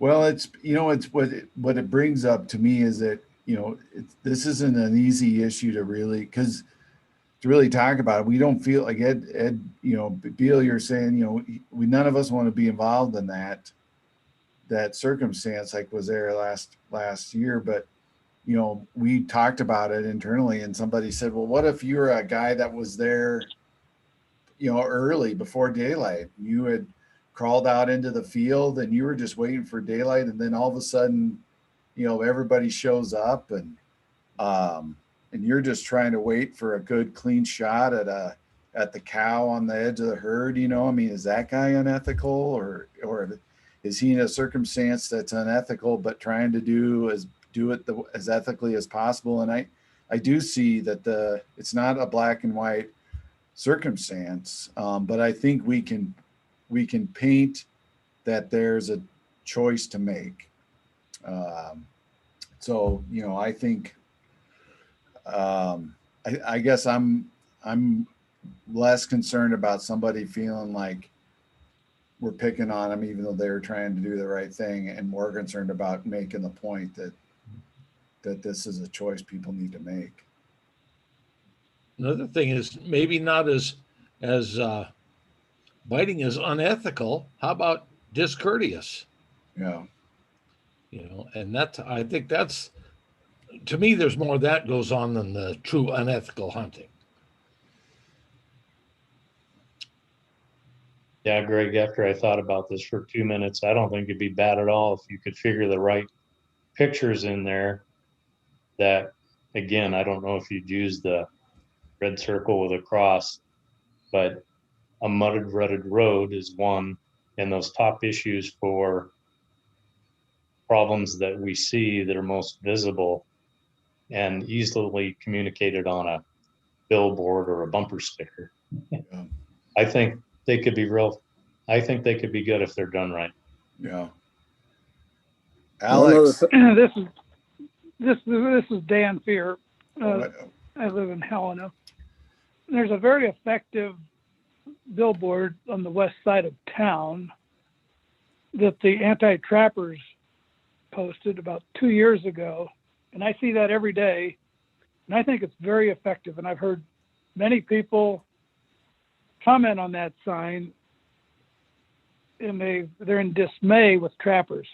So it's just, you got to take a look at that sign and work around that to have something effective. Yeah, I know which one you're talking about. This is Ed again. You're talking about ethics. I always get a good laugh out of the hunting elk horns up at under the front when they open the gate. It's a little comical. Alex, you got your hand up. What a courteous guy. Ethical, I dare say. I didn't know if it was okay if I addressed the group, but I happen to have a comment about I think this looks really good. I wanted to ask two things. One, did you happen, and it looks like you might have, but did you happen to look at the Making It Last work that Wisniewski did out of Tennessee? They were putting together for the kind of offering some best practices on how to make an impact with pieces like this. Yeah, we've spent quite a bit of time with that. Not specifically on this, but my graphics designer that pulled these sort of ideas together has done a lot, kind of poured over that program. So cool. I thought so. I just wanted to make sure it was in the mix. If it was, because I know there's been some really good work there on how to be impactful with your messaging, because she's done some, not just her, but the group has really done some work. And then the other thought I had was, I'm big on pathing these days. I apologize for bringing my own thoughts to this, but I love the idea of the billboards. Like I think it was Dan mentioned, there's a very impactful one he's familiar with. Quite to the contrary, for the against the trapping. But is there a next step? So if I were to look at this and I were to think about the slogan and it were to get into my head about ethical hunting being a choice, if I were to be on Montana Fish Wildlife Park's website, is it easy to find the next, like, what is ethical hunting, right? Or if there's a question around the definition or what it might mean to me, can I find that easily? Would that be available with this campaign? Yeah, so I think yeah, I mean, in the bill, it's obviously on a billboard, it's hard. The call to action is a little tricky, but we could certainly have the web address, and then on the social media in the digital ads for sure, and then obviously the print ads have a web address to this landing page, where I think that, you know, ideally they'd find links to the Hunter Connect stuff, the don't be that guy stuff. You know, I mean, that when you brought that up, I thought about this too. It's like, it seems like there's a way to work that message. Like, don't be this guy, you know, just leaning across his hood on the shoulder of the road, flock shooting at a 200 elk, or, you know, barreling through a muddy stubble field. But yeah, that would be the premise for the landing page, is to get resources there that would resonate with folks who wanted to take that extra step. Perfect. I thought that's what you meant from your other slide. I just wanted to circle back to it. It's such an important piece to everything to be effectual, you know, to start with the image and hit them in the face in the drive, and then maybe somebody in the car with a phone in their hand, right? That's pretty common. Hopefully not the driver, but, you know, perhaps somebody else. They just happen to want to find something out. It's nice to give them the resources. I'm glad you're already thinking that. Thanks, guys. I'll mute again. Thanks, Alex. No, thanks for the feedback, Alex. Well, I think my time is probably up, but you know, if you got any other thoughts or ideas, let Jason know. I mean, or send me an email, glemon@mt.gov. GLEMON, Greg Lemon, glemon@mt.gov. So happy to hear any ideas, and we'll take your feedback to heart and keep working on this. And ideally, my hope is that you'll see some of this either up in billboards or on digital social media ad campaigns by the middle to end of the summer, before archery season starts, and then all the way through the general season. So. Oh, one comment, this is Cindy. I'm with everyone else. The pictures are important. They probably need to be accurate. But I say that because if you were looking at both of these, unless you're turkey hunting, neither one of those photos are accurate. They're not wearing vests or, you know, that kind of thing. Does that make sense? Yeah. We just, some of these are from. They're just samples. I'm just commenting. Yeah, no, I appreciate that. Yeah, some of them we are using. The one with the little kid, we use that in some of our campaigns on asking for access and thanking, you know, respecting landowners, that sort of thing. But the other one's just stock photos. But yeah, no, I appreciate the comments, Cindy. It's certainly important to get it right for Montana. You will. Hey, Greg.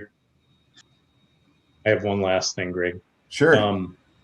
With Alex's part, where we were talking about working on a video a year or so ago, one of the things we had asked is, especially with online purchase of a license, is there a way to have that come up right in front. So when you go to buy the license, you have to watch that 90-second video, then you can click off it and buy your license, or have this message come up at least right in front of purchasing the license. So you have your 100,000 people or whatever the number is going to be, they're going to see that. Is that possible to do? And do you have that sort of in play coming up? No, we don't, but it is possible. So right now, with our, I think you guys all know sort of the we're at the end of life, beyond the end of life of our licensing system, and looking at implementing a new one, and with that new one, things are there's a whole world of possibilities. And so I think for this year, probably it might be a bit of a lift, but if we can get the language to where it's really tight and makes sense, and maybe, I want to go back and chew on, Ed, your proposal about, hunt the right way, and the 3 R's, respect the land, respect the people, respect the wildlife, those sorts of things. I think if we can drill that down into sort of a slogan, I don't see why next year we couldn't have that on every license. Okay, thanks. Yeah, great idea. Yeah, when I think, having that slogan on the license maybe an opportunity.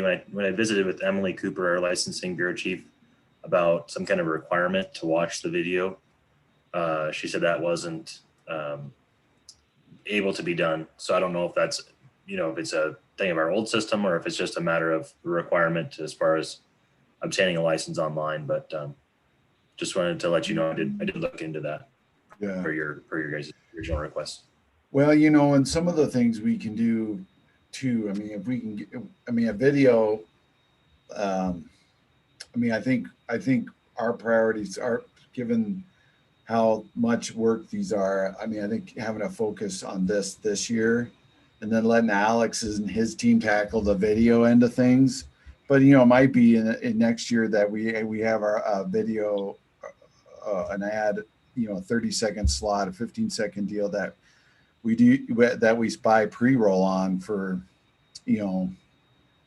some of the stuff Alex is doing, or we do it with other companies. Or, the other thing is that TV stations around the state have been eager to help us out on stuff like this. So there's probably some opportunities there with the radio stations and doing PSAs and that sort of thing. And I think that's something we could have a little easier shot this year working into this program as well. So we'll keep working on it.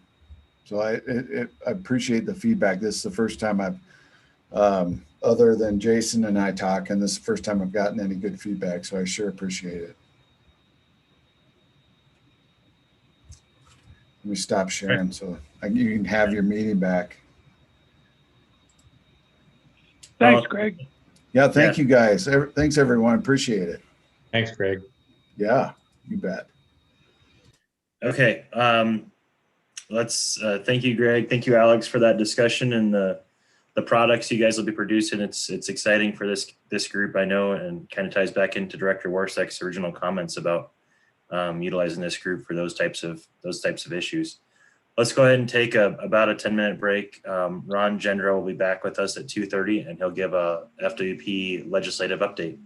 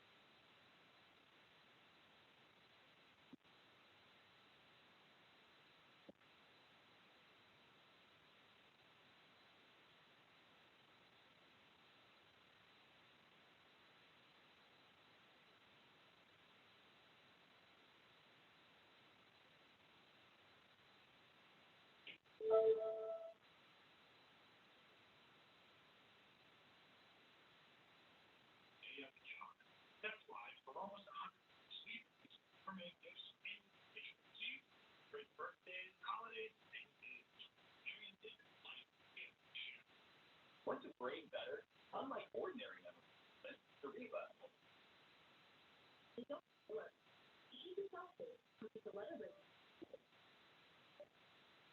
Here, have you ever experienced the pain of betrayal from someone that you trusted to lie to you, abandon you, or spread gossip about you? Your whole world turns to ashes. Now you might feel you can never trust anyone again. But Jesus knows the pain of betrayal. He knows how you feel. He was betrayed and abandoned by all of his friends. And yet, when they repented, he forgave them.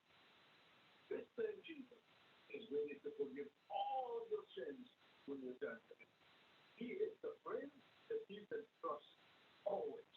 When you come to him, come to Jesus right now and place your whole trust in him. When you come to Jesus, you'll find a God who can walk with you through the hard times that life can throw at you. Visit findingtruepeace.com to learn about the one who will never punish you. That's findingtruepeace.com.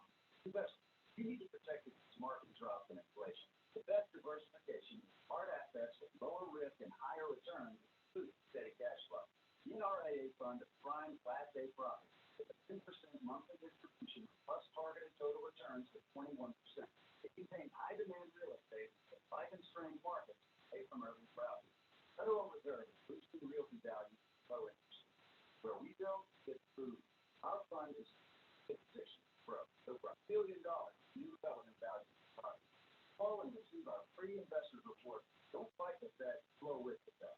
Call 800-800-1440. That's 800-800-1440. Call now while the Fed is boosting realty market at low rate and receive our free investors report. Don't fight the Fed, flow with the Fed. Call 800-800-1440. That's 800-800-1440. Or go to NRA.net. So waiting on the headlines, I think it's very, very good. And I'm looking for the calls from information that often go unreported in everything. They found him on a highway about 150 miles south of here. Police used the maneuver to spin his car, brought him in without trouble. One 9mm gun inside the vehicle. Charles, back to you. Hey, thank you very much. Terrible story there. Homeland Security Secretary Alejandro Mayorkas says news of four terrorists.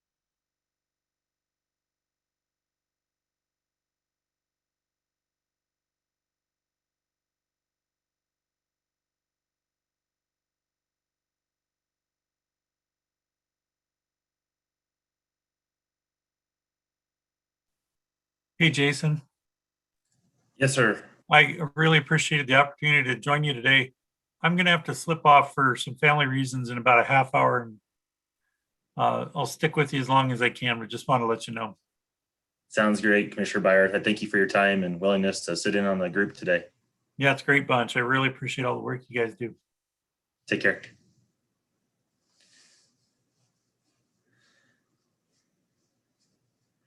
Mr. Cornwell, up there in Glasgow, do you have a ability to unmute yourself and or show us your face?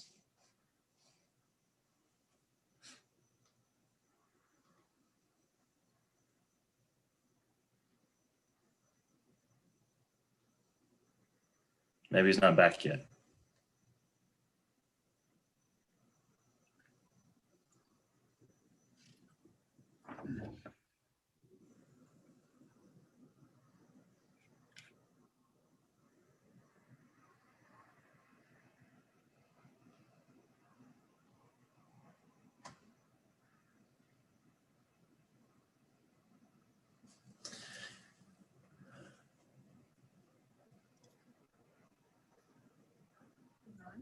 Yeah. Second. Okay. Lee, do you know how to unmute yourself up there?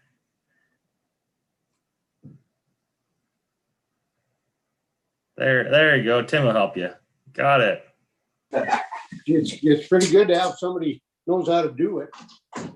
I just want to make sure you could comment or say something if you needed to. So, Okay, well, I'll try not to talk when I shouldn't. I was afraid if I turned it on, I'd screw somebody else up. So, thanks. Yep. Good to see you, Lee. Yep. Glad to be here. All right. Moving into this after break stuff. First up, we've got Ron Gendro. He's our legislative liaison for the agency. So, Ron, the floor is yours. Thanks, guys. Nice being here with you guys today. And I'll probably just kind of swing through mostly these the PLPW bills that I think you guys passed on to have Representative Logie pass on. And then I'll hit a couple other bills I think of that are interest. I'm not going to go through everything that we're tracking because it's like, I don't know, it's like 100 and some bills or maybe like 50 some bills. I don't know. It's a lot. Anyway, but we sure wouldn't have enough time to get that done. So I'll just kind of go through these bills and let you know where they're at in the process. The first one is House Bill 108. That one was the revised the trespass laws regarding permission from hunting. As you guys remember, that just kind of bumped up the fines from, I think, 135 to go up to 500 and then have some loss of privileges. That one is passed both houses and it's going on to the governor. So that one's moving on, going to become a law. House Bill 119, that one brought by also Representative Logie. So that one requires the commission approval for those landowner, those 554 landowner tags. That has also passed both houses and it's off to the governor's office. The next one is House Bill, and if you guys have any questions, just chime in. House Bill 120, that one revise the laws related to bonus points. So that one there basically says that if you were able to purchase you have to be able to purchase a license before you could purchase bonus point. That has also passed both the Senate and the House, and it's off to the governor's office to be signed. House Bill 202, brought by Representative Logie, makes certain special hunting licenses once in a lifetime. I'm not sure if that was exactly a PLPW bill or not. However, that one got tabled in the Senate. So as we speak now, that one has been tabled. The next bill, Senate Bill 116, that one was the antlerless elk license. So that was brought to you by Representative Akeney, or Senator Akeney, I'm sorry. That one is the one that allows for a landowner that has, I think it was 360 acres or I think it was 160 acres to purchase or to be eligible for a landowner preference cow tag if they had 2 years of documented game damage shown by us.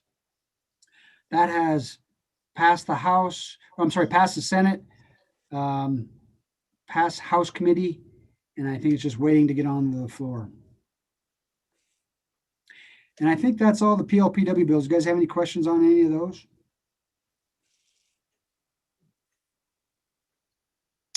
All righty.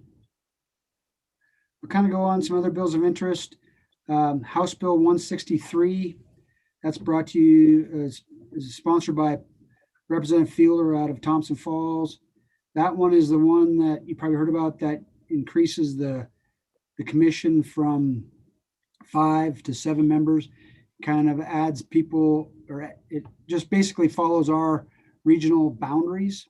And they put an amendment on it to add like 10 miles out of a boundary because it didn't work with one of the appointees that the governor had stuck in there.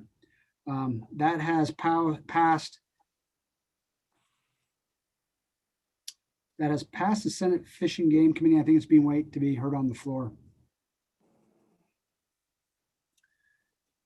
And then I'll hit the other one is Senate Bill 306. I got one other one I'll talk about too, but Senate Bill 306 brought by Senator Lang. It also kind of restructures the Fish and Game Commission, the same as what Representative Fielders does, but then it requires that 4 landowners be on the commission. That's basically the only difference. What? Can I ask a question? You bet. Yeah, what do you guys think about that? I don't know. It looks to me, is it a partisan deal? It's just no because we can, or what do you guys think? You guys that hunt aren't landowners. What do you think about it? The money comes from the sportsmen. Most of the money comes from. Do you think it's a good thing or a bad thing, or the making it so that you got to have 4 cowboys or 4 farmers on the Fish and Game Committee? You think it's going to skew it, or this is off the record? So I was just curious. Just so you know, Lee, it's not really off the record because it's being recorded. Oh, you are? Oh, so you can hold this over our head, whatever we say, then we got to be kind of careful. Well, in that case, I'm glad Lee asked the question. I thought that was interesting that, originally I think 306 came up first, I think. I might be wrong, but I saw it first, requiring the 4 landowner commissioners, and then 163 only requires 1 as it currently stands. And I wondered where we wait on that too, because I think it's kind of, as Lee framed it, it seemed like there's some of that going on with this current session.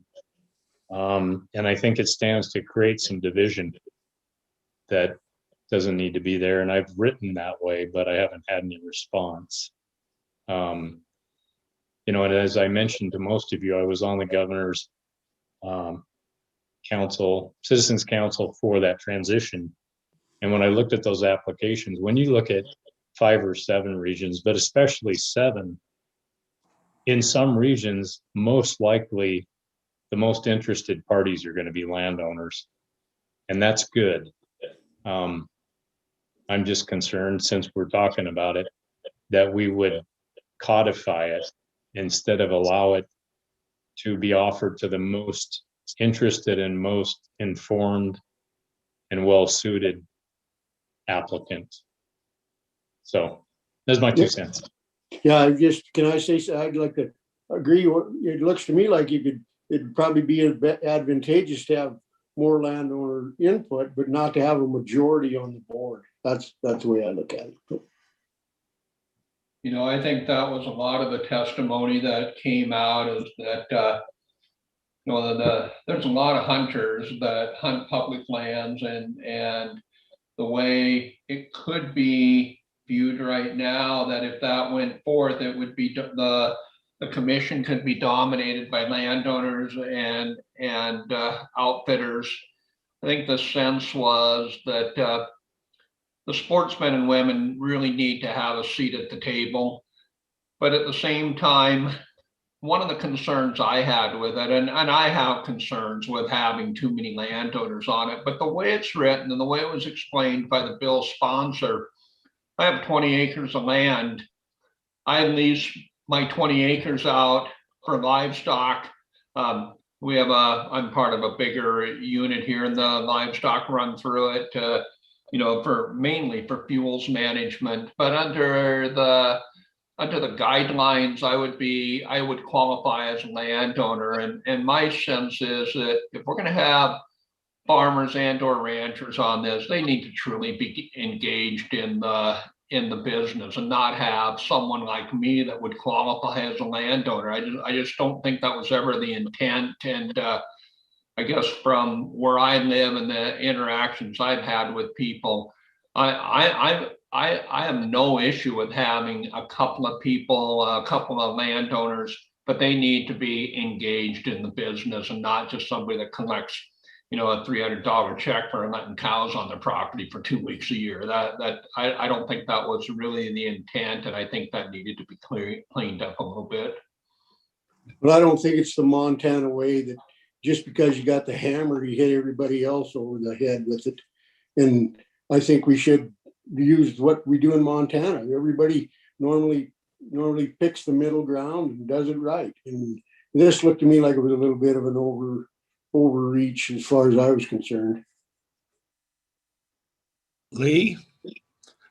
Yeah. I think you need to get some help with your rational thinking problem. Why?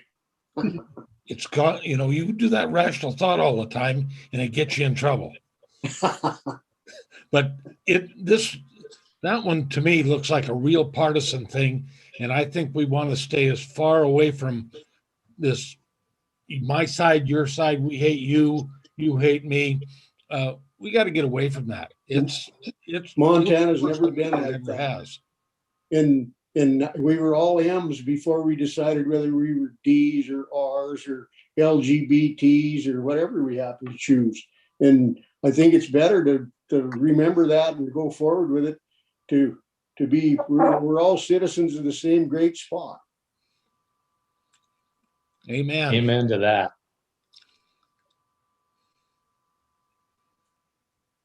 Sorry if that got you a little off topic there, Ron, but Thanks. any other comments or questions relative to legislative bills? Well, I have a couple others, but we'll talk about it too. But I just, I just think, well, that's what it's about. You guys should all have conversations about these, and that's fine. And I mean, you guys are a great group of folks that we take pride in hearing from. So I think it's important that you guys can give us your opinion on some of this stuff. So speaking of that, we'll go into the next bill that I'm sure you guys heard quite a bit about. House Bill 505. I'm sure most of you guys probably heard some about it, but and I'll probably have Quentin, if he's available, kind of bail me out if I need it. But this was a bill that it was, so the Speaker of the House was going to bring a bill that was basically going to codify shoulder seasons. And that wasn't, I mean, we didn't want to see those things codified. So we approached the Speaker and basically said, hey, is there something that we could work on maybe that would make us both winners? And what we came out of that was House Bill 505. It's kind of outside the box thinking. So I'll kind of go through it. If you guys heard about it, everybody, or you not? I'm sure some have, some haven't. But anyway, so the bill, it allowed for landowners that had 640 acres that were in hunting districts that were over objective to be able to get a landowner or have some of their folks get landowner sponsored license, kind of like the deer sponsored license that we do currently. Except this had some, it had to be over objective to be able to get, or at objective, I'm sorry, to get these landowner tags that are only good on land that they owned, on their deeded property. That's part of it. And then the next part of it is it would give bonus points to hunters that chose to give up their opportunity to harvest a bull elk to harvest cow elk or antlerless elk on properties that were over objective. So the goal is try to get landowners, sportsmen together to harvest elk. And really, there's only two ways to get properties at objective, so those folks get those 10 permits. Is one, kill more elk. Two, manipulate those objection numbers or objectives. So this was an idea that came out of our office. I know the director stood behind it, and I think he took a lot of heat for it. But we were just trying to figure out a way. We've been trying to kill elk for how long? 16 to 20 years now, and try to get them under objective or at objective, and we just haven't found anything that's really worked. So we're kind of doing some out of the box thinking and trying to get something that would get landowners, get sportsmen together to try to harvest elk. Quentin, did I miss anything? No, I think you hit it, Ron. I think you hit it. Happy to hear any questions, folks. This is Commissioner Byerth, and I just wanted to raise something that I raised earlier, and I don't know if Ron or Quentin was around, but the director made a similar statement of nothing is working. I want to reiterate that in Region 3, we have managed to keep elk at objective without shoulder seasons, except for a very few exceptions. So every time I hear the department say this, and I look back at my data that you've provided about shoulder seasons, it strikes me as surprising, because we actually have managed elk very well in Region 3, which kill more elk and have more hunter days than anywhere else in the state.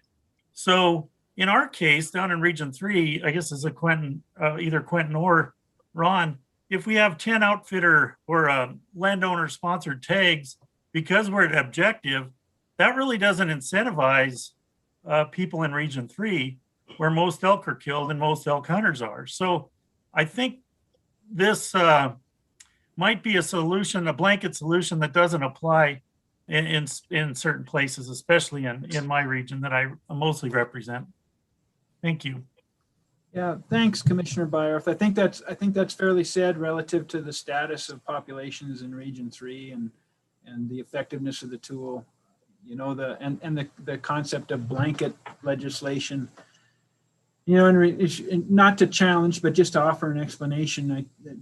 I see in Hank's comments and in 505 a focus on those districts that are, you know, chronically over objective and that shoulder seasons haven't changed the trajectory. And so how do you, does this represent a way for those circumstances to prompt those people playing roles in those circumstances, landowners, hunters alike, to think differently about what the objective is and how to get there, how to support the objective, not just in, you know, stating this is the right number, but also in doing what they can do, again, per their role to reach objective. To the blanket question, you know, there's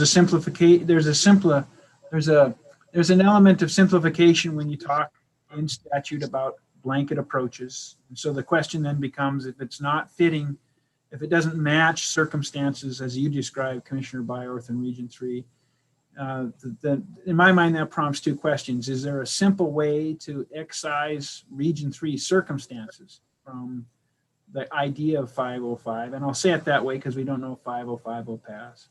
Or another question is, okay, if 505 were to be passed and were to fall in a blanket fashion across the state, if it doesn't, does it, you saying, or the comment that it doesn't provide an incentive because the circumstance is working, does that also mean that 505 would be a negative in that place? Or would it simply be a neutral circumstance? If all of that rambling makes some sense, Commissioner Byerth. Sure, Quentin, what I'm hearing from sportsmen and women, hunters around the state that are very angry about this is that what this does is all of a sudden in a place like Region 3 where we're operating at objective, it strips away any incentive for people to participate in PALA agreements, block management agreements, and also to let the general public on. If you can bring 10 non-residents in and they could charge an access fee, why would you let the public in? So I think that's the concern I'm hearing. I don't know if that's accurate or not, but that is a consistent message in the many phone calls that I take on. I appreciate that, Commissioner Byerth. And what the bill, what the concept, what the bill, however we want to say it, would say in reply is, you know, those circumstances, arguably from our experience, landowners engaging the landowner-sponsored elk licenses that way, there's going to be a finite life to that option because those are the kinds of things that lead to a reduction in elk harvest, subsequently leads to a growth in the population, subsequently leads to being out of objective, and subsequently then would remove the option of landowner-sponsored licenses. That's the concept that the bill would offer in response to that pathway. I'm sorry, Commissioner Byerth. That's why, you know, in our presentation in the House Fish, Wildlife, and Parks, you know, it really is based on a fundamental assumption of the status of being at objective, that represents some reasoned balance of landowner interests and hunting interests, access, harvest, et cetera, et cetera. It's working, you're arriving and you're staying at the objective level, and that some of the things that people don't want to see would actually tend to take the district back out of objective status. Thanks, Quentin. That makes sense to me, the logic. The other issue that I'm hearing from a variety of people and some former commissioners as well is that we're having a hell of a time managing to objective already because a flight, for example, We just got some great data today from 580. Every flight is different as based on a variability. So when we say the objective is 2,000, do we mean it would qualify for these licenses if that objective is at 2,000 or is in within, somewhere between 1,900 and 2,100? And there's so little exactitude in our elk management just because it's complex. When we define new objectives in our elk plan, how are we going to say whether one fits or not, whether it meets objective or not? Because we've learned through the shoulder season, our many conversations and debates, that those numbers aren't very certain. Yeah, I think so. Great question, Commissioner Byerth. And the first answer that I would offer up is when you look at the elk objectives that typically they're listed. I don't know if we've got them up on the website yet, given our web transition, but I think I'm going to guess that most of you have seen that table of elk objectives and then the status relative to those objectives. And in most cases, those are bracketed, those point estimates that everybody talks about. The objective is this. In most cases, those point objectives are bracketed by a plus or minus 20%.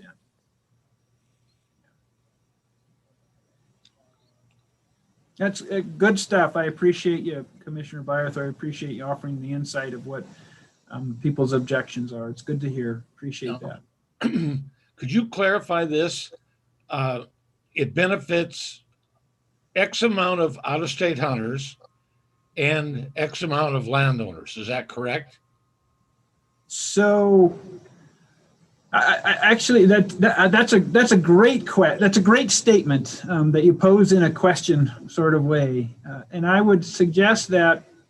So, with a focus on, to go back to some of the earlier comments, with the focus on those districts that are chronically over objective and that shoulder seasons haven't interrupted that growth or haven't interrupted that status and brought the population down. Again, recognizing that the landowner sponsored licenses don't become available until the district is at objective. In those districts, you're not going to reach objective until a whole lot more harvest happens.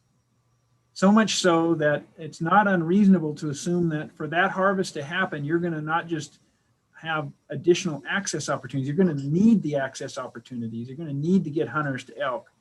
And in all likelihood, you're not only going to kill elk in that effort, you're going to redistribute elk.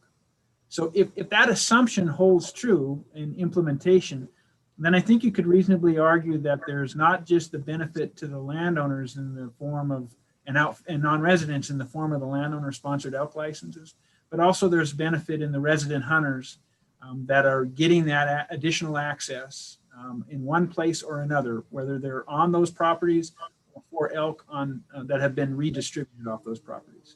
That's the concept, at least, of the bill. Again, all of it hinging on arriving at objective, what it takes to get there, and what happens when you get there, and what happens when you try to get there in the context of harvesting and redistributing elk. The other assets, the 5 bonus points for those individuals that want to turn in their general elk license. So that, as the bill is currently written, that's available to both residents and non-residents. And there's a couple of spin-offs that we wonder, potential positive spin-offs that could come from that. So if you've been chasing a limited entry bull elk permit for a while, maybe you take that option for 2 or 3 years, and for a district like 380, if you were to do that option for 3 years, you can still buy the bonus point because you won't be allowed to enter the elk permit drawing. You can still buy the bonus point. So that's, as written, that's 6 bonus points a year. That's 18 bonus points in 3 years. Just looking at 380, that would take a residence, that would increase your chances from somewhere around 1% to 10%. So those are real gains in drawing opportunity. And the other thing about that, not only does it speak to the individual putting in for those permits, but does it build more tolerance for areas with limited permits? Recognizing that limited permits are a real tool, they're in place. A lot of people advocate them. Not a lot of places, more than a few places have them. but they're not always embraced by all parties. In particular, they're not always embraced by non-residents because of the 10% cap, and they're not always embraced by the outfitting contingent that sees that as a bottleneck to their business model. And so does the option to improve your odds with this validation for an antlerless elk only improve the tolerance for limited permit areas, given that limited permit areas are a tool in the toolbox that the commission has applied across the landscape? The one more spinoff that we wonder about, and it's a question more than an answer, is depending on how vigorously the validation for antlerless elk might be pursued in exchange for 5 bonus points, if that were a vigorous participation by hunters, might that be recognized as a reduction in bull hunting pressure on public land? And if that were to show up, then would that be equal to increased security for bull elk on public land and also increased hunter experience for bull hunting on public land? We don't know the answer to that question, and it's tied intimately to just how vigorously that sort of option might be pursued. But if there were a lot of people that would do that, that's something we would look to potentially show up. So in that context, we do see some of the benefits spilling to more than just non-residents and more than just landowners. Carl, if that answers your question. I think it does. I have a feeling in the general consensus is that is putting a real black eye on the department. Right, wrong, or indifferent. That's the consensus that I'm hearing on it. I don't like that. But Carl, I really appreciate both of those comments. I appreciate, talking about the black eye, and I appreciate you expressing your sentiment that, and how I hear that, Carl, and it's why I appreciate it is I'm hearing that you've been a great supporter of the department and you don't like to see the department seen in that light. So thank you for that. The answer that I'd offer up is, Director Warsek, and you all know I've been part of developing these concepts. I've been part of putting these concepts on paper. I'm not going to run from that. The director also, as Ron said, he's not running from the department's participation in 505. But that being said, the director's made it clear that, he's looking, in his tenure here, he wants to meet the direction from the governor's office to find better working relations between landowners and hunters. Maybe this does that. Maybe this doesn't do that. Maybe the controversy over 505 has taken us backwards on that, but I know that's one of Hank's intent, and I know that's one of Hank's questions and pursuits in supporting 505. The other piece is that, an opportunity showed up where, we heard a tolerance to offer some ideas to move the needle or to try to move the needle. Not a vetting process. It was a short window during the legislative process, and we took advantage of it. And again, that also speaks to something that I've heard Director Warsek say, where he's going to look for opportunities, for want of a better way to put it, move the needle. I think I can also say that, if Hank's going to take advantage of, any longer or more diverse or more formal vetting process that he finds himself, that he finds available. It's just that in this circumstance, that wasn't available, given the process, given the timeline, given the session, but choose to take the opportunity nonetheless. Not saying that's going to take away the black eye, but not making any excuses, just explaining the mindset as Hank recognized that window and took advantage of it. I had a comment earlier that the outfitters basically versus Montana resident hunters is, I think Carl probably is in that realm too. That's the plus and the minus, because like I said, the public doesn't want it and the outfitters, I think, probably do. I guess I go back 10 years. What caused this problem? Well, people weren't buying cow elk tags. Basically, the out-of-staters were, again, paying big bucks to shoot the big bull elk. So the cow elk just came out of proportion and kept having calves. And it doesn't take a math genius to figure out that if you had a 40% rate and you don't have pressure on the land, you probably better have a bull that's at least 60, 70% productive. You're going to have a heck of a herd in a while. And so I think this problem was self-created, and I know the parties involved and I know who the outfitter is, but a little bit immaterial. The other thing that the Fish and Game had better get ahead of this thing in is the Mars Ranch sold to that lady in Belgium. And if you went down Tongue River Reservoir Road the other day, there was 150 elk in the hayfields in the bottom. That's the only place that was any food. And put that to 1,000 head of elk and start doing that 50% thing, and you got 1,500, 22.5, 33. You got another problem coming right down your window. That's all I have. Yeah, Ed, I think that's all, again, all well said, you know, and I'd offer, and cut me off, Jason, if I'm speaking too much, but I'd offer Yeah, in we're just pushing up against our public comment time here. So just wanted to acknowledge that. Not that that's a problem, but just wanted to acknowledge that.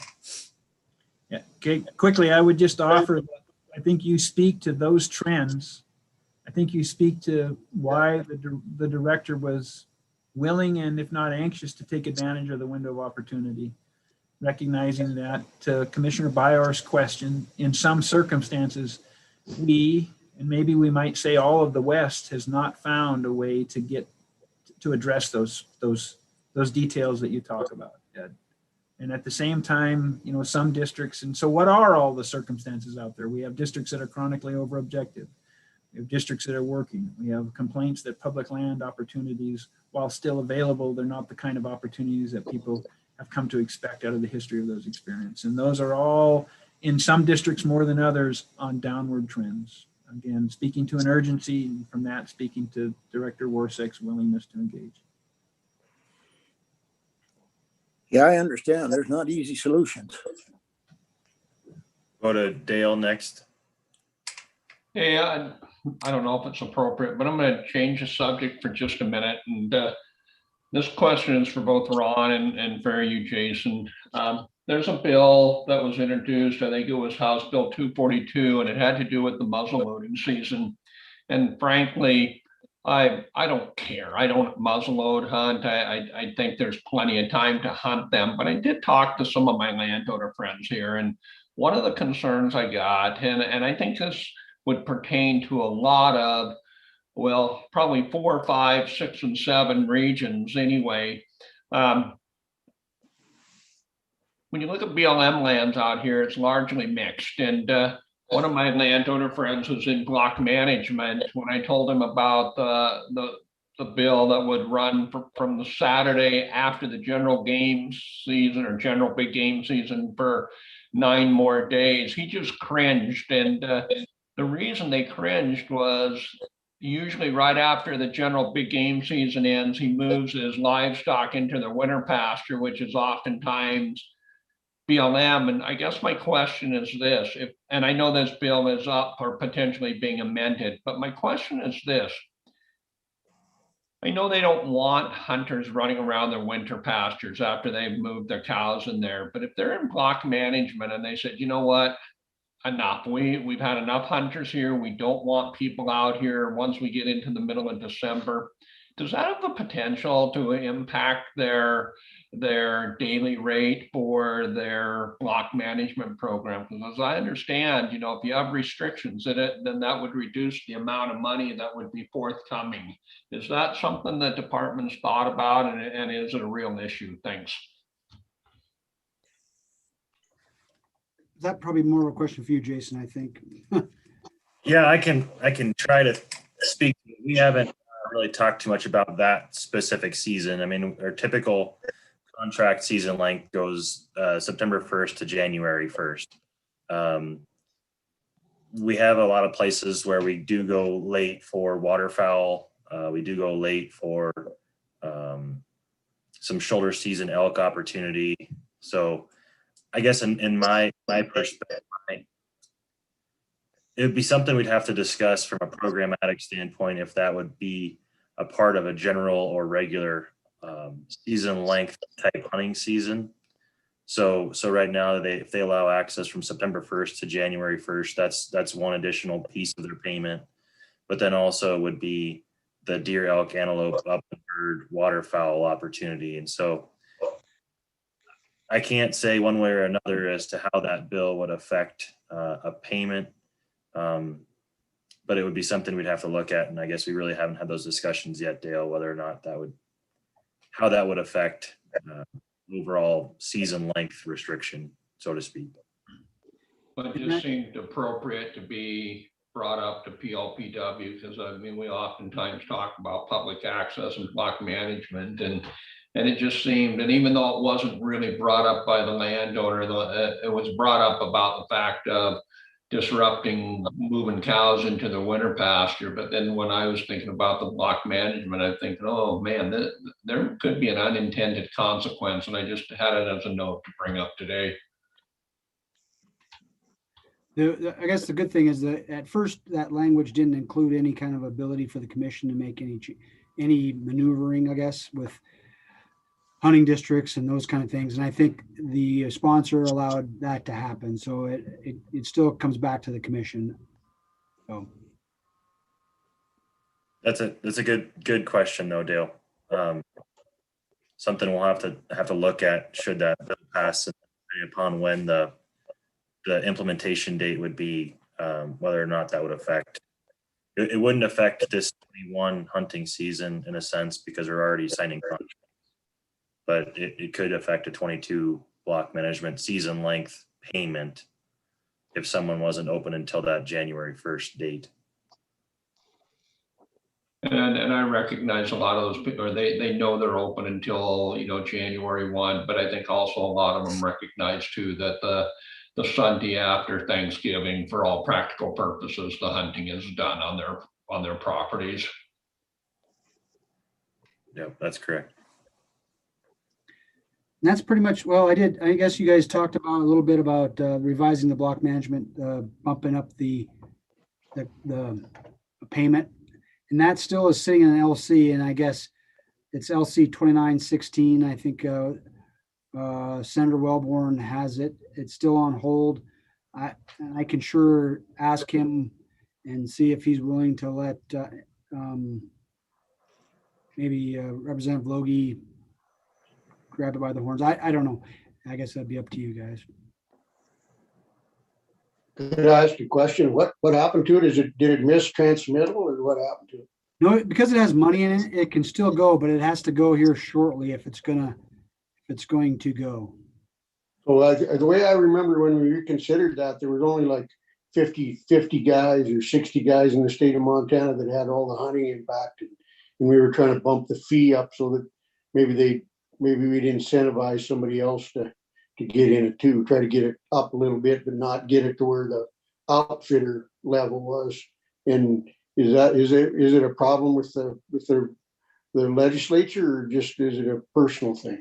I just don't think he had a chance to drop it in, I guess. Okay. I haven't talked to him. I haven't talked to him and asked him why he hasn't moved it.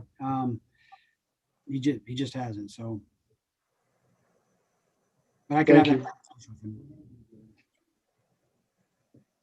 Any other comments or questions for Ron?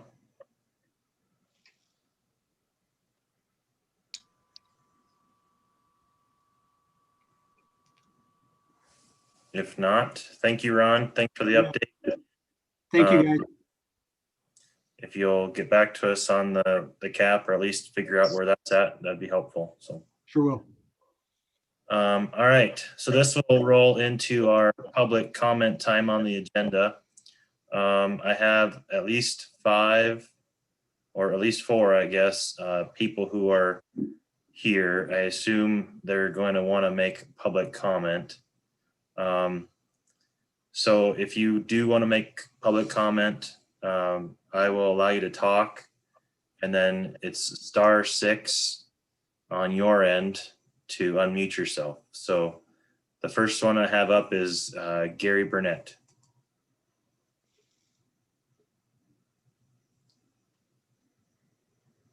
So Gary, I think you can go ahead and unmute yourself.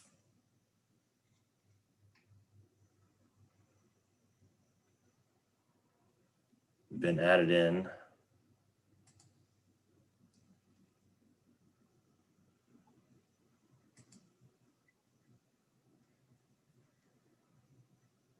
Let's try this. All right, how about now, Gary? Can you unmute yourself now?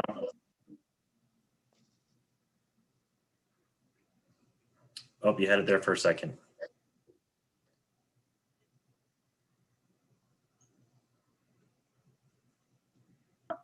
Got it? There you go. All right, thank you. Thank you. I just wanted to thank you for the conversation today.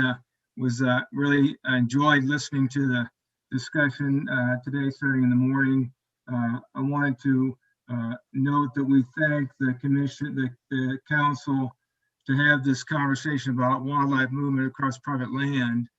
We talked to the director and the deputy director a few weeks ago. There seemed to be interest in continuing that discussion. So I just wanted to recognize that we're interested in helping with that. If there's something we can do, whether it's the individual, participants in the Migration Coalition, or what the group is doing to try to recognize what the conversation entailed in December. And if there's anything we can do to continue to help that conversation, we'd just like to state our interest in trying to do that. So again, thank you so much for having that discussion, and appreciate everything you guys are doing. Thank you. Thanks, Gary. Yep, I think our next agenda topic will be looking at some of that migration and movement stuff. And Hank will be doing that once he's able to join us. He's, I believe, over at the Stock Growers Board meeting currently. So he's going to join us after this. But thank you, Gary, for that. Thank you. Appreciate the opportunity.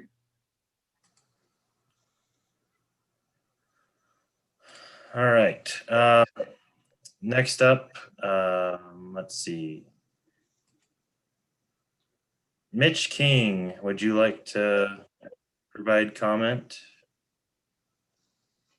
Thanks, Jason. No, not at all. I just enjoyed the day here, listening to all the conversation. So I was just listening in. Thank you. Yep, no problem.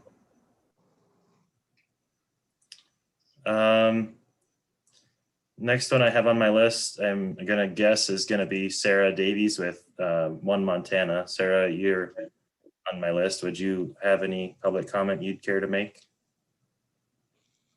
I'll just say thank you for all that you guys are doing. I wasn't able to listen in the whole day, and I was particularly interested in hearing the conversation about that Greg Lemons had about his ethics, and the conversation on the hunter education this afternoon. So just glad to be a part of it, and hopefully we'll continue to partner with FWP. Thanks, Sarah.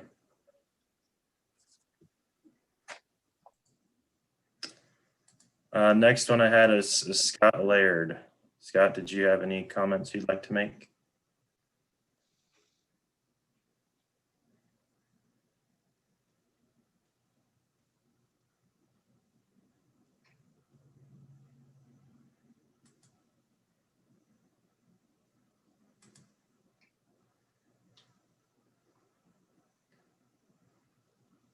Scott, are you there? Looks like you may be able to make comment if you choose. Jason? Yes, sir. I have no further comment, and okay. I appreciate everybody's participation on PLPW, and we're looking forward to the rest of the discussion. Thank you. Thanks, Scott.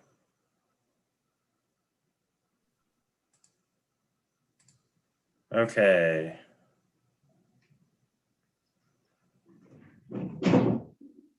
Let me do a couple of things. So as we continue to wait for Director Warsack to join us again on the next conversation, I do want to provide opportunity too for our fisheries division, Dustin Ramoy, to provide some comments, and then provide you guys with an update as well.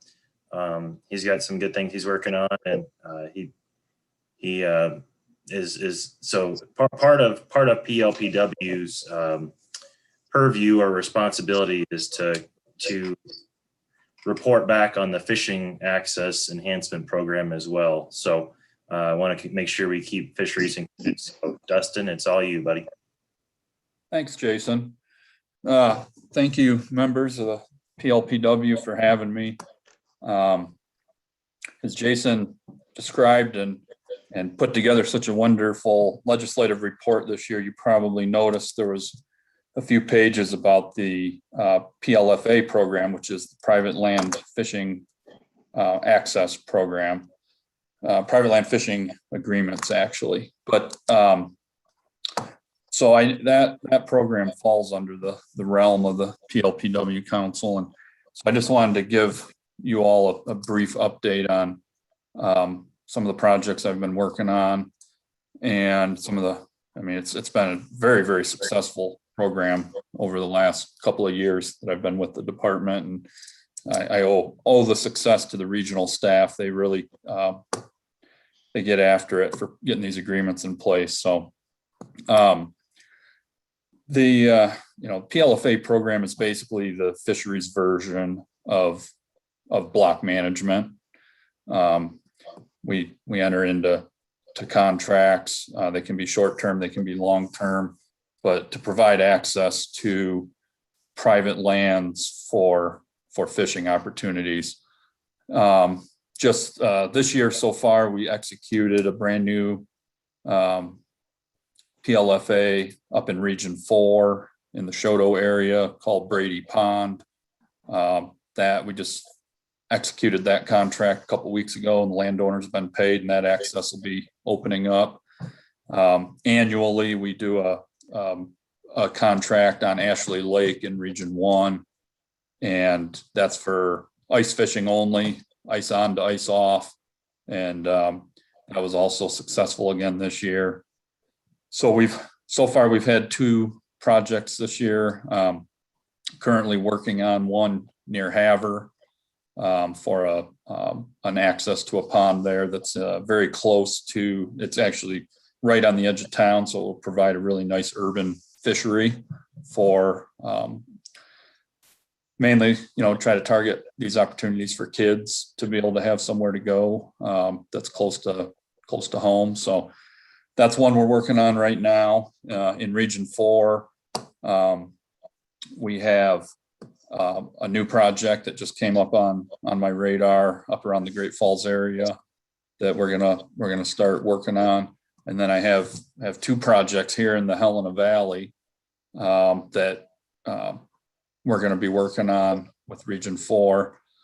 I know that may sound odd because the fisheries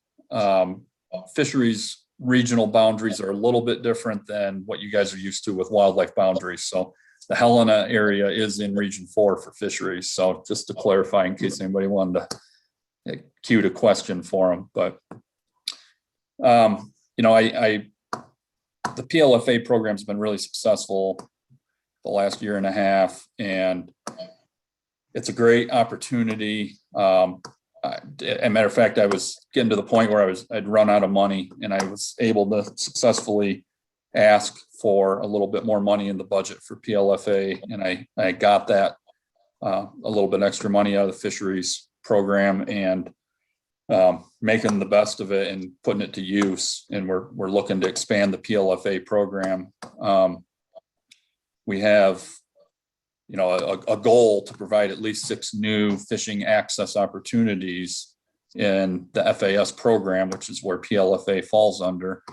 And as of right now, once again, we're going to exceed that goal this year, which is really good. And it's a testament to the hard work of the staff in the fisheries division to provide these accesses. So just happy to give you guys an update on those things, and more than happy to answer any questions you may have.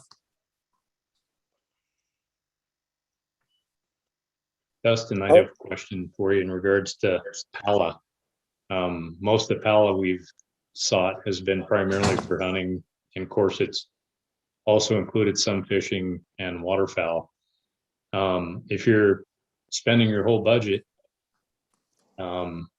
would you see opportunities to dip into the Pala end of it, or does that already happen?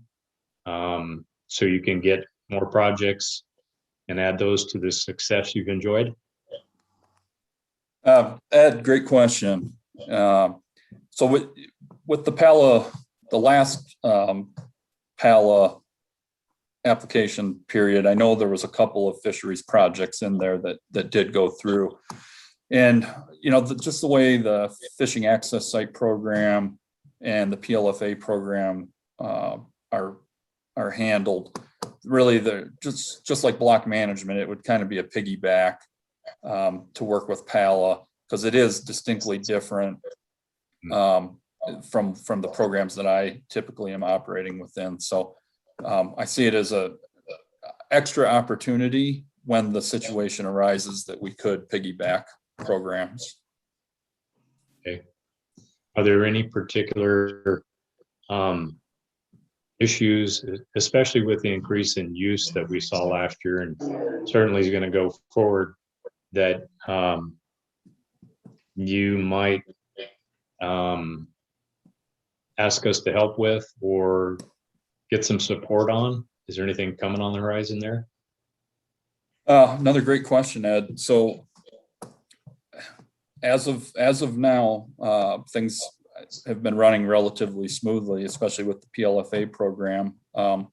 Really, it's, you know, we've made it successful due to the initiative of regional staff.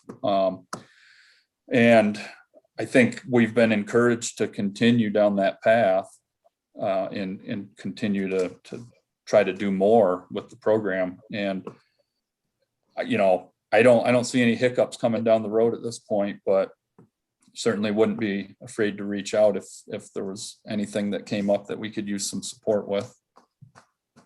Well, I really appreciate your success and you noting your staff accomplishing that, you know, to be able to, you know, tuck those under your belt for now and celebrate is an important thing. And I congratulate you on that.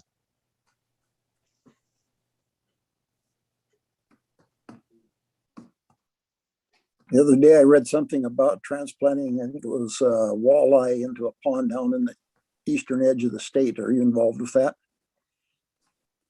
Ed, I'm not. You know, I'm the first one to say I'm not a biologist. I specialize in land use and land issues and making deals for providing access. So I wish that I could tell you I was, but that's not my realm, unfortunately. Okay, thanks.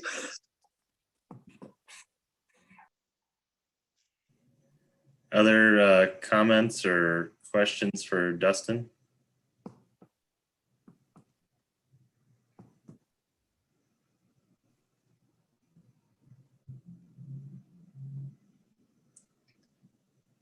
Dan, just as a reminder, it's *6 to unmute yourself if you choose to have any comments as well.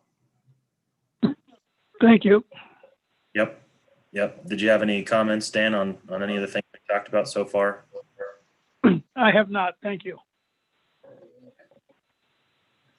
All right. I think what we're going to do now is we'll just roll into our trap line reports as we await the director.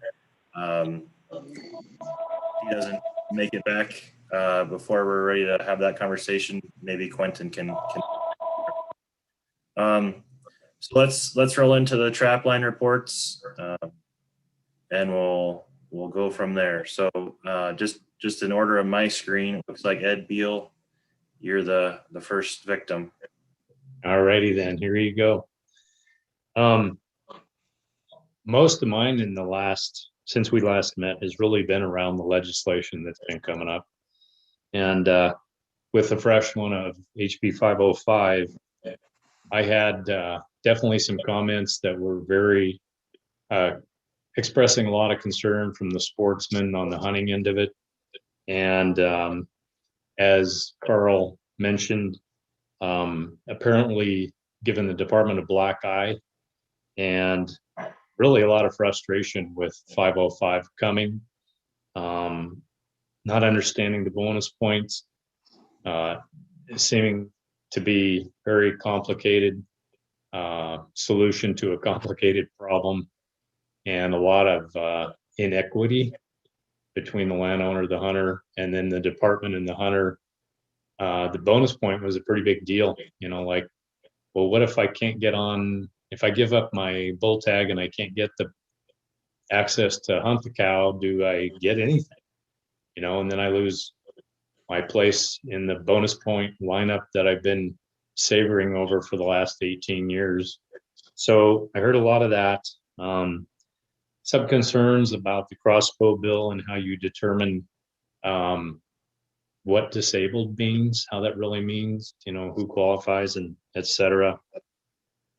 A little bit on the muzzleloader from the landowner side, as was brought up maybe by Dale, and maybe it should be considered in between the end of archery and the beginning of a rifle, other than the problem with the youth opener of deer.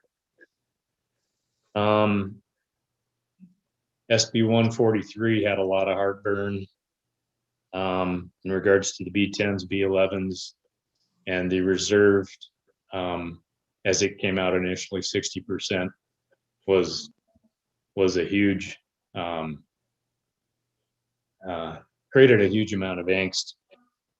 40 maybe helped, but I don't know where that bill stands now. I know it's still sitting there. But that's mostly what I've heard, Jason, is a whole lot of consternation over some of the bills that are,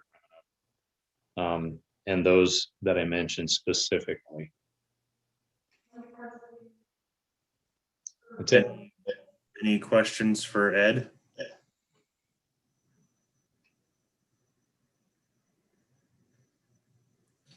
Okay, moving on to Ed Bukowski.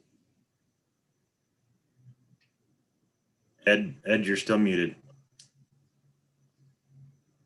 There we go. Down in this area, we had a phenomenal goose season this year. And one of the guys that used to hunt Canada figured that probably somewhere between 750,000 and 1 million geese and ducks weren't harvested in Canada. And I've never seen this many geese on the Yellowstone down here, but there was a fantastic harvest. What is the status on the crossbill bow? I haven't followed it totally. Is it still in committee, or you know, Ed Beal? I believe it's still in process. Yeah. Very well could be dropped. Who knows? I'm not positive. I think it still has chance of success. Okay. Other than that, everything is basically going down here. We needed moisture, and we finally got a little. And just a couple comments, I guess, to Fish and Game. With this acquisition up there by the Musselshell, I hope they can get a good boat ramp in that area, even though you're fairly close to Crooked Creek. And I was thinking to myself, if the Fish and Game gets with the recreation and camping people, campgrounds, I said you probably could put in a 40 or 50 stall parking lot and make some dang good money during hunting season. But I don't know if that's in their money or plans, or then monitor it and dump garbage. But anyhow, like I said, that area is going to get a lot of attention for a while. So that's all I have, really. Thanks. Thank you, Ed. Carl.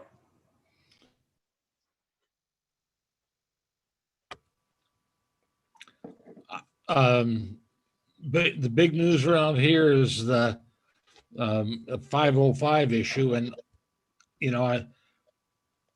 I guess I am biased wishing Hank so well. I don't want him to have to start with a backpack full of rocks, if that makes any sense to you. But 505 is an issue. On a positive note, like Ed said, there's more geese here than I ever saw in my whole life. And when I started hunting 210 ago, if you got a goose, it was an absolute trophy.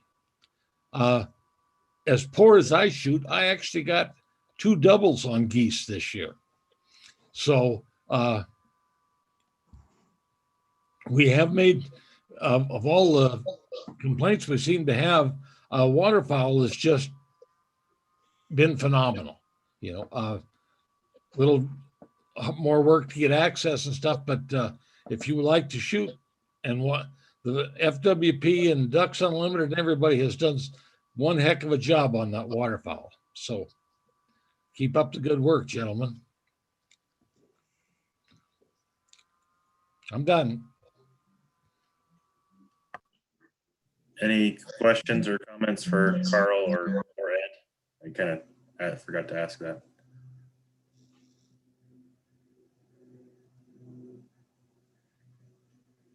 Okay, Dale, you're next. Okay, while others were visiting, I did look up that bill, which is Senate Bill 111. It's passed third reading in the Senate, so it's been transferred to the House, and it has yet to be heard in the House. So that's the latest that I can find on it. In terms of my report, I think there's a couple of things that are really looming out in our part of the world. One being drought, the other one is grasshoppers. Some of the areas here, I saw some reports from the National Weather Service for Miles City and Glasgow, I think it was, and this was for a period that probably ended 3 or 4 weeks ago, but I want to say for their 90-day, and it may not have been 90-day, but it was for a fairly significant period. I think both locations had the least amount of snowfall in their reporting history. And we have some areas that are tremendously dry. There's an area between here and Broadus that I do some hunting on. Last year, they received a total of 5 inches of precip for the entire year. And then here a month or so ago, I went to a pesticide applicators training, and they had a presentation on grasshoppers, and it's looking right now like the eastern 2/3 of Montana, this could be an epic grasshopper year, one of the worst that we've seen in the history of the state. And when you have drought and you have grasshoppers and you have no forage, obviously there's an impact on wildlife, but there's also an impact, a huge impact to the landowners out here, both farmers and ranchers. And I think if our conditions don't change, and certainly they could, and everybody recognizes that, but I think that could be a real issue that we're going to hear about as we get into the summer months. I guess on a more of a positive standpoint, I did talk with the Region 7 a while back, and I just asked them, what happened with block management, and I think they estimated, I don't have these numbers exact, but I want to say in Region 7, this past hunting season, they had about 95,000 hunter days in Region 7. And I think their next highest of all the years was 84,000. And obviously we've lost acres over the years. I think it's just a testament to how many people with the COVID were getting out. I certainly saw it all the time in eastern Montana, the public lands that I accessed, as well as the block management area. There were people out on them, it seemed, every day of the season, and more than what I'm used to. And that's kind of my report. Thanks, Dale. Yeah, I think that trend holds true across the state for what we saw for block management participation in general. I don't have final numbers yet. Those will be here at the end of the month pretty much, but that's kind of what I've gathered from the regions, is that it's just the use is quite significantly higher. And in Region 7 specifically, as you mentioned, we have lost a fair amount of private land acres. So I'm sure folks are getting concentrated to that public land opportunity. Well, I wanted to ask you that, and later on today, and I had it as a note, just what you were seeing statewide, because I suspected it was probably similar throughout the state. Yep, that's correct.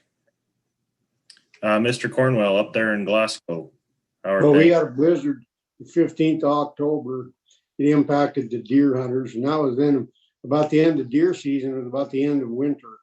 We've had above normal temperatures and no precipitation. Normally about now, the geese are all coming from down on the southern part of the state, and they're landing on the grass hay meadows that the creeks irrigate. Well, the creeks aren't going to run up here this year unless we get a late spring storm or something, or rain. And so it's just, we're hopeful that there'll be, it's not too late till the middle of May to get some moisture, but it's dry up here. And being on the landowner side of things, I don't hear much from the hunters. I do the the sheltered elk are a challenge for the island mountains that we have up in this area, and the areas that they just move around like a bunch of horses, and they go from one sanctuary to the next. There's no way to, it seems like there's any way to get the cows under control. I got a friend's got a ranch out in the Bear Paw Mountains, south of Havre. He said it was kind of neat when there was 8 elk.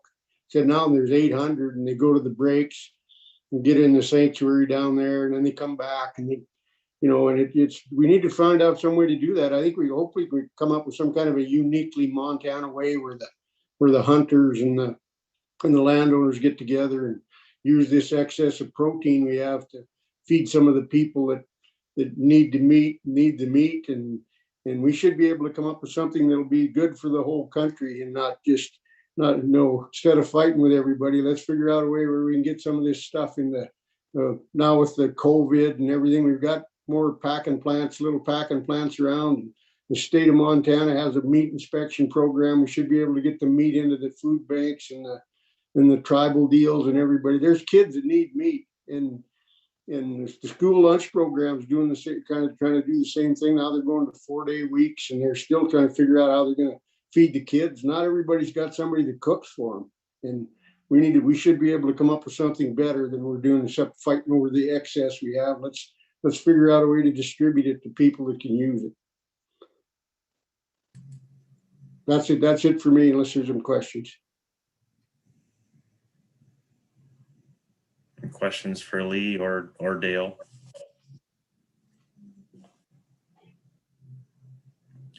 So Dan, *6, and you're up. The situation, as I've heard, people don't want to extend hunting season with another 8 to 10 days of muzzleloading season at the end. They think the seasons are long enough, so they should figure out a way to put it in someplace else, subtract from the bow season or subtract from the gun season. But it's too long. That's what the opinions are. Thank you. Thank you, Dan. Anybody have any questions for Dan?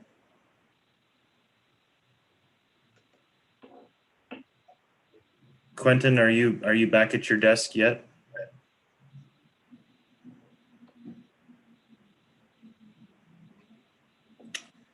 It doesn't look like he's back. So let's take 10 minutes. So it'll be 3:50, and that way we'll be ready, hopefully, to continue our discussion on migration and movement. So 3:50, we'll be back. Question to you, Justin. Yes, go ahead, Ed. I had a person ask me and like I said, I looked in the regs and I can't really find anything definitive. I guess if you have over a section of land, the landowner can put in for a landowner sponsored deer tag or something to that effect. And you know what that is? Yeah, so there's a landowner sponsored deer program. And the landowners themselves actually have to submit an application to be enrolled in that program. And through that program, then they can sponsor a non-resident. Okay. And they just have to fill out paperwork to become a sponsor? Correct. When does that due? Early now or past due? I believe it's actually at the end of the year. I'd have to check. Okay. Okay. I think it's actually prior to the license year start. So. Okay. I was wondering. I didn't have a clue and I couldn't find an answer. So thanks. Yep. It's a deer. Sell that permit then? Sorry, Carl. What was that? Can they sell that permit? No. It's the resident himself has to buy the license, but this gives them that pool to buy from. Okay. If they have that non-resident sponsor. Thanks. Yep. All right. 10 minutes. We'll be back.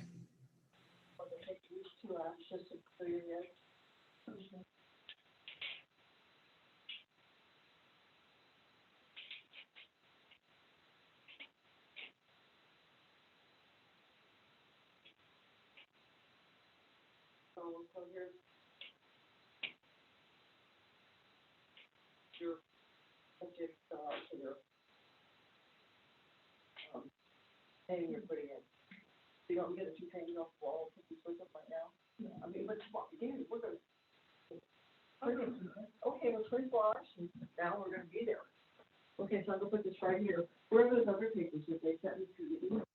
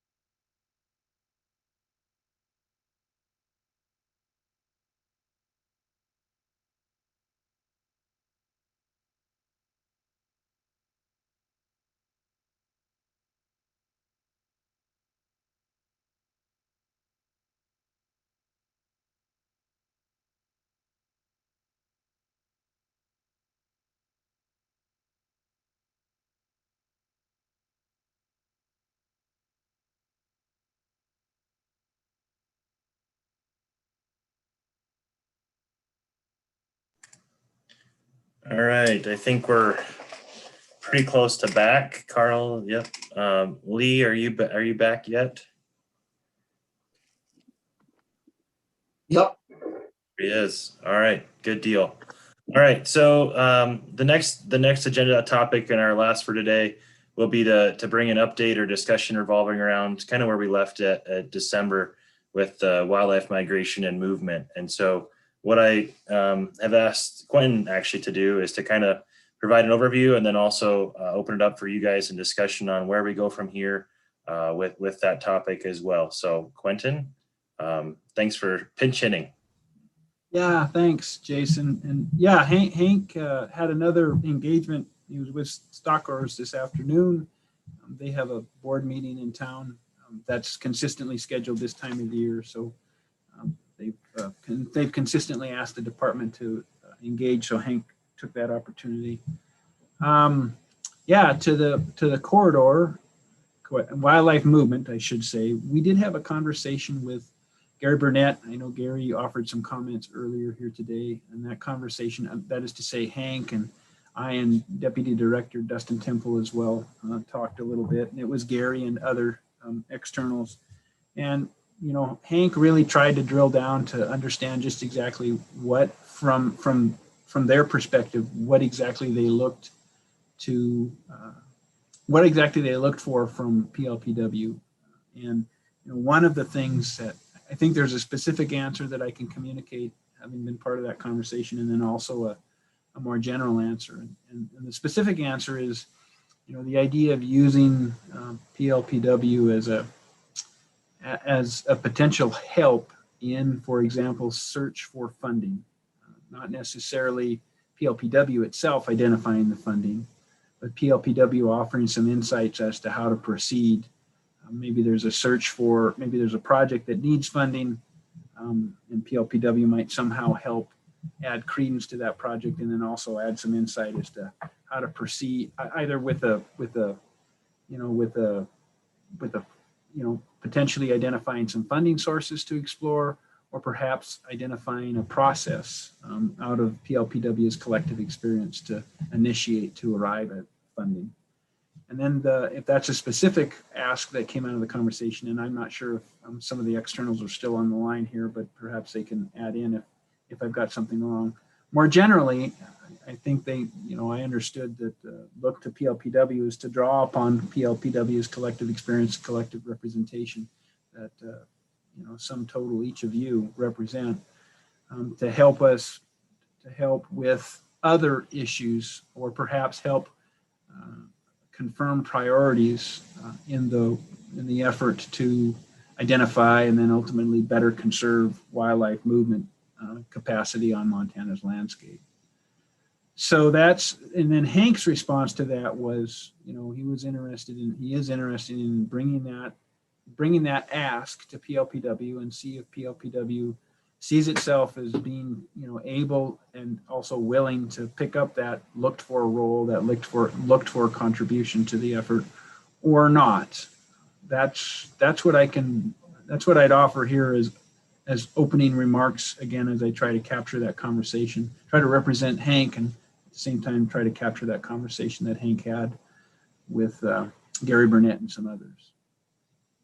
Happy to hear questions, and then also ultimately happy to hear the council's thought on that request from those externals relative to wildlife movement.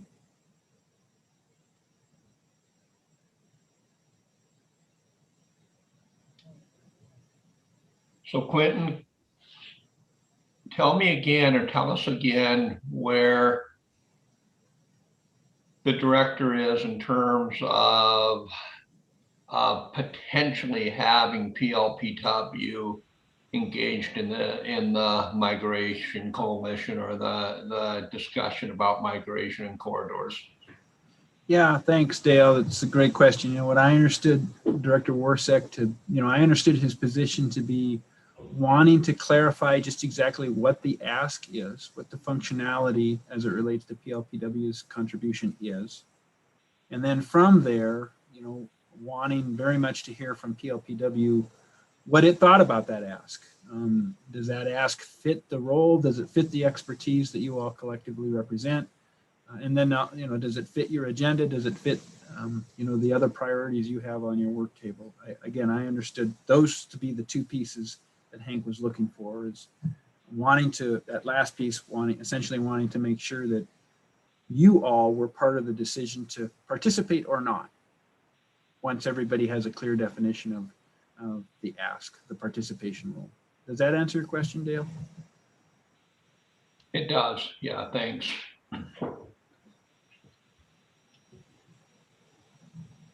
So, Quentin, I guess when we initially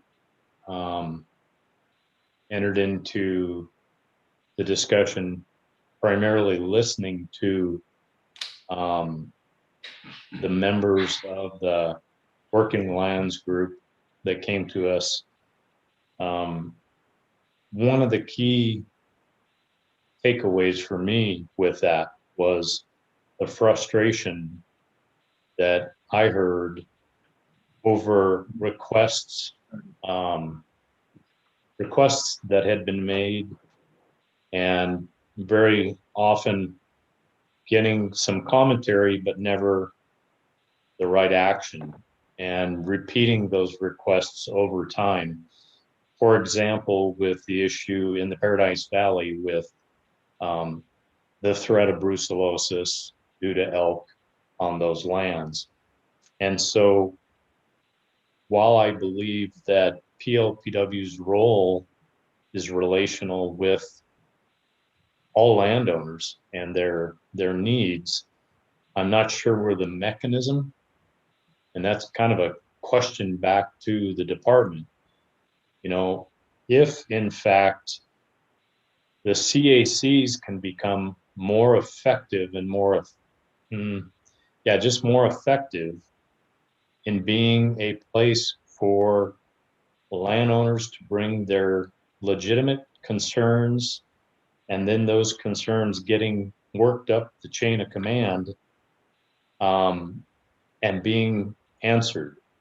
Whether the answer is satisfactory or not, I understand may be one thing or another each time.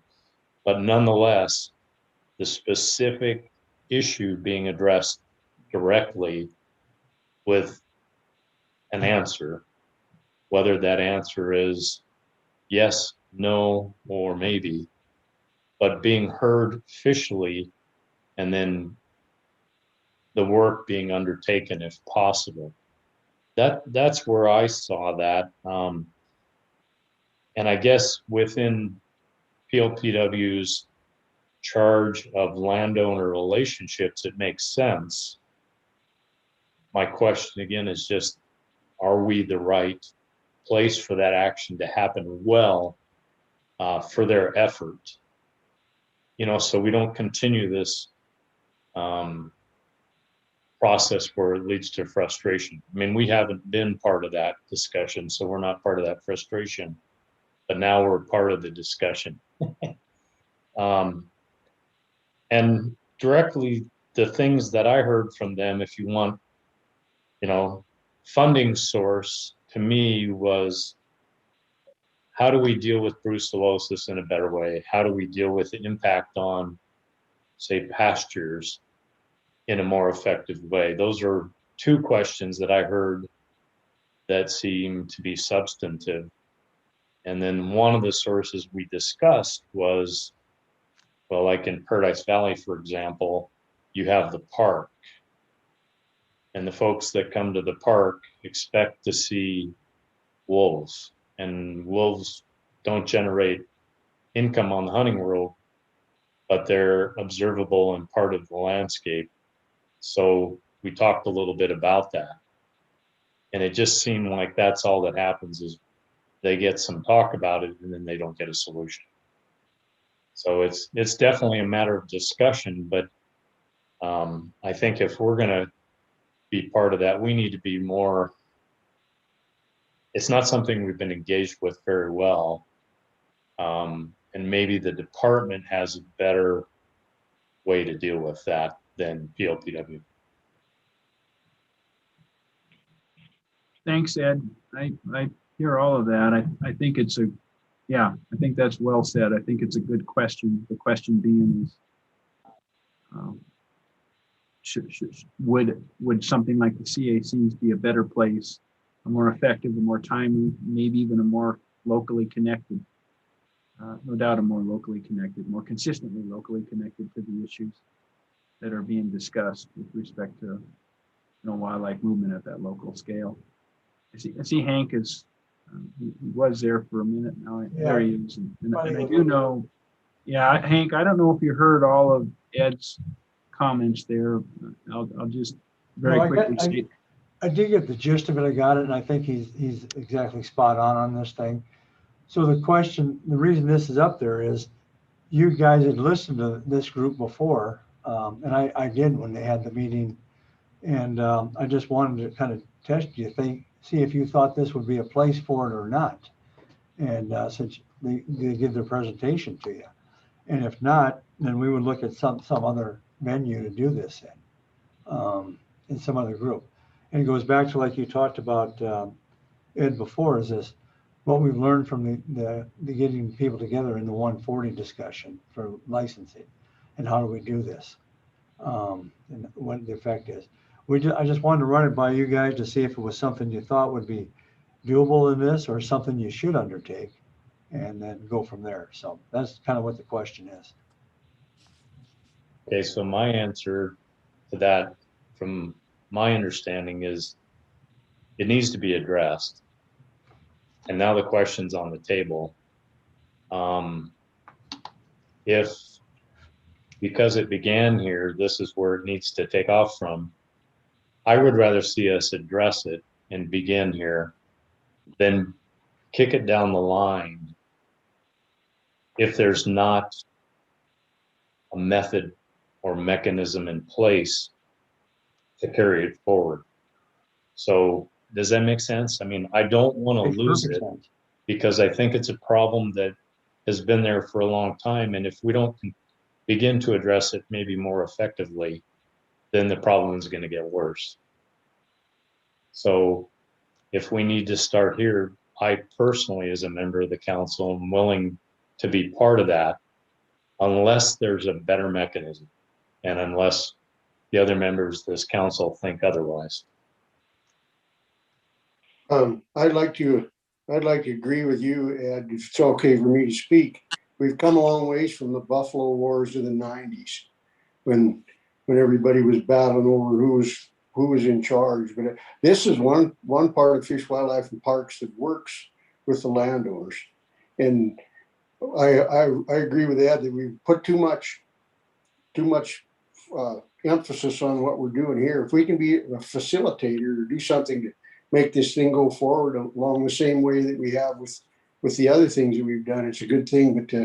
But to be supportive rather than to be the lead, that's the way I look at it. Well, should we be? Go ahead, Dan. Should we be collaborating with the stock growers? Definitely. I think we're all kind of in it together. Up in my country here where we live, we have migratory mule deer, migratory antelope, and migratory sage grouse, and the weather precipitates when it happens. And we really don't have any problem with housing or any of that kind of stuff. It's mostly fences and different things like that. And most of the solutions are fairly simple. And with the early spring or winter snowstorm this year, I've seen antelope on the Milk River bottom this winter that I've never seen that before. They didn't cross the highways. They didn't cross the railroad tracks. And this year they're learning how to do it. And as long as we don't throw things up that are in their way, I think we're okay. And we just don't want it to become an adversarial thing where everybody gets their back up. And, let's make it so it works for them. They'll figure it out if we give them a chance. I'm kind of with that. I mean, I think this issue is timely. Since our last PLPW meeting, the Migration Coalition has, for the most part, a weekly call, and I've tried to take part in some of those for no other reason, just to get better informed. I have an interest in wildlife movements. My concern is, and has been all along, is as the PLPW council, how can we be value added? I mean, and I try to think through that and say, yeah, you know what, we're probably a good mechanism to be a bridge between the department and landowners. But if that's all we are, what have we accomplished? And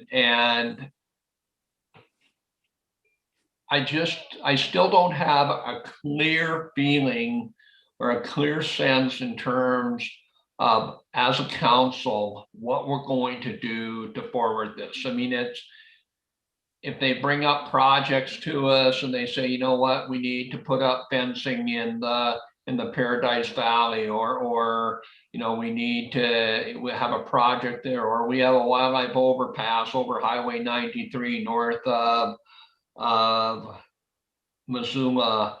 Are we the body that says, yeah, we really think this is your highest priority? To me, I think that's getting out of our role or where we should be.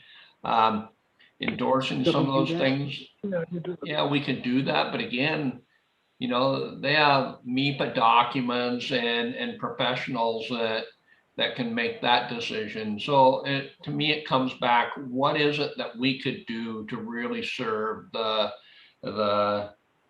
migratory or the migration council, and what role can we play where we truly are value added? Well, I agree with Ed, the other Ed, about I think the local committees probably have a better handle on what's happening locally. And as Quentin knows, I've been on the elk cattle brucellosis for quite a few years. And I can understand their frustration, but what they're doing is they're organizing through their local irrigation districts and farm groups. But boy, early on in our discussion here, we were talking about multiple people and multiple factions going different directions for different problems. And this is the same thing, because we had a fence issue on elk cattle brucellosis and it blew up big time. And so I don't know, it'll be having been on that committee and trying to figure out what to do there, it's locally, I think they have a better grip on what's going on and then work it up. But that's the way I kind of see it.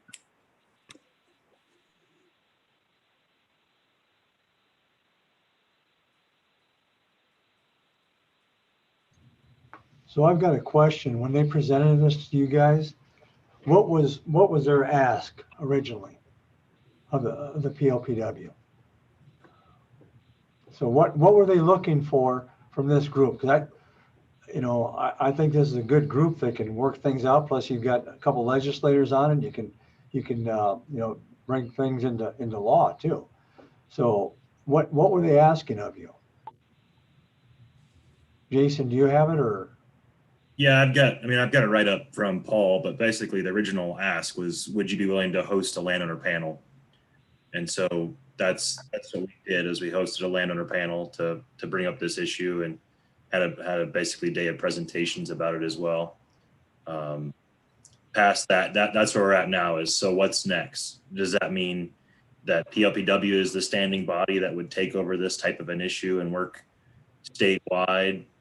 Or, as been mentioned, is that better held with the CACs, or is there some other body that would be better represented to carry this issue and continue it forward as a part of basically regular meetings, topics, solutions to issues?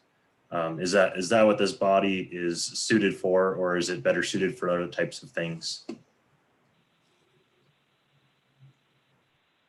I can jump in there.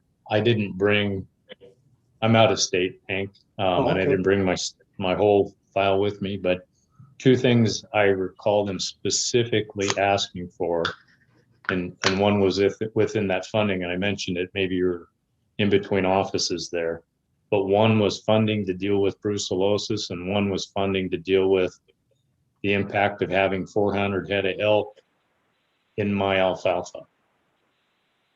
And those were two specifics that I can recall. I know there was more, and I didn't bring that whole information from last December's meeting with them, but I think they're looking for the long-term answers to those types of questions. And I don't know if Gary's still on here, can jump in there or if that's appropriate, but that's what I heard.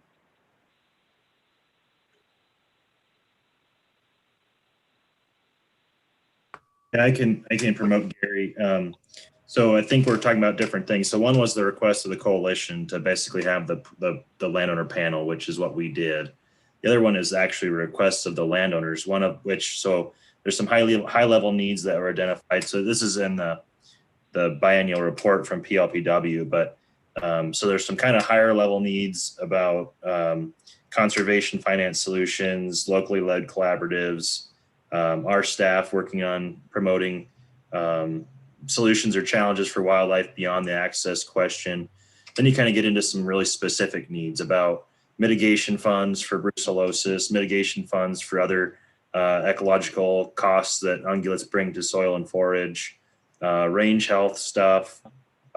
We talked a little bit about stronger representation of landowners on the Fish and Game Commission, compensation or elk rents, transferable tags, and then working with MSU Extension closer as an agency. So there's some higher level things, some more specific things that were identified by that landowner panel. The original request, though, as I saw it, was to just basically have the discussion as PLPW was the opportunity to hold that landowner forum. So for their ask, do you feel you met that with the landowner forum, that what their ask was, or do you feel that you provided what they needed after that forum? Or is there still, or do you feel there's a whole lot more to do as a result of that forum? I feel like there's a whole lot more to do after that landowner forum. Okay. Yeah, and I agree with you guys. I think, part of me said this is a place to have it, and part of me saying no, it isn't.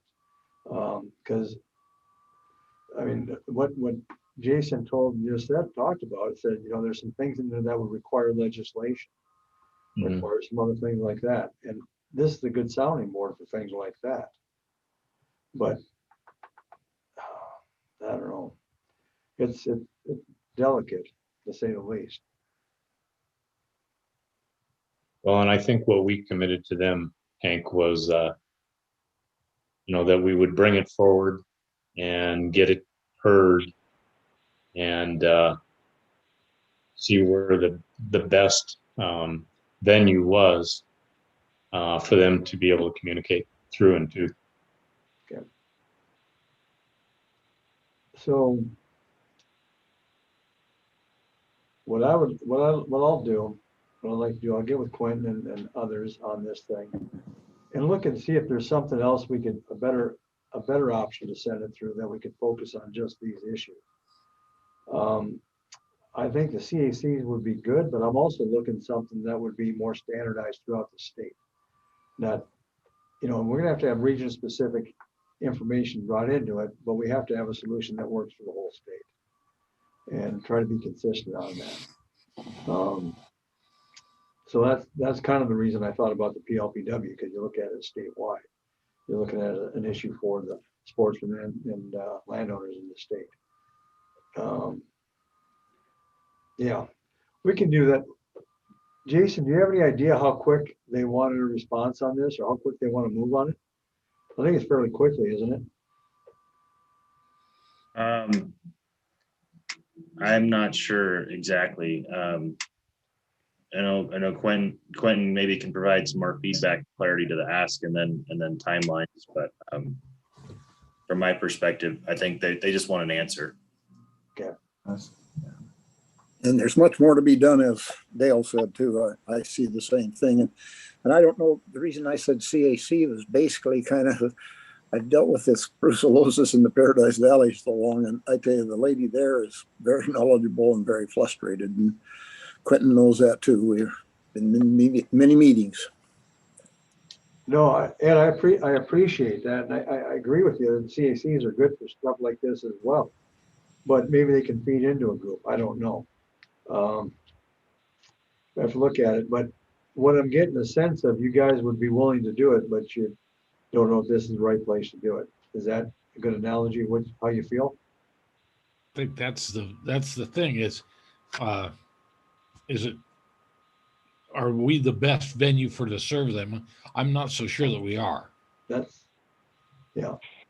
You know, it seems to me that through listening to them over, you know, the past few meetings when they came and talked to us, maybe another step, and I know that some of the people in the department met with Gary and others, but I think it would be really beneficial to have a, you know, just a sit down meeting and say, hey, what is it that you want? And then when that's defined somewhat better, then maybe we can look at saying, hey, is PLPW the best place for this? Could they handle part of this that really makes sense? Maybe they're not the final step in it, but maybe there's a role for them to play, but other parts can go someplace else. But until at least for me, until I have a more clear idea of what it is the role PLPW is going to be expected to play in this, until I have that, it's hard for me to say, yeah, we ought to jump in or we ought to take a pass on it.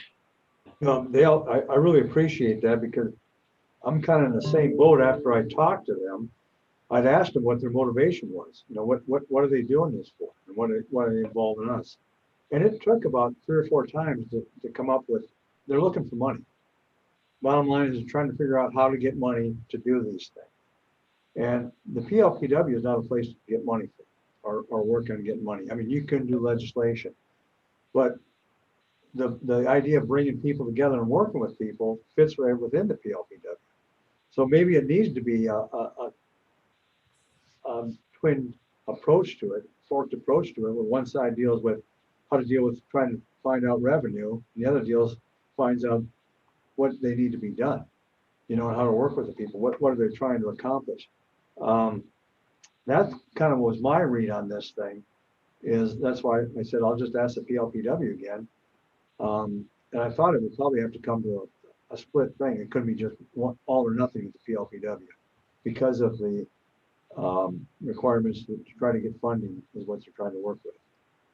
I thought they came to us because our deal worked, and it's a consensus council, and it was out of frustration. They couldn't get it to work any other way. So they thought this was an avenue to get somebody's attention to start the process going forward. Well, yeah, I agree. That's what it was started with. But like I said, as I dug into it and asked them what their motivation was, they're trying to start this so they can get money to do this. Right. So that's what I mean. We all know everything comes down to money. We don't have any. I don't either. So I'm easy. But I don't know if that helps or not, Dale, with what we're looking at on this, but no matter what we do, it's probably going to have to be a 2-pronged approach to it, no matter what.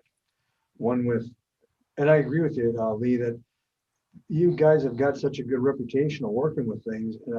I mean, it's really is impressive to me that people are willing to work with you and say, this is a good, solid group of people that will listen and are not afraid to take on topics and work through them. So that speaks highly of this group. But once again, it comes down to is it the best group to do this with?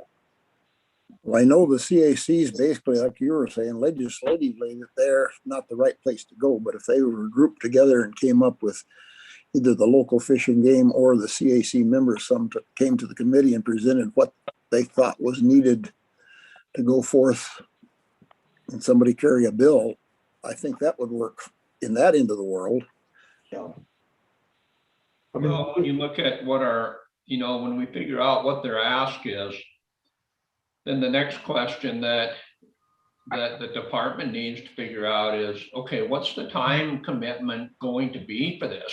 Exactly. And I guess that's a little bit of a concern if we're meeting in Zoom meetings 3 times a year, and one of them is largely dedicated to reviewing the PALA agreements, which I think is one of our core missions. Right.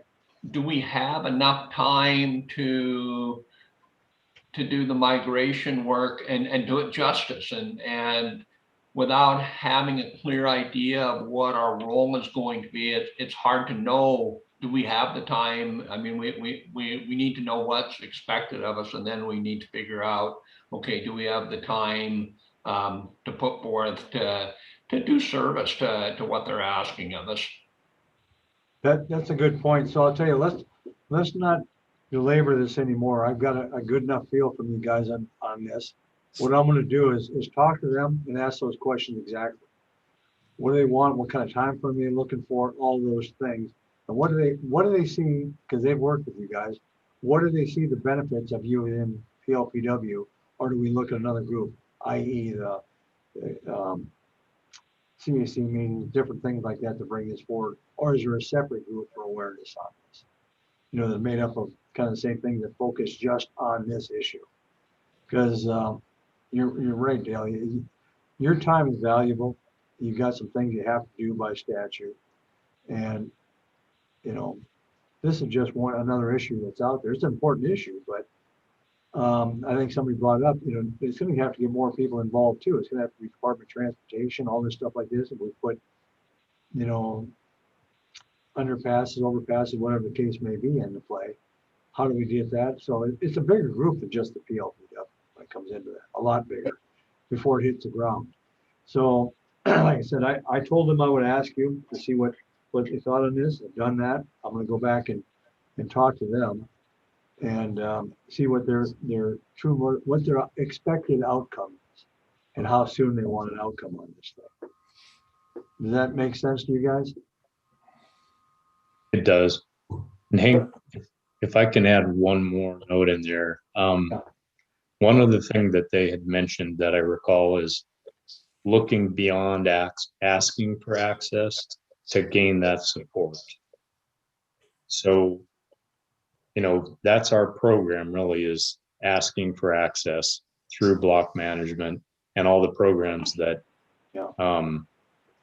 PLPW addresses on access. But their ask beyond that was to help them deal with some of these other issues that aren't, hey, do you want to join block management?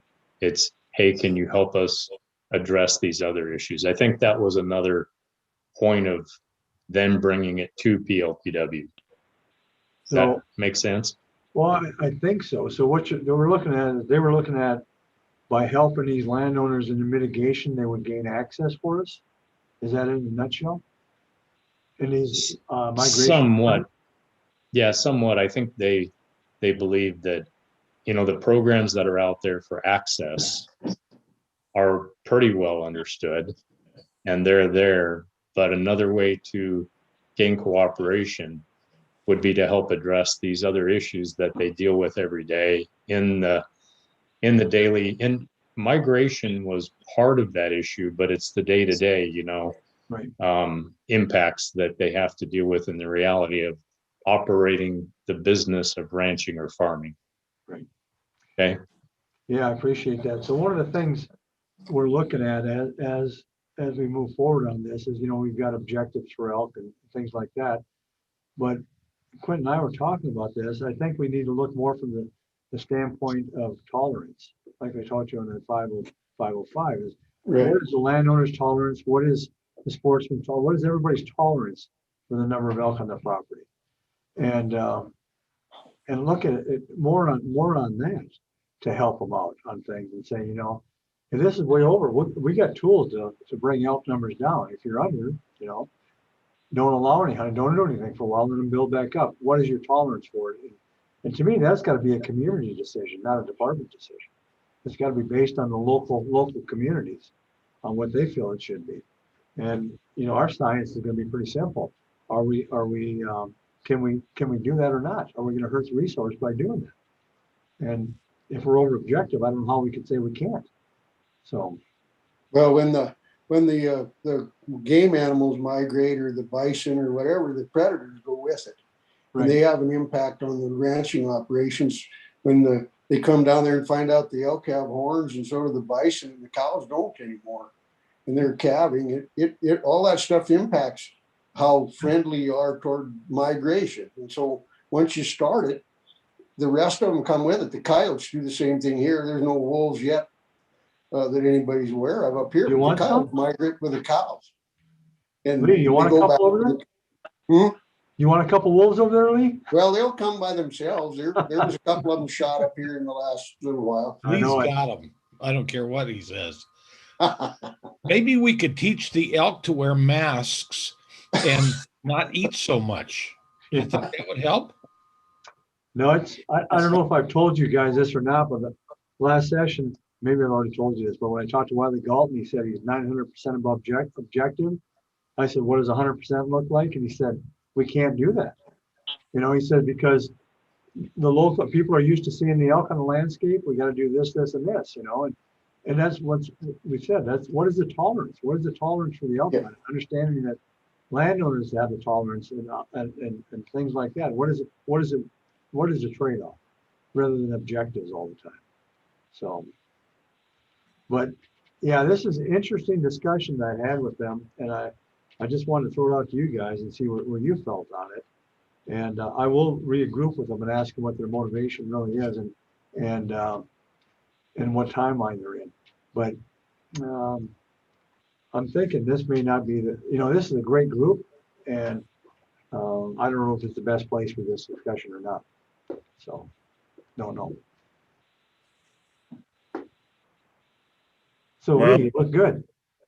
Yeah, it's about 4:30 on St. Patty's Day. Thank you guys for hanging with us for as long as you have. Are there any other thoughts or comments or closing remarks that anybody would like to have before we wrap up for the day? I'd like to congratulate our new director on his appointment. Well, good luck going forward. Anything we can do to help will be extended. So, I appreciate that. I just come back a little bit late because we were over at Stock Growers talking to them. That was fun. So hopefully they weren't too boneheaded. No, there was actually really good questions, and I'm really looking forward to working with you. And, I think the second vice president of the Stock Growers was appointed to the Fish and Game Commission, wasn't she? Yeah. So it's interesting with that 505. I think they call me War on Wildlife is what I am now. So everybody's pissed at me. So I'm doing my job. Hi guys, this is Representative Logie. I just got on and caught the end of it, but good to see you all. Well, turn your camera on. We can't see you. I got a little bit of problems here, whether I lose you or not. There he is. Nice green shirt. You bet. Little green on the tie too. Typical politician. That's right. Well, we didn't do so good on the once in a lifetime. They killed it yesterday, so probably for good.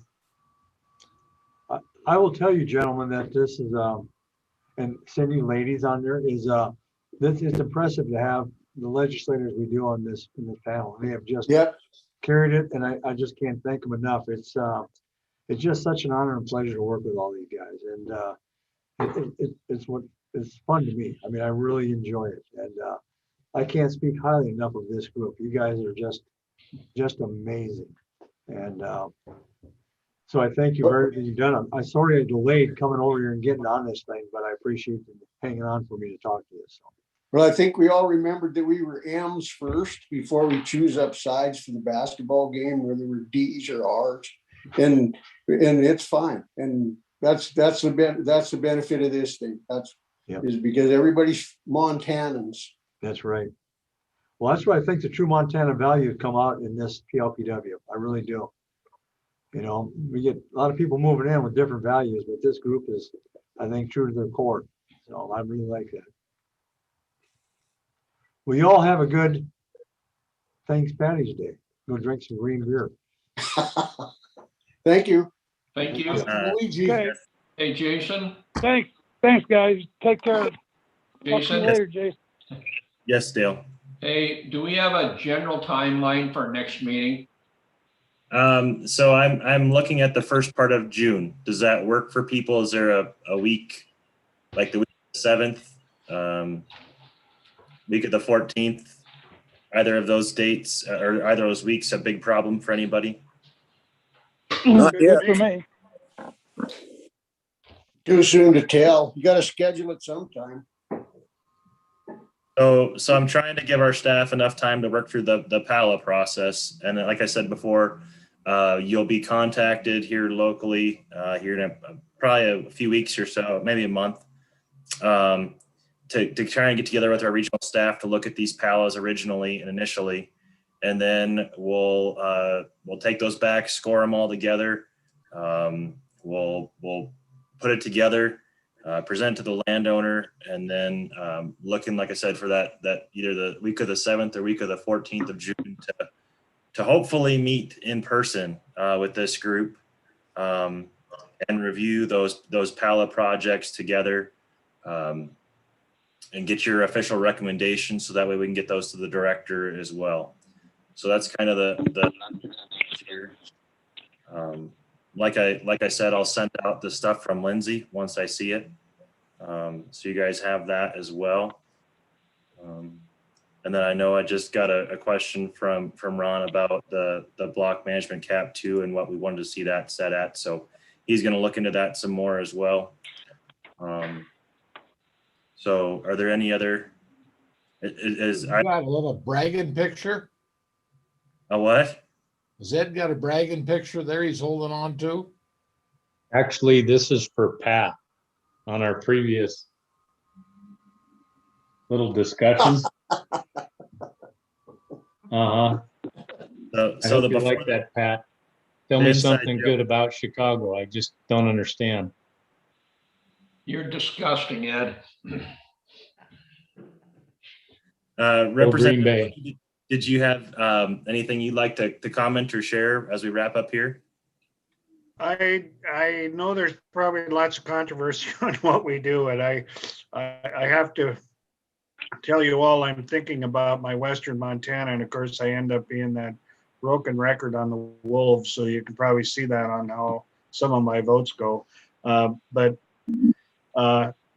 it's been kind of a zoo, and a lot of stuff is going on pretty fast, and sometimes it's hard to sort through all of it, and just trying to do the right thing in most cases, but once in a while mess up, I'm sure. But I just, sorry I missed you today. We've been having with committee meetings all day and everything. I just got done, and I thought I'd step in on what I could, but I kind of missed you guys. But I'll catch you next time. You're doing a great job. Keep your path. Thank you. Thanks for all you do. Denley, wear your Well, like I flak said, I jacket tried. and turn your hearing aid off. What's that? Wear your flak jacket and turn your hearing aid off. Yeah, I got Be the well. flak jacket, that's for sure. Be well. All right. Well, thank you guys. I'll probably, like I said, look for the first or second week of June and get that scheduled for our next meeting. I'll have to get some information as to whether or not we can meet in person, but that's my goal as of now. Probably look for a 2-day meeting during that time frame. Likely in Helena, we may push it to Lewistown or something like that if folks want to as well. So not as much travel, but if you also, as Director Warsek had mentioned, if you do have interest in possibly being reappointed, please let me know. At least that way we know that you're interested if the governor asks. So Can we tell you that now? you can tell me If that we're now. interested? Yep. I'd be interested if they think I serve a purpose. Always. Dan Fear feels the same way. Ed Bukowski, same way. As do I, Jason. Okay. And I am too, whether I'm reelected or not. You're a good landowner.